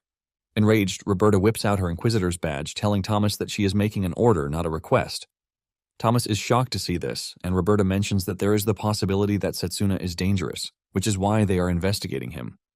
Thomas is pissed at this, and he argues with Roberta that there is no way Setsuna is a dangerous person. Just then, Roberta turns to Layla to point out how calm she is. With the way she is acting, Roberta figures out that she already overheard her conversation. Layla quickly apologizes, saying it wasn't intentional. Layla then urges Thomas to tell them both about Setsuna. Thomas finally agrees, and he begins by explaining how Setsuna came to the orphanage on a rainy day. Thomas tells them how he clearly remembers the night that Setsuna arrived. He was brought to the orphanage by a lady riddled with arrows and on the verge of death. With every strength left in her, she begs Deborah to save little Setsuna. Apparently, the lady who brought Setsuna is none other than her mother. Thomas then suggests that they take a dive into her background before they continue talking about Setsuna. His mother's name is Emma, and she was born into a farming family. Emma was always happy with farming, and she was always doing her task diligently. Everything was going smoothly until one day when a powerful noble with large territories passed through the village. The noble senses a bright ray of light from Emma's soul, and he wastes no time asking for her hand in marriage. He called Emma his fated one, and because Emma has always hoped for a fateful encounter, she accepts the proposal immediately. Emma was immediately taken to the Schneider family, which is a big family. Emma was blown away by all the luxurious things in the estate as she ran around like a free bird. However, the noble had loads of concubines, and Emma was just another addition. Because of this, he rarely visited her, and Emma believed that by having a child for him, he would love her. Soon afterward, Emma got pregnant and gave birth to baby Setsuna. The noble praised her for this, and Emma heaved a sigh of relief, believing that she finally had what she prayed for. Just then, the noble tested the baby's magic affinity with his magic brooch, but to his disappointment, there was none. Enraged, he dropped the baby and walked out of the room. Basically, it is important in the noble society to pass on superior bloodlines, but the noble was pissed that Setsuna had no talent for magic. Basically, he fell for the magic power that was hidden inside Emma, not her beauty or personality, and this was what he wanted. Emma was pissed when she realized that her baby had no talent, and she grabbed a knife, aiming to kill Setsuna for failing to bring her happiness. Just as she is about to stab Setsuna, he lets off a really huge and cute smile, which ultimately breaks Emma. Emma drops the knife and starts sobbing like a kid while holding her baby close to her head. Momentarily, the noble's butler shows up at her door late in the night. Emma asks him why he has come, and he subtly reveals that he is there to take the child away from Emma. Emma is not a fool, and she knows what the butler meant by this. She knows that they plan to dispose of Setsuna since he is useless. The butler tries sweet-talk things, telling Emma that the child will be taken away so that she can have the time to give birth to more superior offspring. Emma then tells the butler that she understands him, and she lets him know that she is going to make preparations. However, the butler didn't hear from Emma after some time. When he finally entered the room to check, Emma was gone. The butler sees Emma running away, and he sends guards after her. He tells the guards to capture Emma dead or alive. After sustaining several injuries, Emma made it to the orphanage. Deborah took her in and tended to her, but because of her severe injuries, she knows that she might not make it. Emma regretted that she brought Setsuna into a family that didn't want him because things would have been different for him if he had been born into a family that actually wanted him. Emma shed tears about how she allowed herself to be deceived by the noble. Since she is about to die and won't be able to take care of her child, she begs Deborah to save Setsuna. Seeing the tears in her eyes, Deborah holds Emma's hand and assures her that she is going to take care of Setsuna and will never hand him over to anyone. Deborah then lets Emma know that the way she gave birth to Setsuna doesn't define his happiness because humans find their own happiness. Deborah assures Emma that Setsuna will definitely find his own happiness. After hearing the assurance from Deborah, Emma finally dies. 7 years later, Setsuna has grown into a tough kid who is always trying to help. He got injured once, and when Deborah asked him what happened, he revealed that he tried to stop a noble kid from bullying his friend, but he got pushed instead. Setsuna revealed how the noble kid used his magic power to trash him, while also saying commoners are nothing when compared to nobles. In tears, Setsuna asks Deborah if what the noble kid said is true about being powerless, even if he has the intention of helping his friends. Setsuna wants to know if praying works, and Deborah just smiles at him, suggesting that they pray. Setsuna angrily asks if prayer is going to save him, and Deborah chuckles, saying he might have to wait and see. Deborah then tells him to pray to God and swear that he is going to prove the nobles wrong. Deborah lets him know that his mother was a strong woman, so he has no reason to rush. She assures him that he is also going to be strong, as long as he has a strong core. Later that day, Deborah hands him a book, telling Setsuna to look for another path if he lacks magic power. Apparently, the book was stolen from the noble's bookshelf by Emma, hoping that it would help Setsuna. The book was a book on magic control and everything it entails. Setsuna was excited about the book, but since he had no idea what it meant, he was forced to ask Deborah. Deborah then suggests that they try out the instructions in the book. The first thing she picks out is a fireball, and she demonstrates it for Setsuna to see. Setsuna is blown away by the intense fire that just came out of Deborah's hands. Deborah then reveals that he can evolve his magic by maintaining proper control of his mana. This is basically what the book was trying to point out. She tells him that he would only be able to use basic life magic until he masters everything, and in addition to this, she is confident that he has a lot to learn from the book. Setsuna was glad to hear this, and he assured Deborah that he was going to give it a try. However, Setsuna is confused about the contents of the book, and Deborah explains to him that it is an advanced magic book, but she assures him that she is going to be by his side when reading the book. After that, Setsuna started practicing magic control every day. He never took a single day off from practicing his magic control, and 5 years later, Setsuna had become impressive. Thomas commends him, telling him that he might even become a grand mage in the future.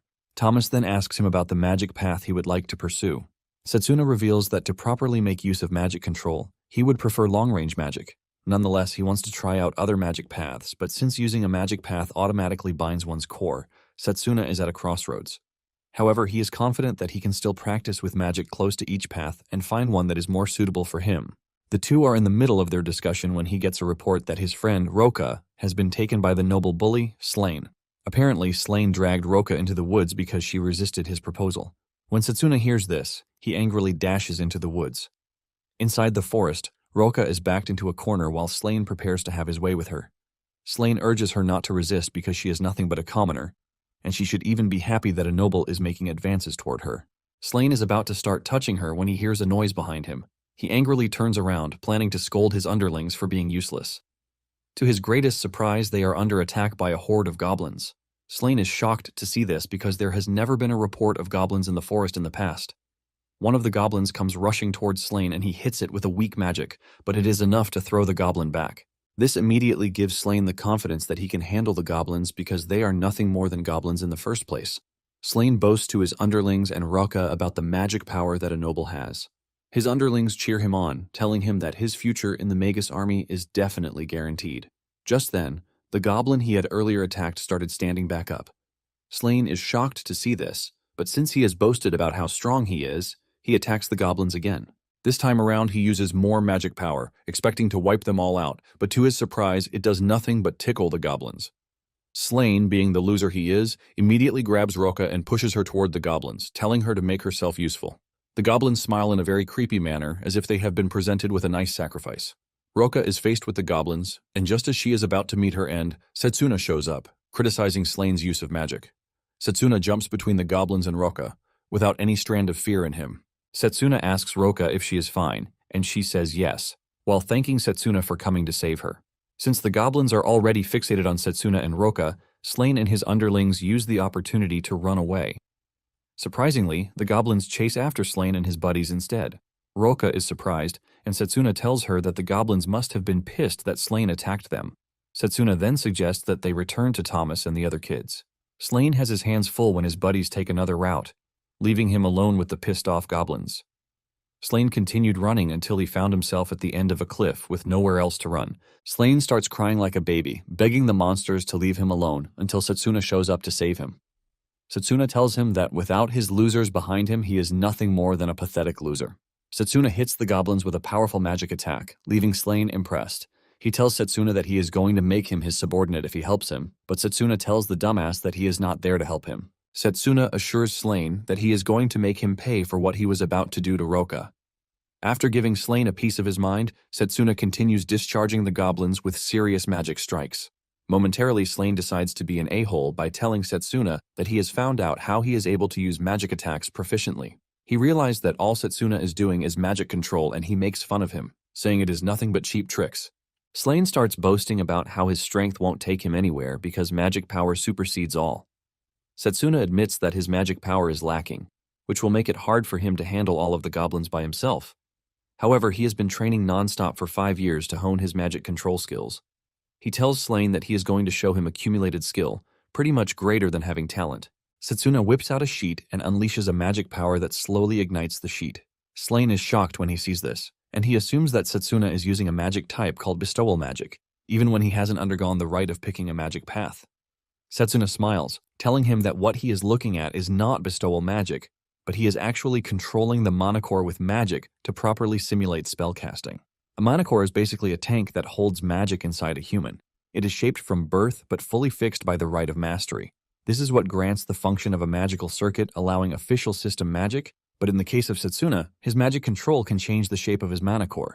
Setsuna then throws the sheet at the goblins and properly ignites it before reaching them.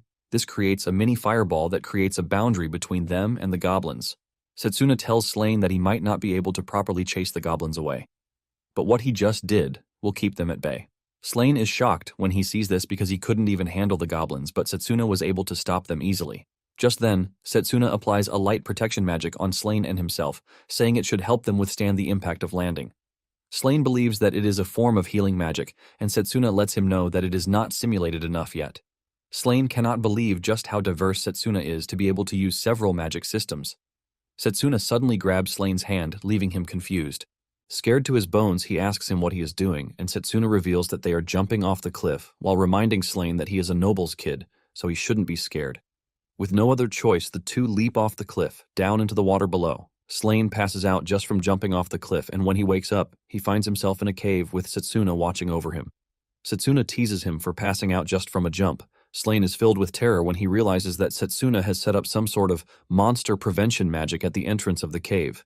Slain cannot believe that Setsuna also has talent for formation magic.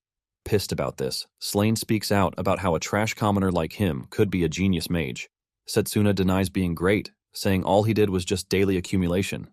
Setsuna then tells Slain that it would be best for them to return to the village since he has regained mobility. However, he assures him that he is still going to make him pay for what he did to Roka. Momentarily, they arrived at the village, with Thomas waiting for them. Thomas scolds Setsuna for his reckless behavior, and he apologizes. Setsuna then pushes Slain in Roka's direction to do the needful. Setsuna tells Roka that she is free to do whatever she wants with Slain since his family's search party is not close by. In fact, Setsuna lets Slain know that they can return to the goblin territory if this is what Roka wants. Scared to death, Slain apologizes for what he did. But before he can finish his statement, Roka kicks him in the balls, causing him unimaginable pain only a guy can feel. Slain falls to the ground in pain, and Roka tells him never to come near them again. Thomas and Setsuna are happy with the way Roka dealt with the loser. Things continued going well at the orphanage until Deborah fell sick when he was 15 years old. On her deathbed, Thomas tells Deborah that he is going to become a priest so he can properly protect the kids. Deborah thanks him for his dedication while telling him that he can definitely do it. Setsuna also informs the lady that he has decided to enroll in the Magic Academy. Setsuna lets the lady know that this dream was possible, all thanks to the training he had with her. Deborah shed tears of joy when she realized that she had managed to train the two into becoming the best individuals. Since she is about to die, Deborah tells the kids that they need to know about her sins. Deborah suddenly reveals that the reason the kids became orphans is because of her. This shocks the kids, and they all ask her what she meant by this. Deborah explains that she was once a member of the Magus Battalion. She was always fighting to bring peace to the world, but she failed to protect the village on a fateful night when the village was attacked by a horde of monsters. Setsuna tries to dissuade Deborah from the idea that what happened is her fault, but she insists that most of the people who died on that day were their parents. It turns out that she was cursed by the monsters, leaving his body entirely corroded from within and unable to bear children. After she left the Magus Battalion, she searched the village for hope. But deep down, she was looking for forgiveness. And raising the kids was her own way of atoning for her supposed sins. Deborah has always taught them that having a core of the heart is important, but it turns out that she is the pitiful one. Deborah then thanks the kids for everything up until that very point. Deborah reveals that the core of her heart was their smiles. However, Setsuna lets her know that she was the one who brought back their smiles. Setsuna lets her know that they managed to reach the point that they are because of her. In tears, Setsuna thanks Deborah while telling her that she is the beacon who illuminated his life. Setsuna then told Deborah that he wants to protect the coming generation just like she did. Setsuna promises Deborah that she is going to become the strongest long-range magic mage, graduate as the best in his class, and finally join the Magus Battalion. After he has achieved all of these, he promises to support the orphanage so he can be worthy of her name. Deborah is glad to hear this, and she pats Setsuna on the cheeks, thanking him for growing strong. After saying this, she gives up the ghost, leaving the kids to scream in pain. Setsuna calls her by her title, but in the end, calls her mom. Not long after burying Deborah, Setsuna enrolled in the Magic Academy. After hearing the sad story from Thomas, Setsuna is brought to tears, as she never knew that Setsuna had gone through such a terrible fate. Roberta, on the other hand, finally understands how Setsuna was able to cultivate his magic control and gain the immense strength that he has. However, she is still baffled as to why Setsuna chose close-range magic even after knowing that long-range magic is basically a boost to success. Roberta is confident that Setsuna must have had a good reason to throw his future away. Even though Roberta is fighting the urge to doubt Setsuna, she still wants to confirm it herself. Later that night, Roberta waits in ambush for Setsuna to walk by so she can subdue him and confirm if he has another crest on his body. Setsuna is minding his business when he is suddenly attacked by Roberta. She aims her power directly at Setsuna's left hand, which is hidden behind the glove, to try and confirm her suspicion. The magic tears off Setsuna's glove, and instead of a crest, what she sees is a burn scar, leaving her surprised. Setsuna then tells her to step out from where she is hiding because he knows her magic. Roberta has no choice but to come out, and Setsuna asks her why she would do such a thing.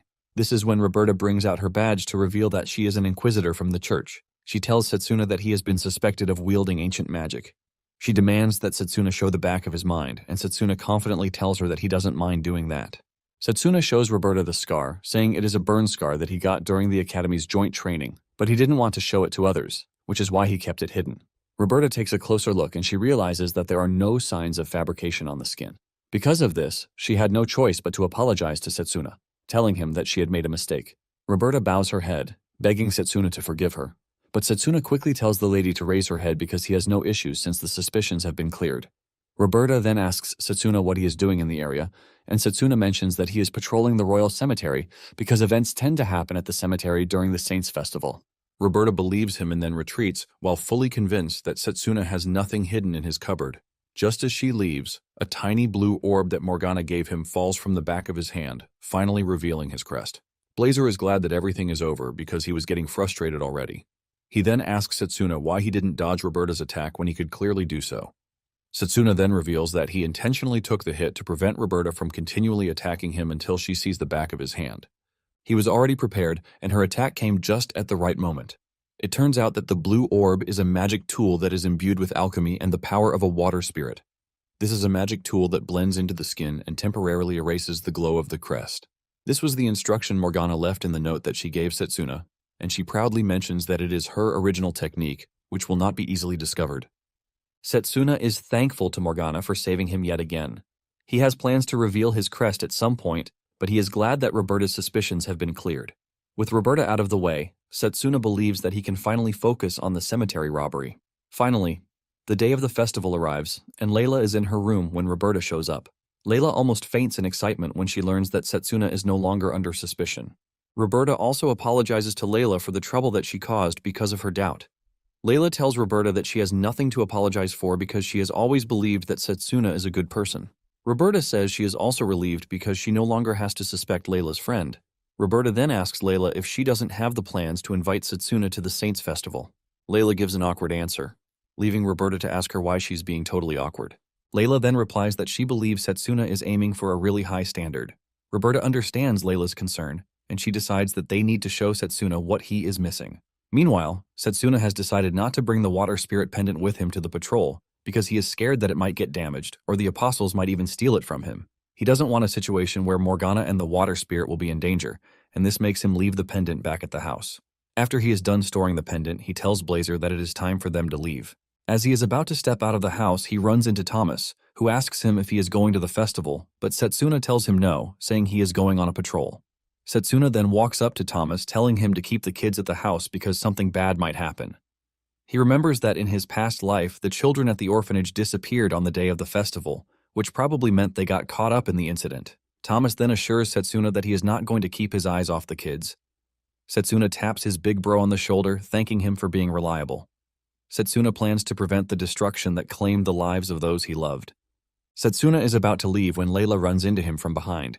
He turns around to see Layla wearing a stunning dress that makes her look absolutely gorgeous. Setsuna is still trying to process the situation when Layla asks him if he would like to go with her to the Saints Festival.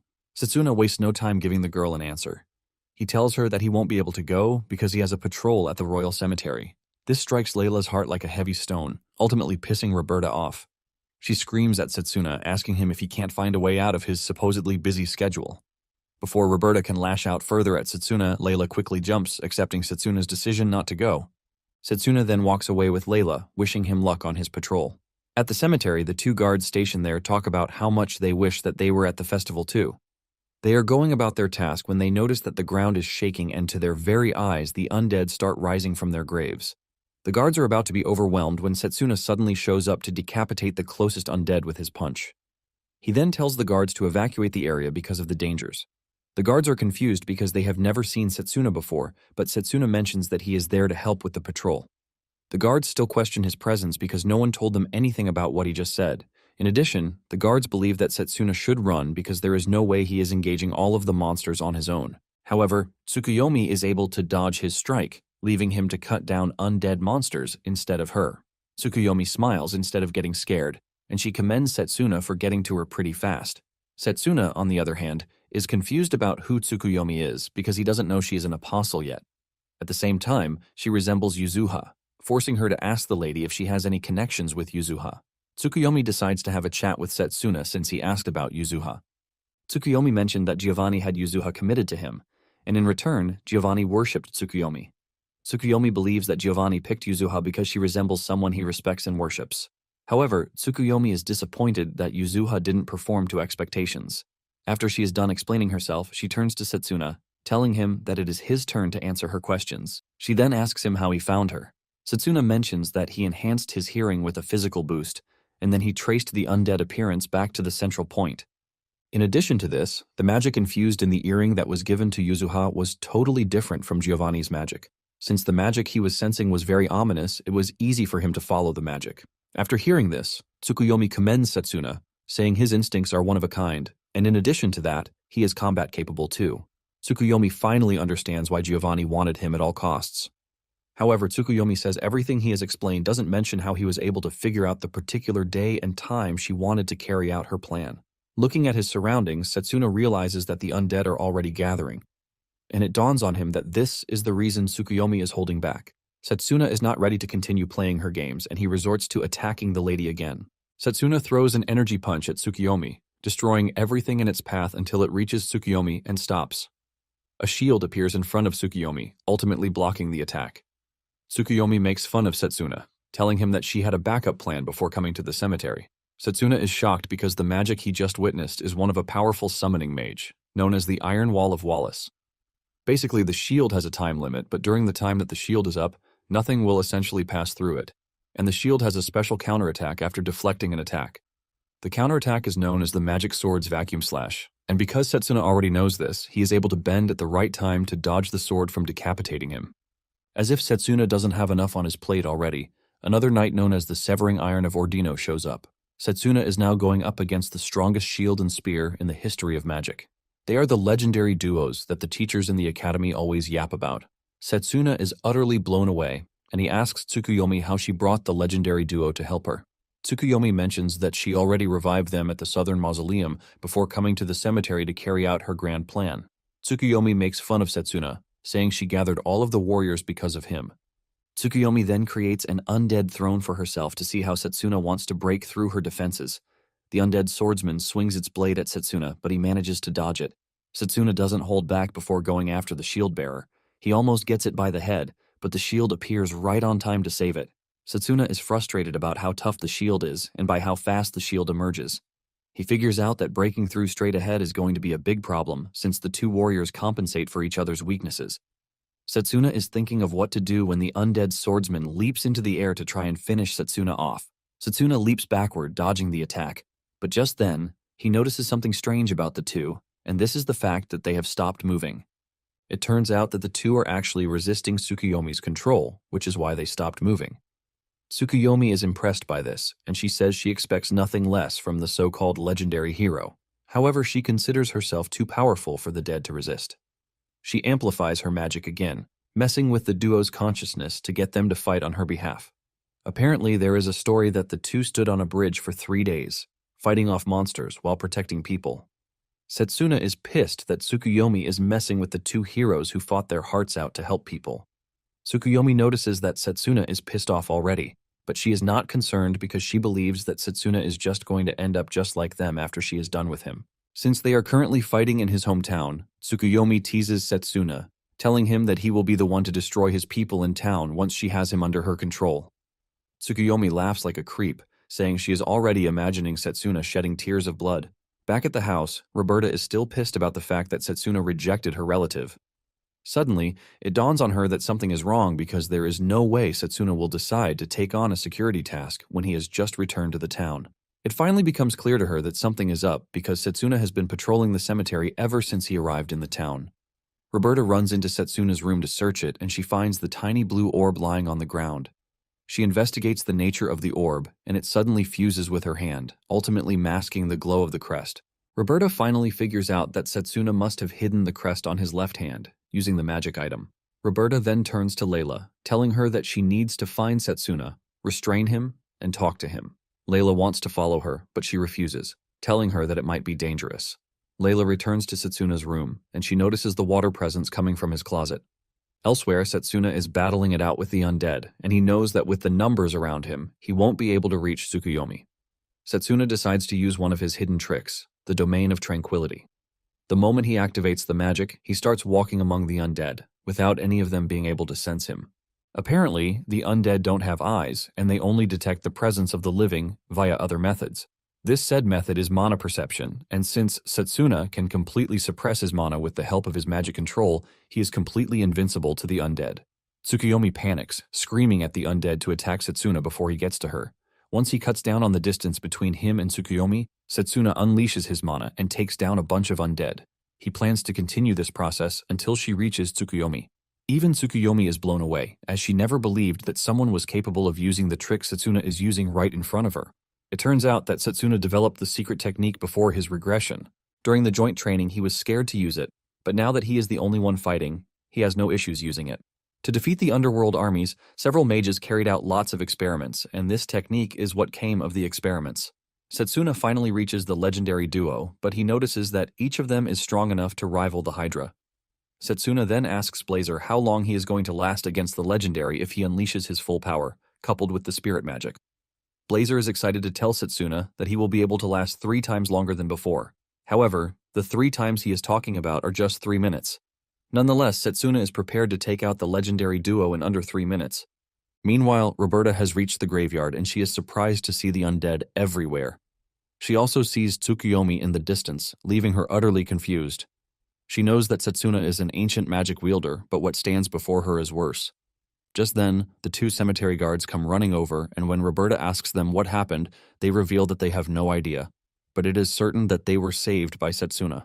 The guards urge Roberta to run away when she has the chance to. Roberta is shocked to hear that Setsuna is fighting the undead alone, while he allows the guards to escape. She wonders if Setsuna is really trying to do the right thing. Since she was younger, Roberta had learned that ancient magic is a forbidden power, which is far beyond human comprehension. It was always hammered into her head that she needed to protect humans from those who use ancient magic. After remembering her teachings, Roberta comes to the conclusion that Setsuna is still dangerous because he carries a power that has the potential to destroy everything around him. She also remembers Layla, and her urge to protect Layla pushes her to want to terminate Setsuna more. Momentarily, Setsuna makes it to Tsukuyomi's last line of defense. He knows that they are going to be tougher, but he is pretty sure that the Domain of Tranquility will still work on them. In addition to this, he combines a double fake, which ultimately creates a clone using mana. Using this terrifying skill, He cuts through the undead, almost reaching Tsukuyomi. However, she is saved again thanks to the legendary duo. Setsuna is surprised to see that the duo is able to sense the fluctuation in his mana when he was about to attack, which is why they were able to save Tsukuyomi. Before Setsuna knows it, Tsukuyomi's defenses have regrouped again, making life more difficult for him. Setsuna concludes that the only way out for him is to force his way through with spirit magic. Setsuna loses concentration, and just as he is about to lose his head, he is dragged away by a plant, hung around him like a hand. Setsuna is shocked, and he is more shocked when he realizes that he just got saved by Roberta. Setsuna ultimately thanks Roberta, but she lets him know that she is not off the hook just yet. Roberta knows that Layla will be left heartbroken if Setsuna dies, while facing off against the undead, which is why she has to protect him. Setsuna is glad that he got saved by the lady, but this just makes things difficult for him because he obviously cannot use spirit magic in front of her. In addition to this, using Mana Guard is pretty useless against the legendary duos. Setsuna easily figures out that he is in a bind, leaving him to wonder what he must do to break through. Tsukuyomi, on the other hand, is surprised Roberta showed herself, and she teases her, asking if she is aiming to die. Roberta returns the gesture, saying she couldn't stay hidden because Tsukuyomi's stench was too big to ignore. Setsuna resumes his charge toward the undead, and Roberta provides backup from behind. She uses her magic to bind the undead swordsman to give Setsuna the chance to reach him, but the swordsman easily breaks the binds. This is when it dawns on Roberta that Tsukuyomi is quite strong, and Setsuna is taking her on by himself. Setsuna is also worried that things are not progressing well, and Blazer urges him to use his power because he is edging to burn everything to ashes.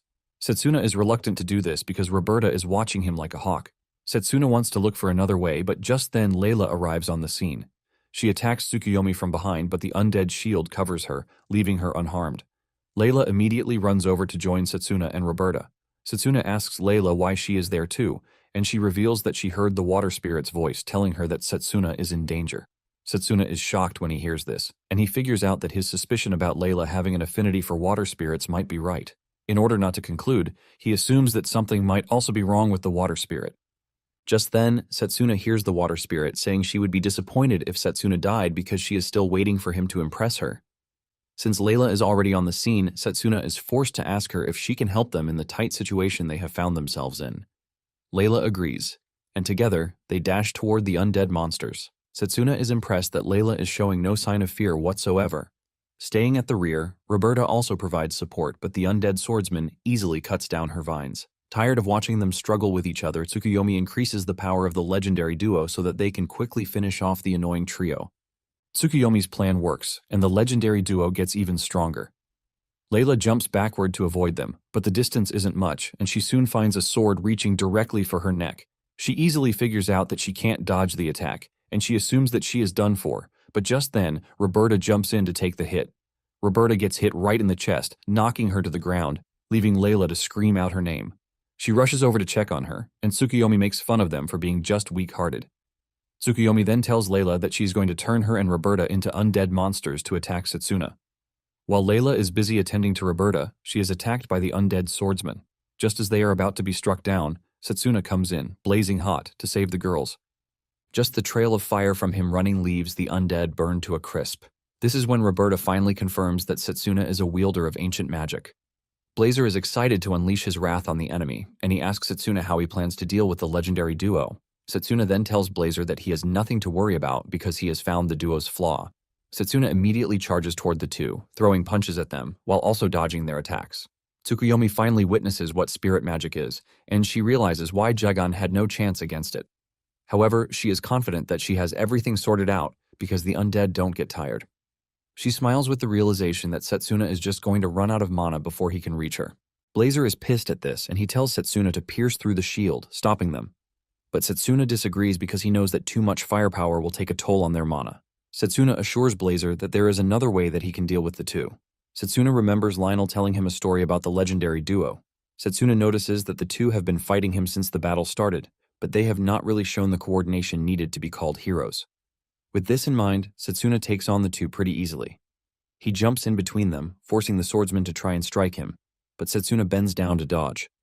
The strike from the sword ends up hitting the shield, ultimately making a dent in it. Setsuna's genius move shocks the girls, but Setsuna is not done yet as he whips out his fiery blade. He lands a single hit on the shield, ultimately shattering it. With no shield to protect the undead warrior, Setsuna easily splits it into two. Pissed about Setsuna killing his counterpart, the swordsman charges toward him. It turns into a sword battle between the two, and Setsuna doesn't hold back while engaging the swordsman. Setsuna easily maneuvers around the undead warrior before finally getting a chance to strike it down. With his fiery blade, he cuts the undead in half. Setsuna then tells the swordsman how sorry he is that he didn't get to save him. Tsukuyomi is pissed that the so-called heroes lost a 2-versus-1 battle. Setsuna tells her to keep her mouth shut because her knights are gone. Tsukuyomi is not worried because Setsuna only has 30 seconds left to use his powerful skill. Tsukuyomi unleashes more undead, hoping that she gets to waste Setsuna's time. Just then, the legendary swordsman takes Setsuna's side and he launches a devastating attack that cuts through the undead horde. Tsukuyomi is shocked to see that the undead swordsman could still move. Setsuna smiles, thanking the undead swordsman for lending him his strength. Setsuna then tells Tsukuyomi that she is about to pay for underestimating the heroes. Setsuna reaches Tsukuyomi so fast that she cannot react. He swings his sword at her and she tries to resist, but the fiery sword ends up cutting through her body. Setsuna burns her body to the ground right around the time that he reaches his limit. Blazer commends his strength and that of the heroes. Setsuna agrees, saying it is easy to resurrect the dead, but controlling it is the problem. Setsuna then turns to check on Roberta, who is slowly losing her life. She asks Setsuna if the power he just used is ancient magic, and since he can't deny it anymore, he says yes. Layla quickly joins the conversation, telling Roberta that Setsuna is not a bad person. Roberta assures Layla that she knows this because Setsuna only used the magic to save her and Layla. Roberta is confused about what to do because Setsuna will definitely be executed if she hands him over to the church. Suddenly, Setsuna and the girls find themselves bound by what is supposed to be Roberta's magic. This shocks Setsuna, and to their surprise, Tsukuyomi is still alive. She reveals the big surprise that it is not only the dead that she can control.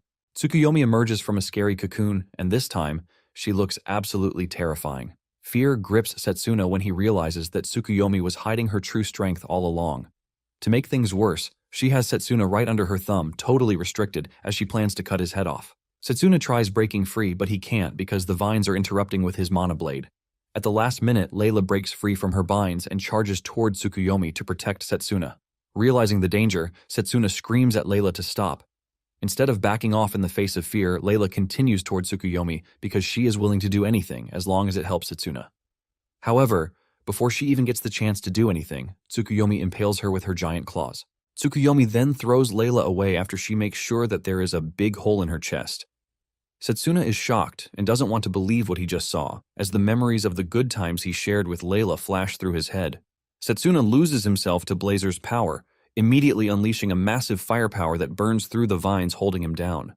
Blazer screams at Setsuna, telling him not to use his powers because his body won't be able to hold it. Setsuna doesn't mind if he dies, since Tsukuyomi is still standing in front of him. He rushes toward the monster, ready to take her down, but Tsukuyomi makes fun of him, since she knows that he is clearly burning through his life force to continue the fight. Tsukuyomi then leaps backward with no attempt to fight Setsuna head-on. She releases web fluid from her mouth, restraining Setsuna, but he easily breaks through the restraints. However, this doesn't help much because Tsukuyomi easily lifts herself in the air to shoot more webs at Setsuna. To make it worse, her webs have spikes in them, making the battle tough for Setsuna. Just when Setsuna is about to finish him off, he is saved by the least expected person, Layla. Her presence shocks everyone, especially Tsukuyomi, who knows that what she did to Layla should have finished her off. Setsuna turns to Layla, asking her if she is unharmed, and she says yes. Layla reveals that when the attack hit her, her body turned into water, ultimately saving her life. Basically, she was saved by the water spirit because she was wearing the pendant around her neck. Just then, Layla finds herself in the spirit world, where she meets the water spirit, Waternia. Waternia tells Layla that she is going to grant her her strength, but everything still sounds strange to Layla. Layla then asks Waternia why she would lend her her strength, since she hasn't even done anything.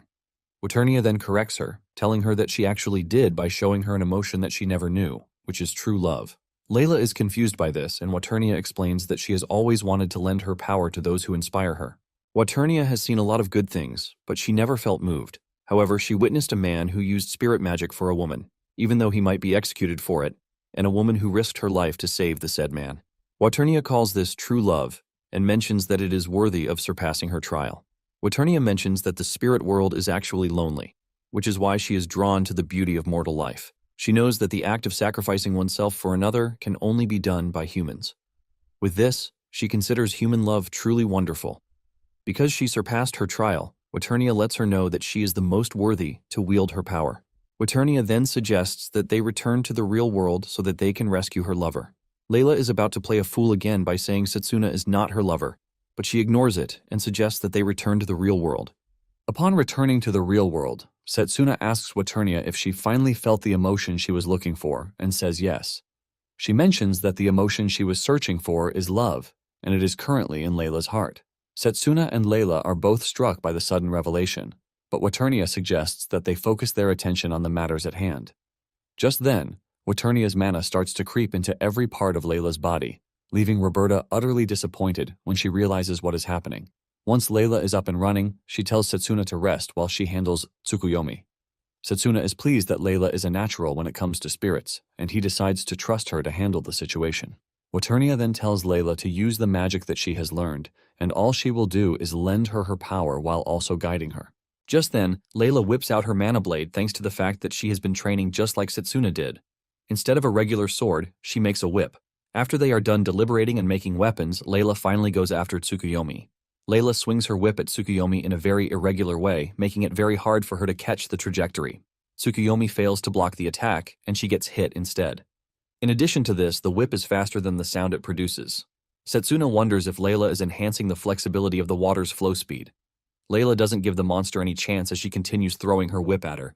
Tsukuyomi wants to run backwards, but Layla catches her, assuring her that she has nowhere to go. Tsukuyomi then does something crazy by shedding her skin to escape the whip's grasp. Tsukuyomi then runs around the battlefield while boasting about her beauty. Surprisingly, she reaches Setsuna's back before he can react. Tsukuyomi raises her hand, ready to eliminate him. Setsuna is able to dodge the first strike, but Layla blocks her second strike with her whip. However, just like before, Tsukuyomi sheds her skin again, making everything very difficult. Layla figures out that she has to do something about the molting if she is going to defeat Tsukuyomi. Setsuna then runs over to Layla, telling her that Tsukuyomi might not be able to escape if her entire body is wrapped in the whip. Waternia figures out that she will have to extend the whip to an incredible length, but unlike Blazer, who burns and turns into fire, the creation of water is quite inefficient. Waternia mentions that she is going to need a massive amount of water ready before she can do it. When Waternia mentioned this, Setsuna remembered Lionel telling her that Morgana used the lake's water to create massive water spheres. With this in mind, he comes up with a solid plan. He then tells his allies to prepare themselves to listen to what he is about to say, because with this, they are going to end the fight. Setsuna and Layla then stand back to back, emitting a crazy amount of aura from their body. Even Tsukuyomi gets shaken by the excessive aura coming from their body. However, she is confident that she can dodge the attack, since it is their final blow. In addition to dodging it, she can also molt, and she believes that as long as she protects her core, she will get to revive as many times as she wants. Confident about this, Tsukuyomi makes fun of them, telling them to give up because they are going to make for very good undead warriors. Just then, Layla uses the blue whip technique, but Tsukuyomi is not bothered since it has not been effective against her since she started using it. In return, she unleashes her spikes at Layla, but she easily dodges and finally uses the extended version of the blue whip, ultimately wrapping around Tsukuyomi. This is when it dawns on Tsukuyomi that she can't escape the whip, since her entire body is wrapped in it. She is left with the question of where Layla got all the water she used in making the extended whip, since there are no lakes or ponds in the area. Waternia makes fun of her, saying there is actually water in the area. Tsukuyomi turns around to see Setsuna still unleashing heat from his body, and this is when she figures it out. Setsuna has been heating up the area to make the snow melt, and this is where they got the water from. Tsukuyomi is ultimately blown away that Setsuna could think that far ahead, even at the very last moment. Realizing that she can't move, and Setsuna is running toward her with serious killing intentions, she suggests that they make a deal. She tells Setsuna that she can make him eternal by turning him into an undead. She increases the deal, saying she can even make Setsuna an apostle. Setsuna has no interest in whatever she is saying, and just as he gets close enough, Setsuna activates the flame magic, surrounding his body with burning hot flames. His punch travels toward Tsukuyomi like a bullet, and Setsuna hits her as hard as he can, finally burning away her body and core. Layla heaves a sigh of relief when she realizes that they have won. However, she is exhausted from the excessive use of mana, and she loses balance. Before she can hit the ground, Setsuna runs toward her to grab her. Setsuna reveals how impressed he is that Layla is able to effectively wield spirit magic. Layla blushes, saying she probably got stronger, and while the two are busy blushing over each other, Waternia speaks from behind to talk about their impressive love life. Setsuna smiles, thanking Waternia and Layla that they were the ones who saved him. He thanks them for this, but just as he finishes saying it, he passes out in Layla's hands. Elsewhere, Satanakia is pissed that their colleague has been terminated, and he is even more pissed that it is Setsuna's doing. Puker laughs when he hears this, as he believes that he is a weakling to have fallen to Setsuna. Satanakia initially assumes that Tsukuyomi let her guard down, but he quickly trashes this idea, saying Tsukuyomi is extremely cautious, which means Setsuna beat through every backup plan that she installed. Satanakia then tells Puker to keep an eye on Setsuna's movements. He says Setsuna has been moving so funny that they can no longer ignore him. In addition, he fears that there is a traitor among them, and the biggest suspect is Leo. Puker is surprised to hear this, but Satanakia tells him to take care of Leo. Puker is excited to surveil Leo, and if he turns out to be a traitor, he is just going to end him. Soon afterward, Setsuna woke up in Roberta's care. She is kneeling over them, applying healing magic to their bodies. Setsuna is shocked, and he asks Roberta why she didn't restrain him. Setsuna believes that Roberta should be handing him over to the church. Roberta reveals that she still has her doubts, which is why she is not making a move yet. Roberta then subtly asks Setsuna who he is. Before Setsuna can speak, Layla also wakes up. Layla is surprised that Roberta is making use of herself as a knee pillow for them. Setsuna then tells them to come with him once they are done with recovery. Momentarily, Setsuna leads them to a hillside where they can see the town from above. They are enjoying the view when Setsuna suddenly drops the bombshell, saying he came from the future, where things were already destroyed. Layla and Roberta hear this and believe that he is saying trash, but he lets them know that he is not just spewing rubbish. He assures them that the castle that they are looking at in front of them will burn down in 6 years. The town is going to get crushed by giants in 8 years, while the academy will fall to monsters in just 5 years. Roberta still believes that Setsuna is joking, but he assures the lady that he is definitely not joking. Setsuna then narrates everything, including why he chose close combat magic. After hearing everything, Roberta concludes that his story is hard to believe, but the fact that he knew the monster was going to target the graveyard and he is incredibly strong for his age makes everything come together. Layla immediately tells Setsuna that she believes him, because from the moment they met, things got bad. But he never gave up. Layla finally figures out that he was carrying the weight of what he already knows, which is why he refused to give up no matter what. Setsuna is blown away by how much Layla cares about him, and Waternia creeps in as usual, talking about their undying love for each other. Roberta then tells Setsuna that the church might never believe his story, since they don't share the idea of time traveling. However, Setsuna lets her know that he is leaving the decision of the crest to her. Setsuna then warns her to be careful of the saint, who holds the highest authority in the church. Setsuna reveals that the saint joined the evil side in his past life. Roberta argues this, saying the high saint is a clear devout follower of the divine being and would never support evil. Setsuna then tells Roberta that the high saint recently got an aide named Gustav, and it is this person who will change her. Roberta is shocked to hear this since she knows who Gustav is, but she has not spoken to him directly. Just then, a large bird appears on the scene, and judging from the belt around the bird, it is evident that it is from the Magus battalion.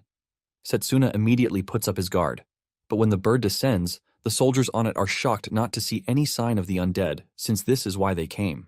They step off the bird, looking all cool, but when they realize that there is no enemy in the surroundings, the leader of the unit demands to know who fought the battle, since he heard that there was a swarm of undead in the area. Setsuna is reluctant to speak up, but Roberta quickly raises her badge and also reveals that she was the one who took care of the undead. Roberta tells the soldier that the situation is not as bad as they make it out to be. The leader of the unit commends Robert for her good work when he realizes that she is from the church. Roberta has decided to keep everything to herself until she returns to the church to confirm all. The unit leader also recognizes Setsuna as the student who is supposed to come for training with the Magus battalion. Setsuna confirms this, and the dude finally introduces himself as Sid, the commander of the Magus battalion. Sid tells Setsuna that he is free to resume after the new year because the battalion loves having strong people in their midst. One of the mages disagrees with his boss, saying Setsuna is just a kid hiding behind a woman, and there is no way he is strong. Setsuna hears the dude's voice and immediately recognizes him as one of his comrades on the battlefield. He was his total opposite in combat power, and his name is Zappa. Zappa notices that Setsuna is smiling, and he immediately becomes hostile, assuming that he is making fun of him. The tense situation becomes scary when an undead suddenly appears behind the girls. Zappa takes out his anger on the undead and sends them flying with powerful firepower. Even Blazer is amazed by Zappa's ability. Setsuna is not surprised because he knows what Zappa is capable of. In his past life, he was the best in magic control, but when it came to raw magic power, Zappa was the undisputed champion. Layla then walks over to ask Setsuna if he knows Zappa, and he says yes. Setsuna assures Layla that he is a good guy and they become friends in the future. Zappa boasts about his power, telling Setsuna that his power as a close combat mage is lacking, and he urges him to stay behind him during training. Setsuna grins, telling Zappa that he is a lot stronger when he is the one leading the team. This gets on Zappa's nerves, as he tells Setsuna not to get ahead of himself. Sid steps in, telling Zappa to calm his nerves, and he assures Setsuna that he is going to assign him a different squad if Zappa proves to be difficult. Setsuna smiles, telling the boss that there is no need for him to do such because he wants to be in the same squad as Zappa. Zappa is dumbstruck when he hears this coming from Setsuna. Zappa grabs Setsuna, asking him if he is trying to pick a fight with him so he can die. He suggests that he remain in school, where he can continue studying. Sid grabs Zappa's hand off Setsuna, telling him to prove his strength in training instead of running his mouth. Zappa is dissatisfied, and he angrily walks away. Layla is worried about Setsuna because he would have to train with Zappa, who appears to be a very tough dude, but Setsuna doesn't care, since all he wants is Zappa's strength. Since it is already dawn, Setsuna suggests that they head back to the orphanage. Upon returning to the orphanage, Roberta doesn't waste time before returning to the church, leaving the two back at the village. Not long after this, Layla also leaves the village, and Setsuna is left to help the villagers out. A few days later, Setsuna also says goodbye to the orphanage, and he returns to the academy to continue his studies. When Setsuna and Layla return to the academy, they tell Carol and Drago about their experience, leaving the two utterly shocked. Drago, on the other hand, tells Setsuna that he was able to learn a new skill during the break, which he will show off during training. Apparently, the training lasts 3 weeks, and Layla is planning to also use it to the best. She wants to improve her bond with Waternia to properly train spirit magic. Carol is jealous of Layla because she had a really good break. Layla tries to reduce the importance of this, but Carol assures her that she doesn't need to downplay her break. While the girls are having fun, Setsuna is thinking of how he is going to stop the incident that is bound to happen during training. However, he needs Zappa's cooperation if he wants to be successful. Later on, Setsuna visits a store to get what he needs for the training. He is leaving the building when he is suddenly attacked from behind. Surprisingly, Setsuna easily dodges the attack, which actually came from Akhtar. Setsuna is ultimately disappointed, forcing him to ask Akhtar why he is acting all stupid. Enraged, Akhtar reveals that he is after Setsuna because he wants revenge, as he had the chance to have everything he wanted if not for Setsuna. Initially, Akhtar was a trash background character, but after his aptitude for long-range magic was discovered, he started getting better treatment from people. Because he enjoyed the treatment, he started working really hard to maintain his status. However, Setsuna came to ruin everything for him. Akhtar doesn't hold back from shooting a powerful wind blast at Setsuna, but all Setsuna does is cut down the attack with his bare hands. Akhtar is left stunned when he sees Setsuna block his attack with little to no effort. Setsuna grins at Akhtar while telling him the technique and how to manage it. Akhtar is pissed as he calls Setsuna a useless close combat mage. Akhtar refuses to back down, and he attacks Setsuna again, hoping to injure him so he will replace him in the training camp. He is desperate to win everyone's attention, including Carol's. Setsuna is confused when Akhtar mentions Carol, and Akhtar reveals that she is the perfect girl because she has the looks, and she is also a top student. Akhtar wants Carol to be by his side, and after he says this, Setsuna gets really mad. Akhtar attacks Setsuna again, but he blocks it, calling Akhtar a scum because he is not even checking on Carol, whom he claims he likes. In addition, he lets him know that working hard to become great is the only way to impress people. Meanwhile, Cyrus is hiding behind a tree, hearing everything that they are talking about. Cyrus is not happy with Akhtar's progress because it has dwindled since he lost the tournament. On the other hand, Setsuna has been developing himself non-stop. Cyrus knows that Setsuna might have become the greatest mage of all time if he had chosen long-range magic. As the fight continues, Cyrus notices a student running toward them. Akhtar tries everything he can, but can't land a single hit on Setsuna. Akhtar is frustrated, since he is supposed to be the strongest long-range mage. Setsuna moves around zigzag until he gets close to Akhtar. Akhtar senses the punch coming straight at him, leaving him to wonder if he is about to die. Setsuna holds back a little before finally punching him in the head and knocking him to the ground. Setsuna then reveals his intentions to expose Akhtar to the authorities so he can be duly punished. Setsuna lets him know that he even faces a risk of being expelled from the mage's world. Just then, the unknown students come rushing over to protect Akhtar. Setsuna is shocked when he realizes who the person is, and it is none other than Carol, leaving Setsuna to ask her why she is protecting Akhtar. Setsuna asks Carol if she knows the horrible things Akhtar has done, and she says yes, but she has a reason for doing what she is doing. Apparently, Akhtar was a totally different person when they were in the first year of school. Carol explains that Akhtar was just a commoner like her, but he was always getting bad treatment from the other students. However, he remained kind, and would even share his healing potions with others, even when he himself needed them. Setsuna is shocked to hear that Akhtar was a totally different person from what he knew. Carol then mentions that actor totally lost himself because of the overwhelming power that he obtained the moment he joined the long-range magic department. Nonetheless, Carol still believes in actor even if people say she is being delusional. Carol wants them to give actor a chance to correct all the evil things that he has done. Just then, actor gets on his feet and he tells Carol to stop talking. With his disfigured face, he mentions his plan to submit his withdrawal form the next day. Actor bows to Setsuna, saying he is not expecting forgiveness, and he is also free to report him to the authorities if he wants. Actor then finally summons the courage to tell Carol what he has always wanted to tell her, and this is the fact that he likes her. Carol thanks him for the compliment because it makes her feel like actor's old self is back. However, she confesses that she has someone she likes, and actor takes it like a big boy, saying he has no more regrets. Actor then tells Setsuna to give his all during the Magus training because it was always his dream. Setsuna smiles, assuring actor that he is going to carry his hopes with him. In the end, everything gets resolved peacefully, and Cyrus walks away with a smile. The following day at the Magus Corps Western Branch, Zappa and his colleague Valerie prepare themselves to receive new trainees. Zappa and Valerie join their boss on the assembly ground, where the trainees are all waiting. Sid stands before the new members to address them, and he informs them that they are going to be serving as real mages for 3 weeks. He lets them know that he is expecting great things from them because they are not there to have fun. Apparently, Drago, Setsuna, and Mifune are the 3 who came from their academy, Elmridge. The other academy students waste no time discriminating against Setsuna and Drago since they are both from the close combat magic department. Although some believe that Drago will have some uses since he is big, they totally write Setsuna off. Rumors are also flying around that he was saved by Roberta in Eldinia. Most of the students are already rejecting Setsuna as their teammates before they even get the chance to work with him. When it is time for the team assignments, the commander tells them that they are all going to state the unit that they would like to join. Zappa is thinking of adding Mifune to his Sid unit when Setsuna suddenly raises his voice to say he would like to join the Sid unit. Zappa is pissed already when he hears this, but at the same time he doesn't think he is going to get picked because it all depends on the tests that are going to be conducted. The commander then calls them together, telling them that the battalion is based on merit and the assignments will be based on their abilities. To know their worth, the commander tells them that they are going to take turns attacking the golem, and its damage intake will be measured and projected as their score. The commander calls on a trainee who hits the golem with fire magic, ultimately earning him a whopping 382 points. One after the other, the trainees step up to attack the golem and know their score. One even fails the test, ultimately earning a big 0 points.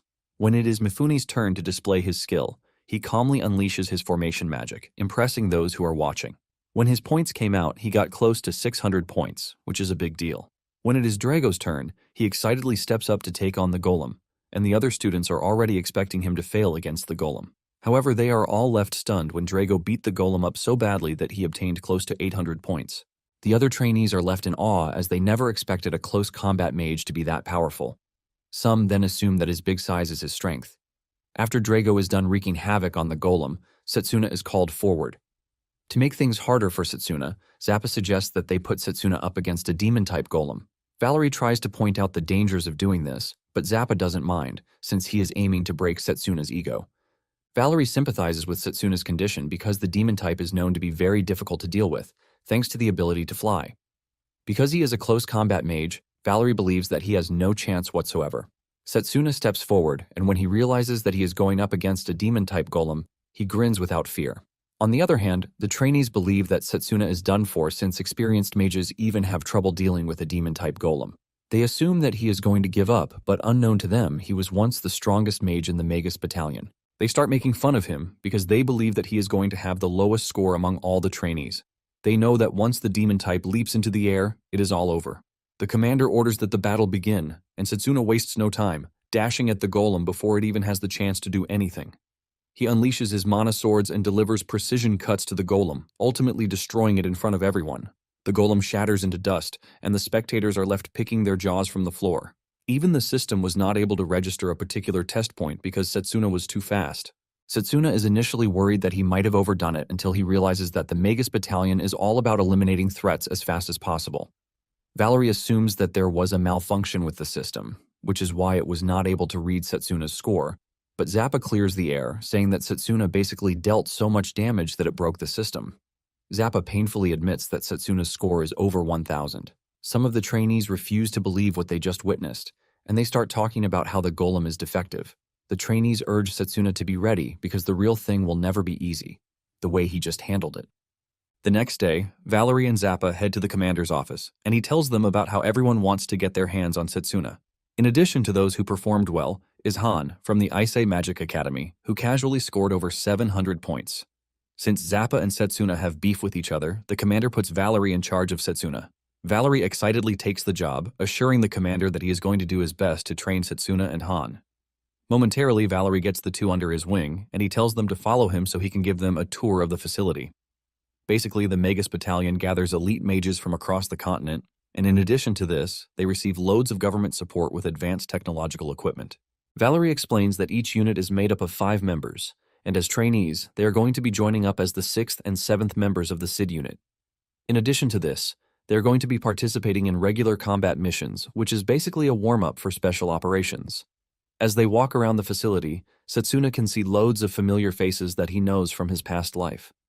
Valerie mentions that those who perform exceptionally well are going to receive an officer's recommendation from him, since he is the unit captain. He lets them know that his recommendation is well sought after since it attracts attention from guilds and other institutions. He lets them know that the first task is to memorize everything about the unit by the end of the day. When Setsuna hears this, he doesn't seem to be moved since he knew how much he suffered to get the recommendation back in his past life. Moments later, they run into an instructor, who makes fun of Valerie for being slow and also having a close combat mage in his unit. They even tease him by throwing stones at him, causing him to fall backward toward his students. Setsuna is pissed to witness this, and he ultimately scolds the delinquents for their shameless acts. The dude is trying to get more on Setsuna's nerves when Setsuna kicks the stone he dropped at him. He kicks it with so much force that it tears away at the dude's cape like a bullet. The dude wants to pick a fight with Setsuna, but just a stare from Setsuna and the cold aura emanating from his body quickly tells him that he is going to get beaten up. He immediately retreats, leaving Valerie shocked since he had just been protected by Setsuna. Han then turns to Valerie asking him how he feels after being protected by a trainer. Valerie is stunned by the question, but he decides to ignore it and just end the lecture for the day. Setsuna watches as Valerie walks away with his head tucked in his cape. Later that day, Setsuna catches Valerie as he is practicing his magic power, which happens to be some really high-powered magic. Setsuna commends his firepower, but Valerie is not impressed with himself because his casting time is too long. Valerie says he can't seem to be able to fire fast enough no matter how much practice he undergoes. Apparently he picked the magic path because of the power, but Valerie now believes that he made the wrong move.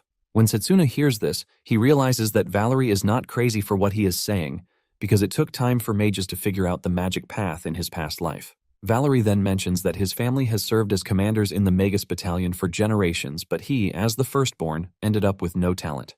In fact, most people believe that his sister is a better mage than he is. Even with all of these, Valerie decided to join the Magus Battalion and put in his best. However, Valerie doesn't think he is still up to the standard of a regular mage. After hearing his story, Setsuna is left completely impressed. He realizes that even after everything that he has gone through, he refuses to give up. Setsuna tells him that he looks way more admirable than the delinquents who were making fun of him. Valerie is shocked to hear this, and he decides to resume his training, thanking Setsuna for protecting him earlier in the day. Valerie then opens a magic circle that ultimately creates a flower field illusion, which he claims helps to calm his heart. Valerie smiles, saying this might be the reason why he is referred to as a legacy brat. Setsuna disagrees, telling Valerie that his spell is absolutely beautiful. Just then, Setsuna asks Valerie if he will be willing to use his magic during the combat mission so that he can finally prove everyone wrong. Valerie is skeptical about his skills since he has less than 24 hours, but Setsuna suggests that they give it a try by engaging in a secret training session. The following day, Setsuna and Han join Valerie, who tells them that they are going to join the unit on actual missions. Basically, the danger level of monsters is ranked with a star-based system. Setsuna is not surprised by this since it is something he learned in school. Apparently, goblins and undead are 1-star threats, while the Death Lord that they encountered in the dungeon was a 4-star. Valerie reveals that the Magus Battalion handles 3-star threats and above. Valerie mentions that they are stepping out to check out the monster sighting happening in the wetlands. Valerie lets them know that there is a special operation at the end of the training, and he urges them to get used to real combat. Momentarily, they find themselves in the combat zone. Sid tells the mages that he and Zappa are going to take the lead, while the rest support from behind. Setsuna whispers to Valerie, telling him that they need to step forward when they get the chance so as to show everyone the results of last night's training. Valerie agrees with Setsuna, saying he needs to prove himself as the heir of the Light family. Apparently, Setsuna noticed something after his training with Valerie. He realizes that his mana reserves are among the top people in the Magus Battalion. Setsuna knows things are going to be totally different if Valerie can actually put away his fear during the training. Suddenly, they are attacked by a 3-star monster spider from behind. Valerie is grabbed by the monster, leaving him to scream out in fear. Setsuna rushes toward the monster, cutting off its tentacles to free Valerie. Once they are in the clear, Zappa unleashes a powerful flame magic to send the monster flying. However, the monster doesn't die from the powerful attack that Zappa even used on it.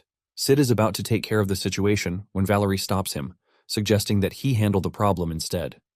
Zappa worries about Valerie's safety, and he tells him not to push himself because the monster is not one to be joked with.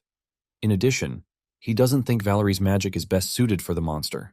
Zappa wants him and Sid to handle it, but Setsuna stops him, saying he and Valerie will handle it instead. Setsuna reminds Zappa that people tend to improve, and Valerie is not an exception. Zappa is pissed that Setsuna just joined them a few days ago, and he is already acting like he knows everything. Sid, on the other hand, asks Valerie if he is confident in his victory. Valerie smiles, saying yes, leaving Zappa totally pissed. Valerie thanks Sid for the opportunity given to him, and he immediately activates his magic circle, which creates the illusion of flowers. Zappa is pissed when he sees this because he doesn't think there is any good thing flowers are going to do for them. Setsuna urges Zappa to chill because he is just about to witness the real thing. The night before, Setsuna had explained to Valerie that his skill, Phantom Garden, can actually be used in a more effective way. Setsuna told Valerie that it is the key to simultaneous casting. This is when it dawns on Valerie that Setsuna might be right, since the skill doesn't use too much mana. However, Valerie is curious about what they can use the magic for. Setsuna then mentions that even in illusion magic, the advantage of the magic lies in its wide area. Valerie is shocked that Setsuna is suggesting he hide another spell inside his already existing spell. Now that he is facing off against the tentacle monster, this is exactly what he plans to do. Valerie covers the entire circumference of the room with his illusion magic, and suddenly, the tentacle monster goes up in flames, shocking the spectators. Sid quickly figures out that Valerie hid the destructive magic inside the Phantom Garden skill. Sid considers Valerie's decision to get rid of a spell's weakness by merging another spell with a complete move of ingenuity. Setsuna remembers that the skill, Hecaton Bolt, only performed exceptionally well when used with other spells. Just then, more tentacle monsters appear from their hiding spots. Zappa then tells Valerie that he is clumsy as usual, but what he did has managed to split the monsters. All that is left for Zappa and the others is to go all out on the falling monsters.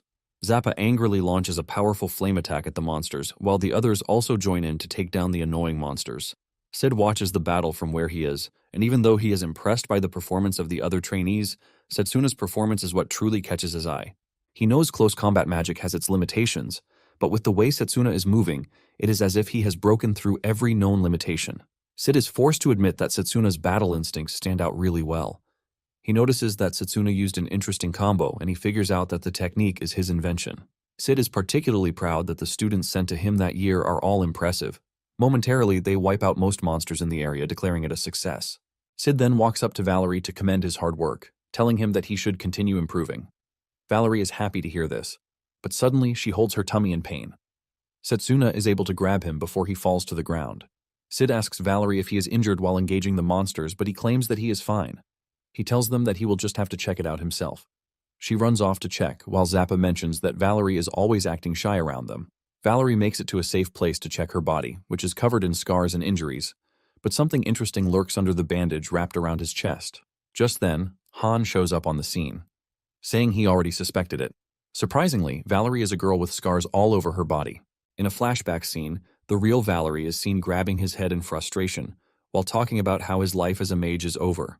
He refuses to leave his room, and when his little sister saw this, he decided to take matters into her own hands to make sure that the family's name is not ruined.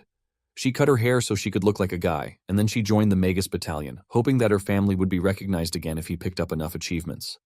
However, the most important thing that she needed to do was make sure that her identity remained a secret.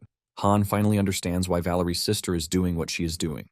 He knows that people will also be shocked, and she might be expelled too. She begs Han not to tell anyone about what he just found out, promising to do anything that he wants her to. Just then, Han grabs her by the cheek, telling her that he is there to earn the officer's recommendation so that he can quickly rise through the ranks. Since this is his mission, he wants the lady to give all the training achievements to him. She is frustrated but can't do anything about what she just heard, and when the two return to the rest of the group, Valerie looks totally down. Setsuna also notices that something is weird, forcing him to ask the two what they were doing. Han replies that they are up to nothing because he was only asking her about training and the like. By the 10th day of the training, Setsuna can see that they have gained a ton of experience, which includes logistics and combat too. However, with all the progress, he knows that something is definitely wrong with Valerie.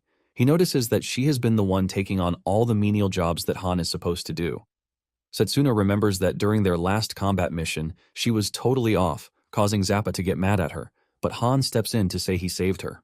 Han even turned to Setsuna, telling him that he has been performing badly, which means he might be the one getting the recommendation in the end. Without a doubt, Setsuna can see that Valerie is going out of her way just to please Han, and he figures out that something must have happened between them. Setsuna is thinking about all of these when he runs into Valerie cleaning Han's shoes, while he sits down like a king, ordering his servant to do the hard work. Setsuna angrily demands to know what is happening. And Han claims that Valerie liked his potential, which is why she is being generous to him. Setsuna tells him to stop playing dumb because he is obviously playing dirty games. Han gets on his feet, saying Setsuna just made a false accusation against him. He decides that the next big thing he is going to do is attack Setsuna, since he never really liked him in the first place. Han unleashes his powerful wind magic to try to overpower Setsuna, but he easily overcomes the power, and he prepares to teach Han why he shouldn't mess with him. Han is surprised to see how Setsuna easily tanked the attack, leaving him to wonder if Setsuna is really a close combat mage. Not ready to back down, Han prepares another magic attack in preparation for whatever it is that Setsuna is cooking up for him. Before they get the chance to attack themselves and destroy everything in their paths, Zappa shows up screaming at them to stop whatever it is that they are doing. Zappa turns to Valerie, calling her a fool for not being able to prevent the two from fighting each other. Valerie just bows her head in fear, begging for forgiveness. Zappa then tells Han that he can't get away with what he is doing forever. Just then, the PA system rings with an announcement that there will be a 10-minute briefing on next week's special operation. All the units and trainees are ordered to assemble at the plaza. Momentarily, the required group arrives at the plaza to receive the briefing. The trainees are told that from the following week, they are going to be accompanying the main team on high-priority missions because they want to see what they are made of. They are told that the missions will be difficult, which is why they are advised to choose the mission based on their strength. Part of the missions are escorting the royal members, surveying unexplored dungeons, clearing out an orc lord's nest, and investigating Rhodes Island.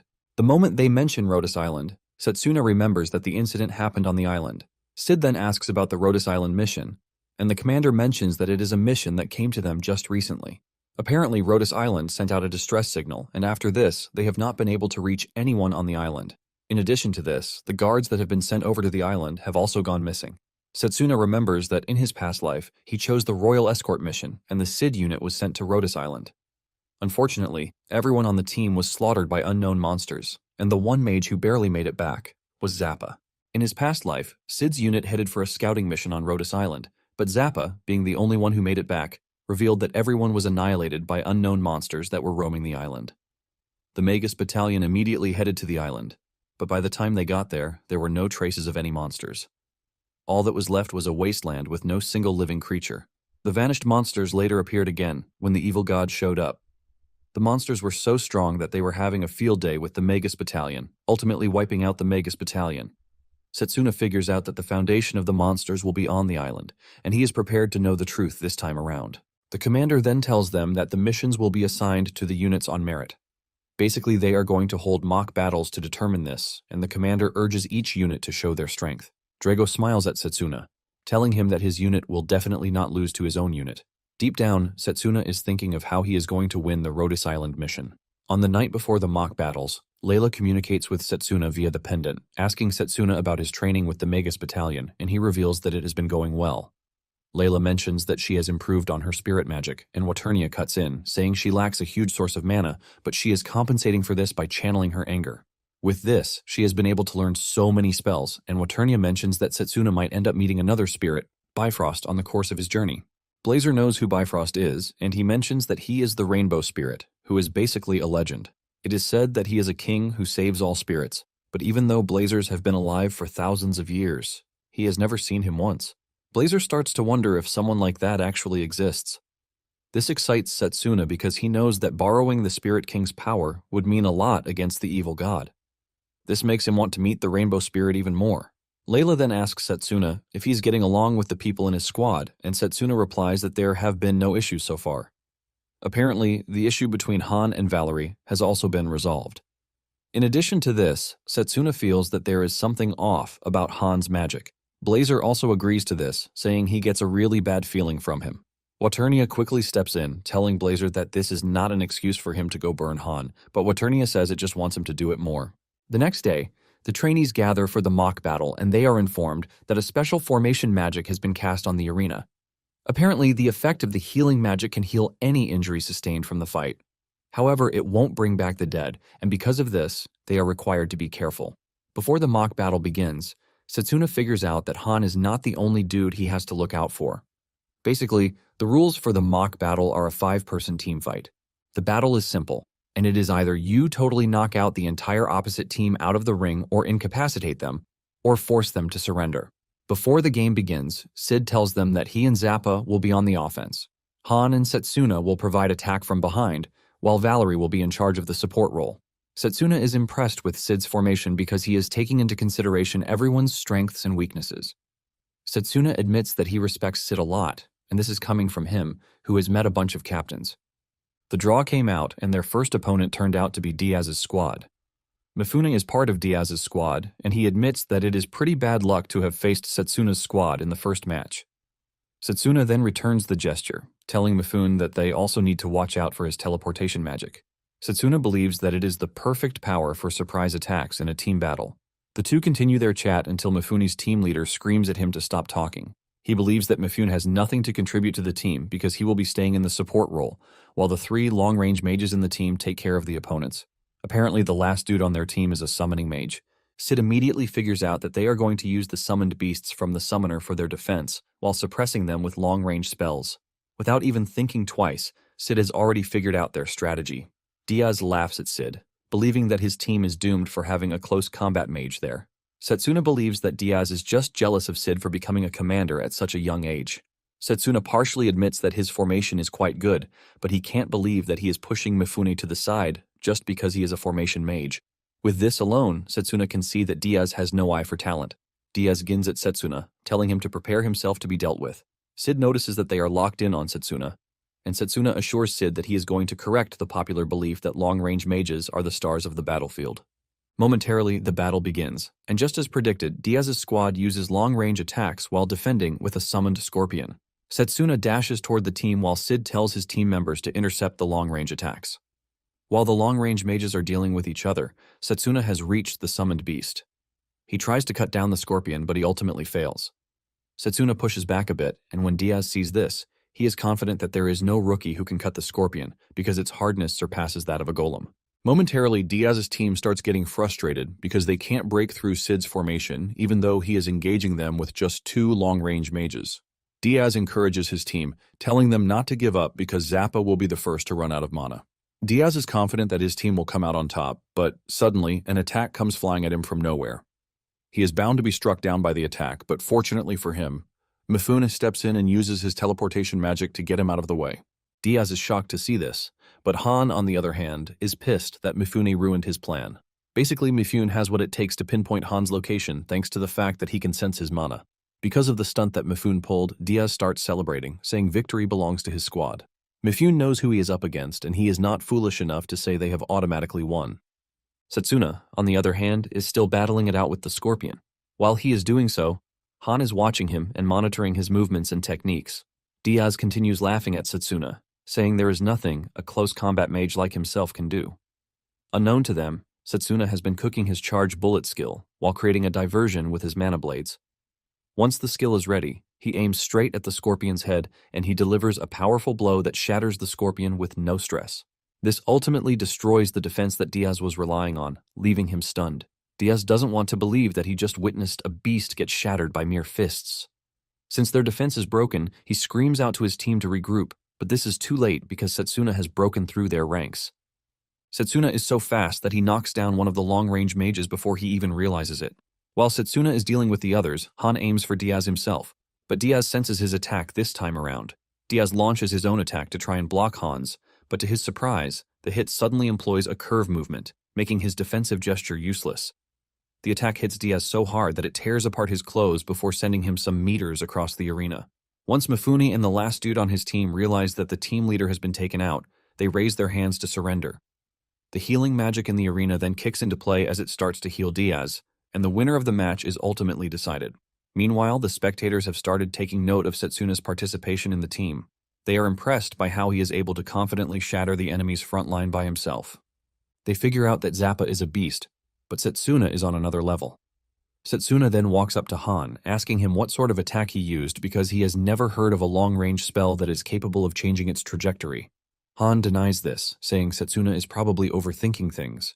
Setsuna also demands to know why Han put on his robe before he used the last attack, since he isn't in a situation where he needs to conceal his location. Han then replies that he did so to prevent a counter, claiming that he is a cautious dude. The tension between the two rises, but Zappa steps in, telling them that they can't be arguing or fighting after they have won. Han, on the other hand, figures out that Setsuna is onto him already, and he decides to step away for what he is about to do next. Just then, Drago shows up, telling Setsuna that he will be fighting his squad next, but his unit captain, Cha-Cha, is a good dude who recognizes the power of a close combat mage. Drago assures Setsuna that he is going to pay him back for what happened at the academy, since he has no intentions of losing. Since the winner of the next round gets to choose the mission that they want, Setsuna is ready to give it his all to win and get to choose the Rhodes Island mission. Moments later, Drago's team enters the arena, and Setsuna finally sees Captain Cha-Cha, who appears to be a cute little girl. Just as the game is about to begin, Cha-Cha sets her formation, with Drago being the heart of it. Drago takes off his chest and unleashes the secret technique of his family, which ultimately turns him into the Red Hulk. Even Setsuna becomes cautious because he can sense the immense aura coming from Drago's body. Setsuna wonders if Drago is controlling a burden that the human body could never withstand with his steel-like physique. Since he is unaware of his secret technique, Setsuna becomes more interested in the fight, and with this, their legendary fight goes down.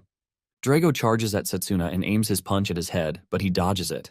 However, the pressure from the fist alone leaves Setsuna's skin bruised. Setsuna figures out that taking a direct hit from Drago's punch might automatically knock him out. Realizing this, Setsuna applies a physical boost to his arms and feet and grabs Drago like a pro wrestler. He wants to push Drago to the ground, but to his utmost surprise, Drago is unmovable. Drago grins, while telling him that his techniques won't work against his Hercules skill. The moment Setsuna realizes that he is being overpowered, he changes tactics and runs to Drago's back to try and cut him down. However, this also fails woefully, leaving Setsuna stunned, while Drago just smiles at him. Han then decides to attack Drago while he is distracted with Setsuna, but to everyone's surprise, Drago pulls out a rock boulder to block the incoming attack. Setsuna figures out that the Hercules skill is one that enhances physical strength, and since Drago's body has been trained since he was a kid, it basically makes it a cheat code.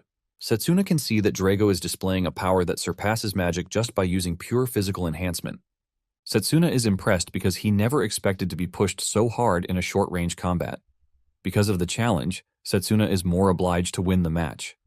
Zappa releases a massive firepower at Drago, but he easily blocks this with his palm.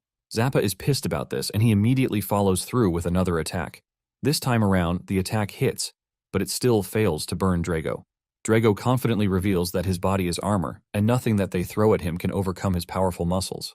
Zappa figures out that Drago is protected by enchantment magic, and in addition, his mana guard is so overpowered that everything he does will only tickle Drago. To make things worse, Drago is getting buffs from his teammates, making him seemingly invincible. Zappa is left to wonder just how many buffs Drago is operating on. Sid, on the other hand, figures out that Drago is using an ancient warrior's formation. Apparently, there was a class in the old times that was called warrior, and they fought monsters with only their bodies in martial arts. Back then, magic wasn't properly developed, and mages were nothing but a support class for warriors. However, as time passes, warriors find it difficult to handle the rapid increase in monster activities, since they are mortals after all. Not long after, magic also developed, which essentially made the technique totally obsolete. However, Drago is able to pull off the technique because he is an exceptional close-range mage. Sid is also impressed that Cha-Cha is betting everything on a trainee, and a close combat mage at that. Sid figures out that if things continue the way they are, his squad formation will automatically be broken down.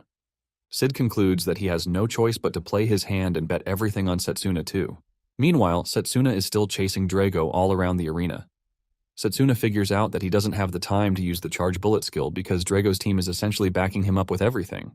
However, Setsuna is hoping for Zappa, as he knows that he won't allow the team to crash down without a proper fight. Just when he thought about this, Zappa decided to increase the intensity of his firepower. Zappa releases more firepower than he was already letting off, making life very difficult for the opponents. They start feeling the heat, and one of them mentions that things are getting worse because they can't compete with just one long-range mage. Things become progressively worse for them when Han takes out their support from behind. After this, he aims his attack at Drago, but Drago dodges it, shocking him, since it was supposed to be a surprise attack. Setsuna is also increasing his interest in the fight because he has to prove to himself why he was once the captain of the Magus Battalion. At the same time, Drago is hell-bent on not losing to Setsuna of all people. They continue trading blow after blow until Setsuna finds an opening, and he smashes Drago to the ground.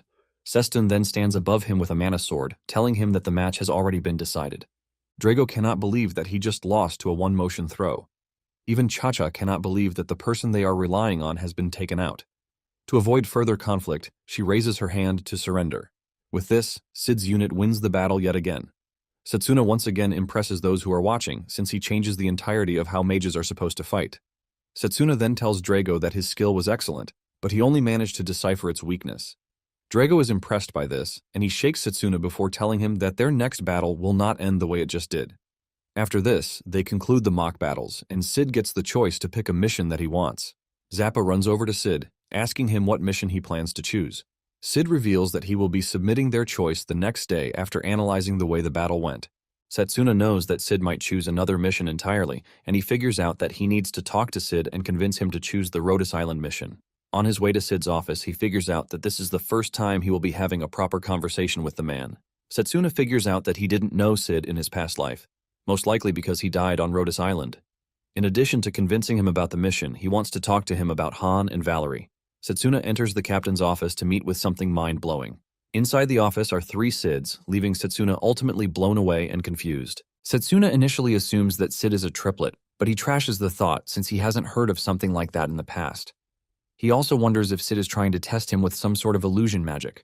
Setsuna is still trying to figure out what he is looking at when Sid speaks out, telling him that he would have preferred to offer him a drink, but they are all busy. Setsuna quickly tells the man that he doesn't have to worry about him. Sid then mentions that fighting is not the only job he has, since he is the battalion commander. In fact, he believes that another clone of himself will come in handy.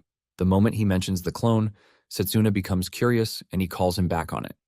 Sid confirms what he said, revealing that what Setsuna is looking at is a special type of magic called cloning magic. Setsuna reveals his utmost surprise, since he believed Sid was a long-range magic user. Sid then explains that his magic is called copy gear, and this allows him to use the spells of those who allow him to. Basically, he is currently borrowing the cloning magic from another member of the team, and the same goes for the long-range magic that he used in their mock battle. Setsuna is blown away because this is his first time seeing such magic that doesn't fit into any of the existing systems. Sid mentions that it is actually a good spell, but he can only save up to 3 types of magic, and in addition to that, the retention period is not more than a day. Because his mana tank is not that large, he has limits to how he can use it. Even with these, he is tasked with a lot just because he has a spell that can branch into others. Because of the amount of work that he is required to do, he gulps down a lot of energy drinks. Setsuna finally realizes that the commander is having a really tough one. Sid then asks Setsuna if he has come to see him because of the special mission, and Setsuna replies that he would like to go to the Rhodes Island mission. Sid is surprised because he was expecting Setsuna to suggest that they take on the royal family escort detail. Sid is quite aware that his grades and results give him the chance to form a good bond with the royal family if need be. To Setsuna, Sid is right to some point because in his past life he actually chose the royal escort, and he secured his promotion in the army. However, in this current life, he now has something that he needs to prioritize over promotions. Just then, one of Sid's clones passed him accumulated data on Setsuna. They have gathered info on his background and his early ambitions too. In the note, Sid reads that Setsuna actually chose the worst magic path even though he had the chance to pick the others, which are considered to be the best. Sid is conflicted because what his background data and ambitions says are completely different from what Setsuna now says he wants. Sid wants to know more, but Setsuna hesitates. Sid then tells him that he has no reason to be cautious around him because he also wants to know more about him. After thinking about what the evil god did to him, Setsuna finally reveals that his motives are driven by anger. Setsuna explains that there is someone who is trying to take what is his, and to punch the said person in the face, he had to pick the close combat magic. When Sid hears his story, he asks him if he thinks his said enemy has some business on Rhodes Island. Sid admits that Rhodes Island is one that is shrouded in mystery, and when compared to the other missions, its danger level is unknown. However, without Setsuna coming to see him, he was already thinking of assigning his unit to the mission. Setsuna smiles when he hears this, believing that everything is already on the verge of being great. Just then, Daniel and Iris run into the room, and Daniel asks Sid if he shared the heart-shaped chocolate made for him by Cha-Cha. Sid says yes because he doesn't want to be the only one to eat the nice chocolate. The two finally confirm that their boss is a hopeless man. The two then reveal that Cha-Cha's team will be escorting them to the Rhodys Island investigation mission. They ask him why he thinks this is, and he says he believes that Cha-Cha and her team are worried that they should not go alone. The two immediately hold their heads in frustration because Sid is totally hopeless. Setsuna knows about Iris and Daniel and the fact that they are pretty skilled. However, they were also wiped out before the main catastrophe, just like the headmaster. Since he knows how special the two are, Setsuna is prepared to defend them this time around. Since Setsuna is done talking with the commander, he bows his head, telling him that he is taking his leave. Sid wants to talk to Setsuna about Zappa, but Setsuna lets the man know that he is aware of Zappa's soft side. Later on, Zappa scolds Valerie for being a bum, and since they are going on a mission with an unknown danger level, Zappa angrily discharges her from the unit. Valerie is shocked to hear this, and Zappa tells her that he is going to break her bones, so she doesn't have the strength to fight. That is, if she wants to follow the team.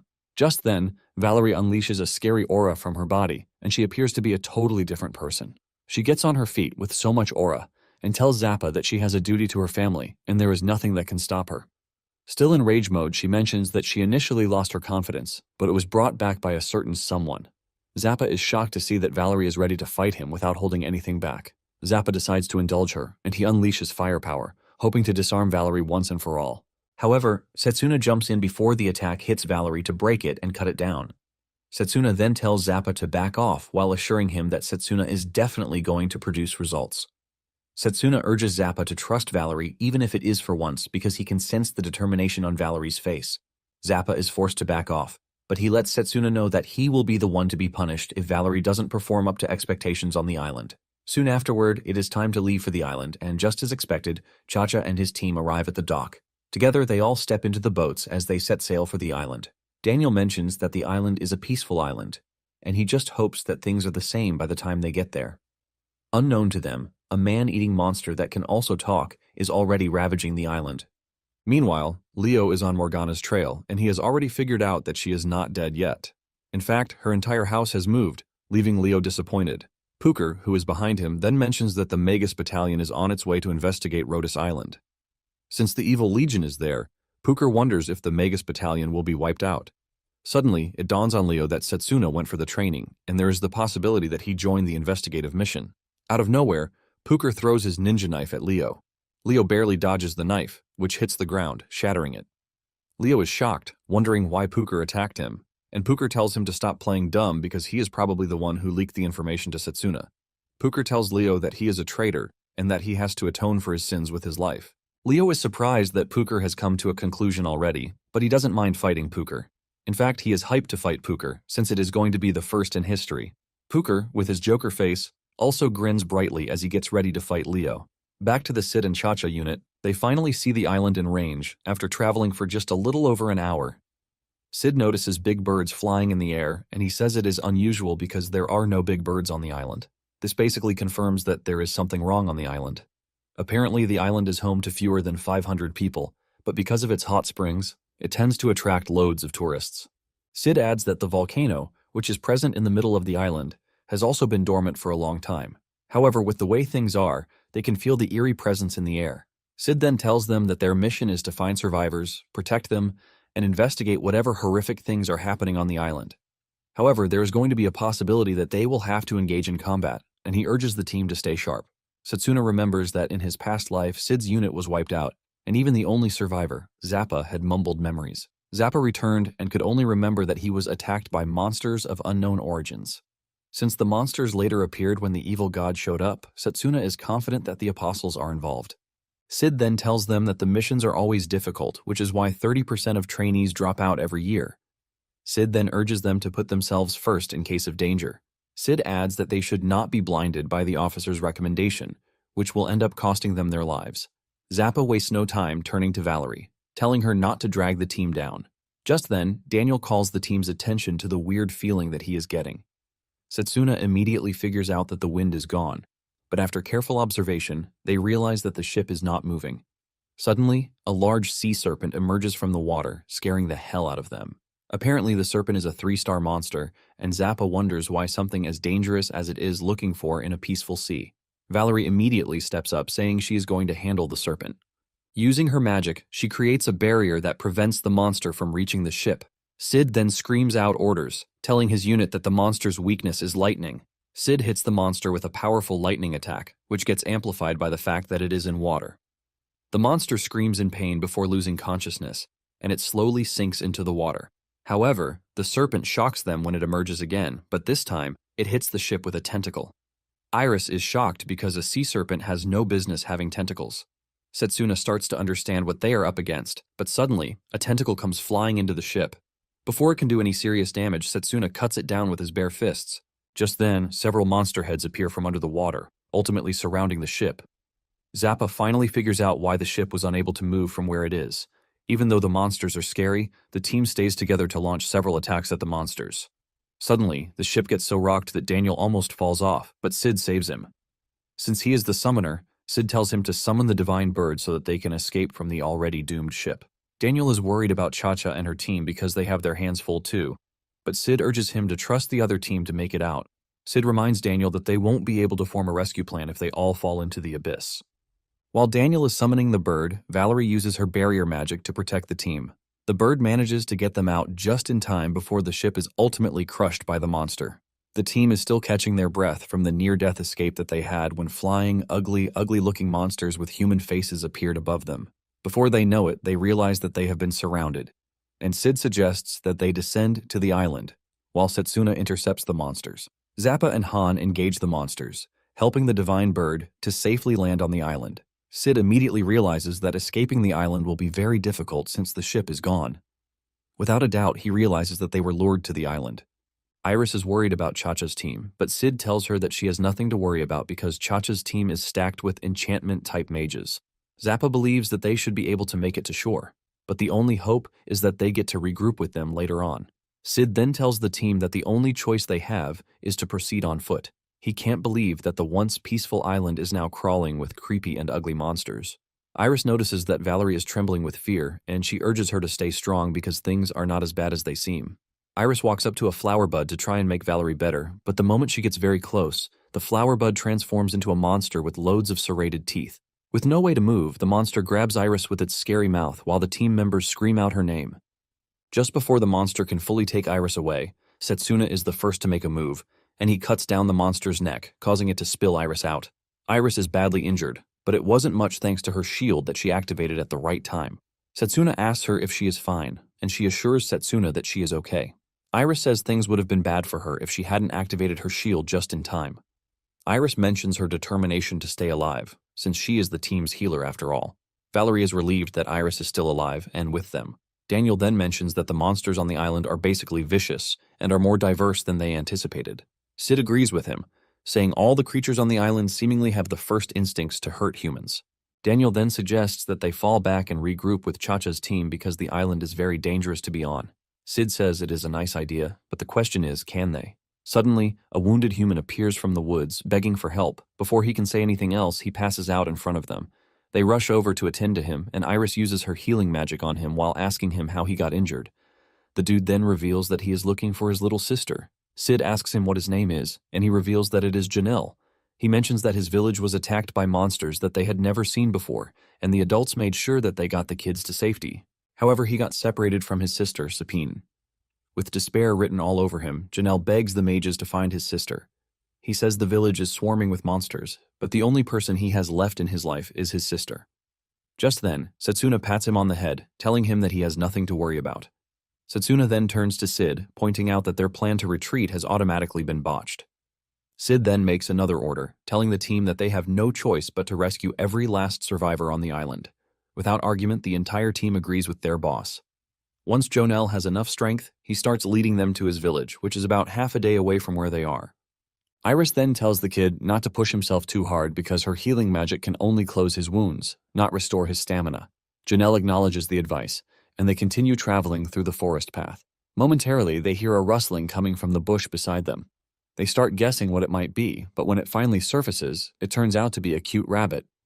Valerie is curious when she realizes that it is just a rabbit, but Zappa screams at her, telling her not to let her guard down. Sid then puts on his glasses to assess the rabbit, and he tells the team that it is not an ordinary rabbit.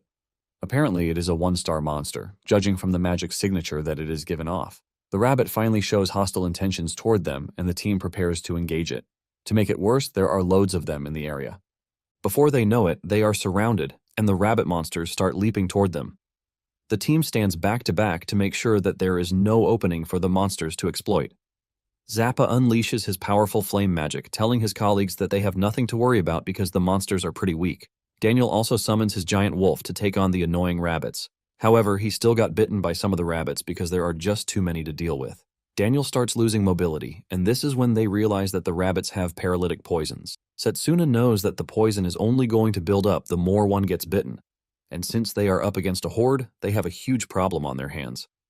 Once Daniel crashes to his knees, Sid figures out that he is going to use his skill to copy Iris's recovery magic. He then tells his teammates to make sure that the monsters don't get close while he is working on Daniel. The team takes this seriously as they unleash a barrage of attacks on the monsters to try and get them away. Momentarily, they clear out a bunch of them, giving the team some breathing space. Setsuna believes that everything is over, and while he is walking back to the team, he fails to notice a surviving rabbit monster that is walking behind him.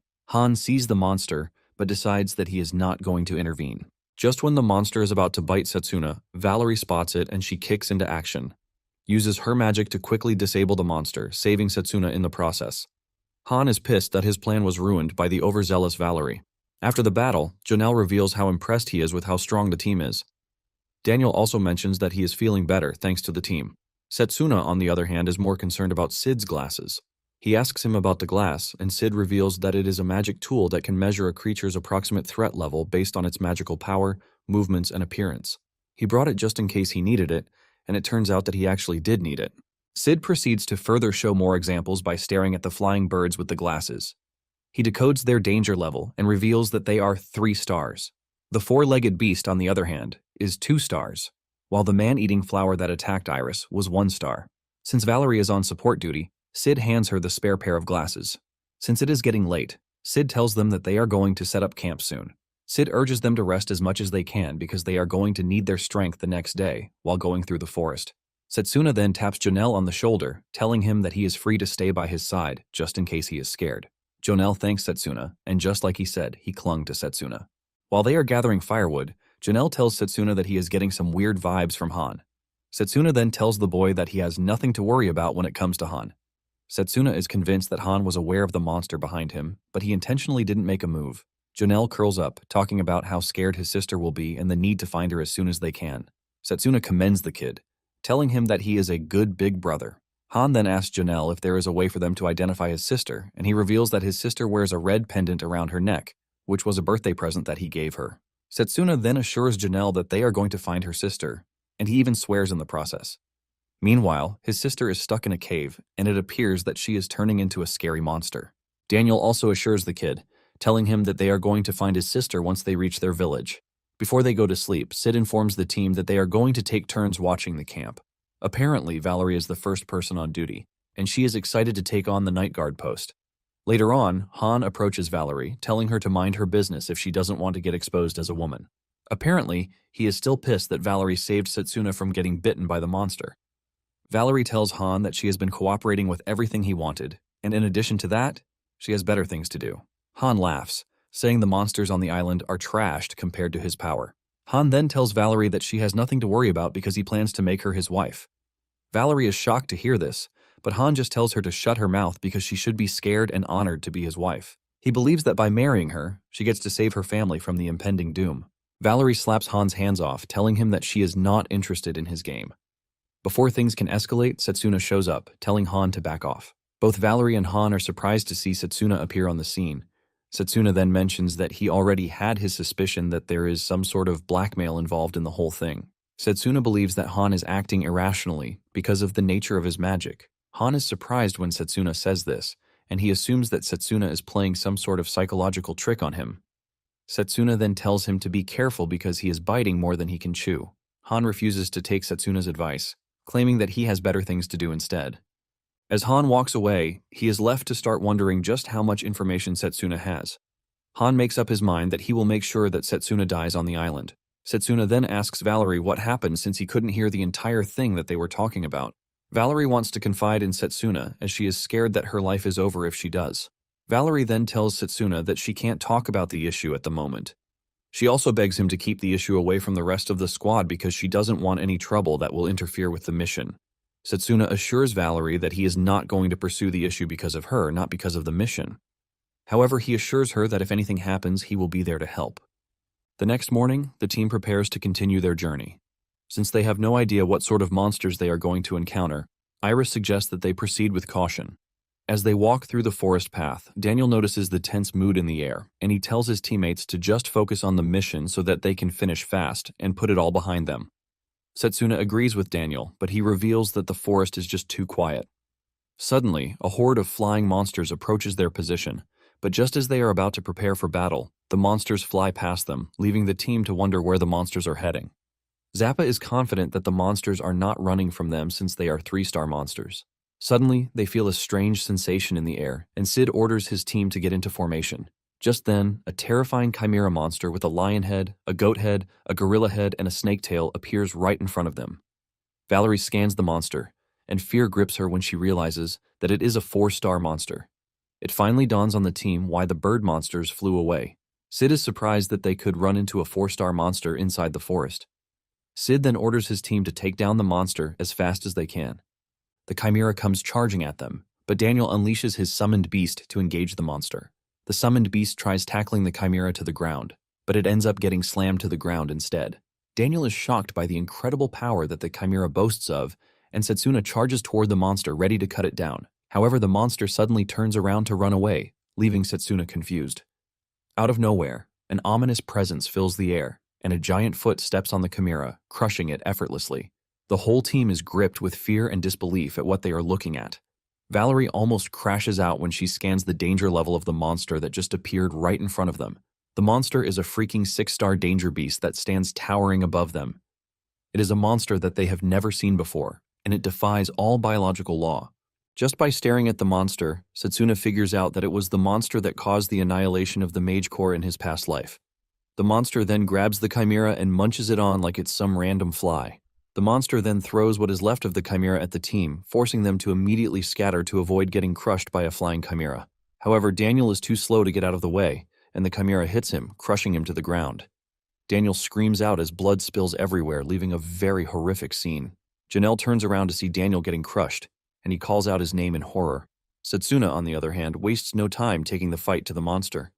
He tries cutting off its leg, but his sword bounces off, proving his suspicion that the monster's skin is pretty tough. In addition to its toughness, it boasts immense strength. Sid then screams at Iris, telling her to take care of Daniel, while telling the rest of the team that they have a chance to defeat the beast if they all attack it at the same time. Iris acknowledges the order and runs toward Daniel. But just as she is about to reach him, another of the giant monsters appears in front of her. This further piles on their mystery because one of the monsters is enough work already, but now they have to deal with 2, or possibly more. Just as predicted, more of the giant monsters show up, numbering at least 6, and they surround the team, leaving no escape route. Apparently, Setsuna knows the monster as Gorfont, and this is thanks to his knowledge from his past life. Basically, it was a monster that wiped out the battalion, even though it was filled with long-range mages. The monsters try to overrun the team, but they manage to stand their ground. Valerie in particular holds the team together with her barrier magic, but holding too long starts taking a toll on her as blood drips out of her nose. Suddenly, Janelle screams and points to a monster in the distance that turns out to be his sister. Janelle cannot hold back as he tries running toward his sister. Sid doesn't want them to break formation, since it is going to make things harder for them. Just then, Zappa tells the team to go on ahead while he holds down the monsters. Valerie refuses, saying she wants to stay back and fight with Zappa until the end. Zappa scolds her for being naive, and he reminds her that she has a family to rebuild. Zappa smiles at her, telling her that it would be unwise of her to throw her life away on the island. Setsuna is not surprised by this since he knows that Zappa has a soft spot for his comrades even though he pretends he doesn't. Setsuna reveals that Zappa is the kindest but most awkward person. Zappa smiles, saying he considers the monsters a challenge for him since he is a strong dude. Sid finally decides to give the order and he tells everyone to break off so that they can chase after Janelle while Zappa covers them from behind. Before anything else, Setsuna runs at great speed to get Daniel from where he is. Setsuna then follows the rest of the team while Zappa stays behind, unleashing insane flames at the monsters. Since there is no one in the area for him to worry about, and he also has his pride to maintain, Zappa finally decides to let it all out. He releases scorching flames that burn the Gorfins, making things hard for them. The team finally catches up to Janelle on a cliff, and when they ask him where his sister is, he points to the forest, saying she has vanished into it. They are debating the possibility of this when the cliff suddenly breaks off, causing them to all fall to the water below. They wonder if the cliff broke off as part of the battle's aftershock. Meanwhile, the dude, who created the monsters, is on the island, and he is watching the team struggle. He wants to see just how strong they are by toying with them. Later on, Setsuna washes up on shore, and he realizes that he has been separated from the rest of the team. He is thinking of regrouping with his teammates when he is surrounded by chimeras. Elsewhere, Iris and Han find themselves trapped together. Iris is talking about how they need to work together when she suddenly realizes that Han has vanished, leaving her to deal with the monsters. Han is running away without a care in the world, since he knows that he can take care of himself. Valerie, on the other hand, is being chased down by monsters. Sid is engaging a group of monsters when he hears Valerie's voice. Sid calls for Valerie, demanding to know her position. Valerie hears the captain's voice coming from inside a cave, even though it is not the captain's, and she is being lured in without even realizing it. Just as she reaches the entrance of the cave, she realizes that she has been duped because she is being called by a group of monsters that are mimicking the commander's voice. Sid notices that Valerie is in trouble, and he turns around to look at where her voice is coming from. This causes him to lose concentration, and before he knows it, a Gorfint appears from behind. He almost gets crushed to death, but he barely leaps away, and the monster ends up shattering the ground instead. Sid tries to make a stand against the monster, but he gets slammed so hard into a tree, leaving him open to the monster. Sid admits that the monster is crazily strong, which makes their efforts and tricks totally useless. Sid figures out that only the powerful mages like Zappa have a chance against the Gorfint. However, Sid is proud to be a commander in the Magus Battalion, and he is not about to go off easily. He snaps his fingers and activates his copy gear skill, ultimately putting all of his units into overdrive. Sid finally gets back on his feet, but the monster doesn't waste time before coming after him again. Sid combines a healing spell with a formation spell and a long-range spell, which is infused with all of his power to properly face the Gorfint. All of these merge into one big spell, the Lightning Spear, and Sid throws it at the Gorfint. This cuts through the Gorfint, ultimately defeating it, leaving Sid with a proud moment. He might have been able to defeat the Gorfint, but at the same time, he is at a disadvantage because he will not be able to use magic for a while. As if he had the worst fate of all, two Gorfints appear behind him. One of them punches him, and with no magic support, Sid takes the hit, ultimately crashing to the ground. Sid is about to become spaghetti when Setsuna rushes in to block the hit with his fist. The force from Setsuna's mana-imbued punch causes the monster severe pain that it had to hold its arm. It turns out that Setsuna had saved Valerie before heading toward the commander. He apologizes for coming late, and Blazer is already excited that they are about to have some fun dealing with the Gorfints. Setsuna is in no mood to hold Blazer back, and he agrees with his suggestion that they go all out. His hair turns red as usual and his body starts to emit scorching flames. Setsuna leaps toward one of the monsters and tears its head off with just a single punch. While dealing with the Gorfints, the flying monsters show up, telling Setsuna not to bother because all of his efforts are nothing but trash. Setsuna is already pissed at the fact that they lure in their prey by mimicking humans, and he angrily cuts them down with his fiery sword. One of the Gorfints tries to grab him, but Setsuna relieves it of its arm to put it in its place. Setsuna goes after the Gorfint, decapitating it. Before he does, he tells the Gorfints that they are about to feel the despair he felt before his regression. Without care, he burns down the Gorfint from the head to the bottom. Setsuna basically turns the entire area into a slaughterhouse for the monsters, and he lets them know that they have picked the wrong opponent to mess with. Setsuna then checks Sid's pulse, and he heaves a sigh of relief when he realizes that Sid is no danger whatsoever. He prepares a warm place and then places the two on the warm rafts. Valerie is the first to wake up, and Setsuna rushes over to check on her, asking if her wounds hurt. Cautious to hide her identity, Valerie tells Setsuna not to worry because she can handle everything by herself. Not long after this, Sid also wakes up from his slumber. Sid thanks Setsuna for saving his life, but he is curious as to how Setsuna was able to take down the Gorfints.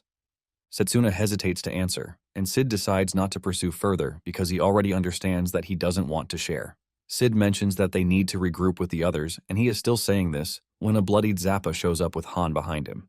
The trio is shocked to see Zappa, and Valerie cannot believe that Zappa was able to defeat the monsters.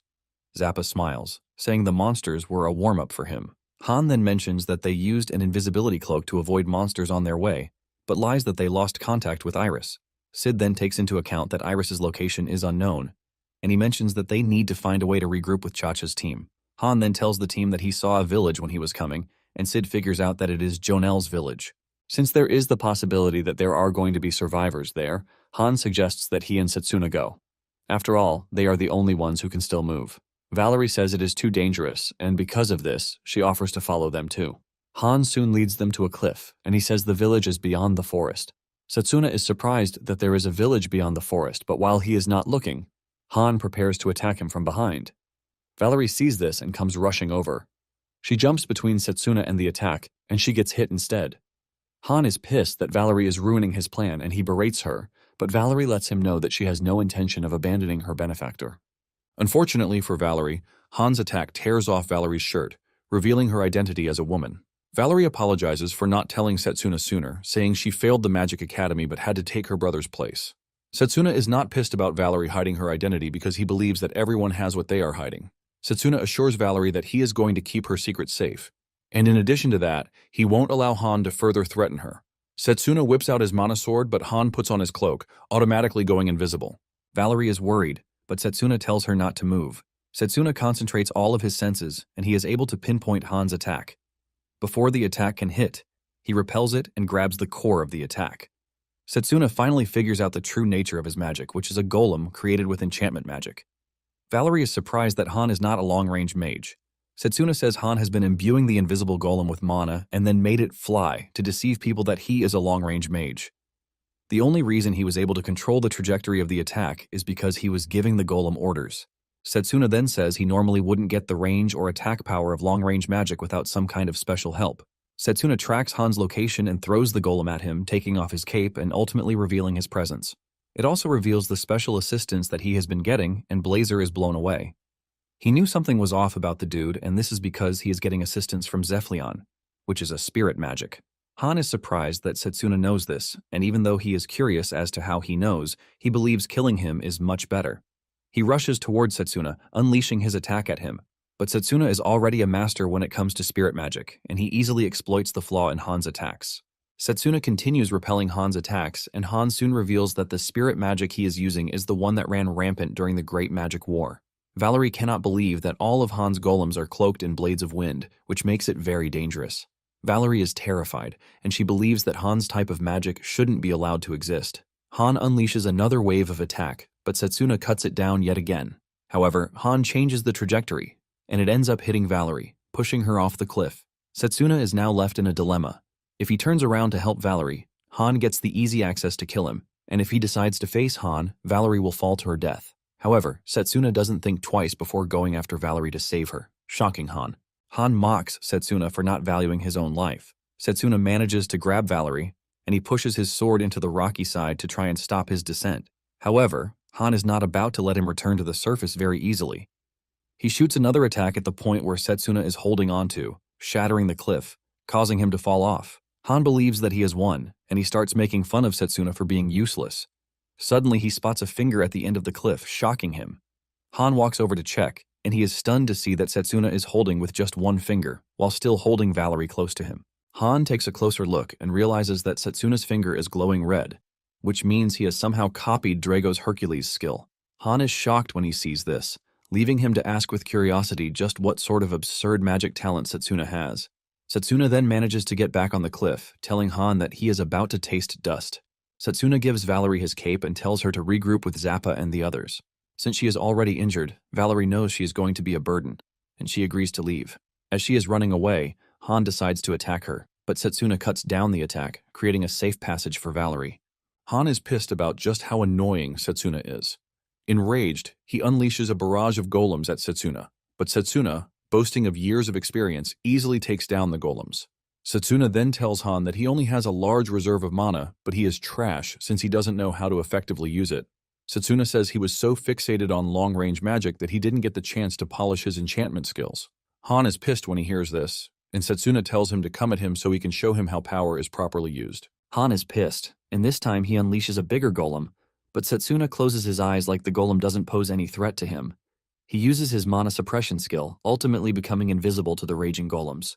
Han starts to panic when he can't see Setsuna. To protect himself, he unleashes more golems, but the spirit in control refuses to give Han more of his mana. Han is pissed, and he screams at the spirit, telling him to give him more mana.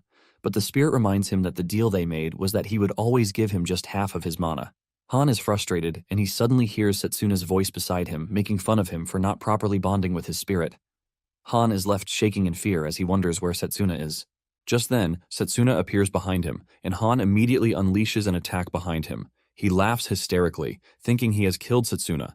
But when he turns around, what he sees is a flame-infused Setsuna staring down at him. Setsuna then reminds him that he already told him he would show him how to properly use a spirit's power. Setsuna dashes toward Han, punching him straight in the chest.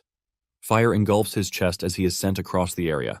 Setsuna tells Han that he is not a person who is worthy of being in Sid's squad. In fact, Setsuna doesn't think he should be in the Mage Corps at all. Han crawls in pain as fire burns him.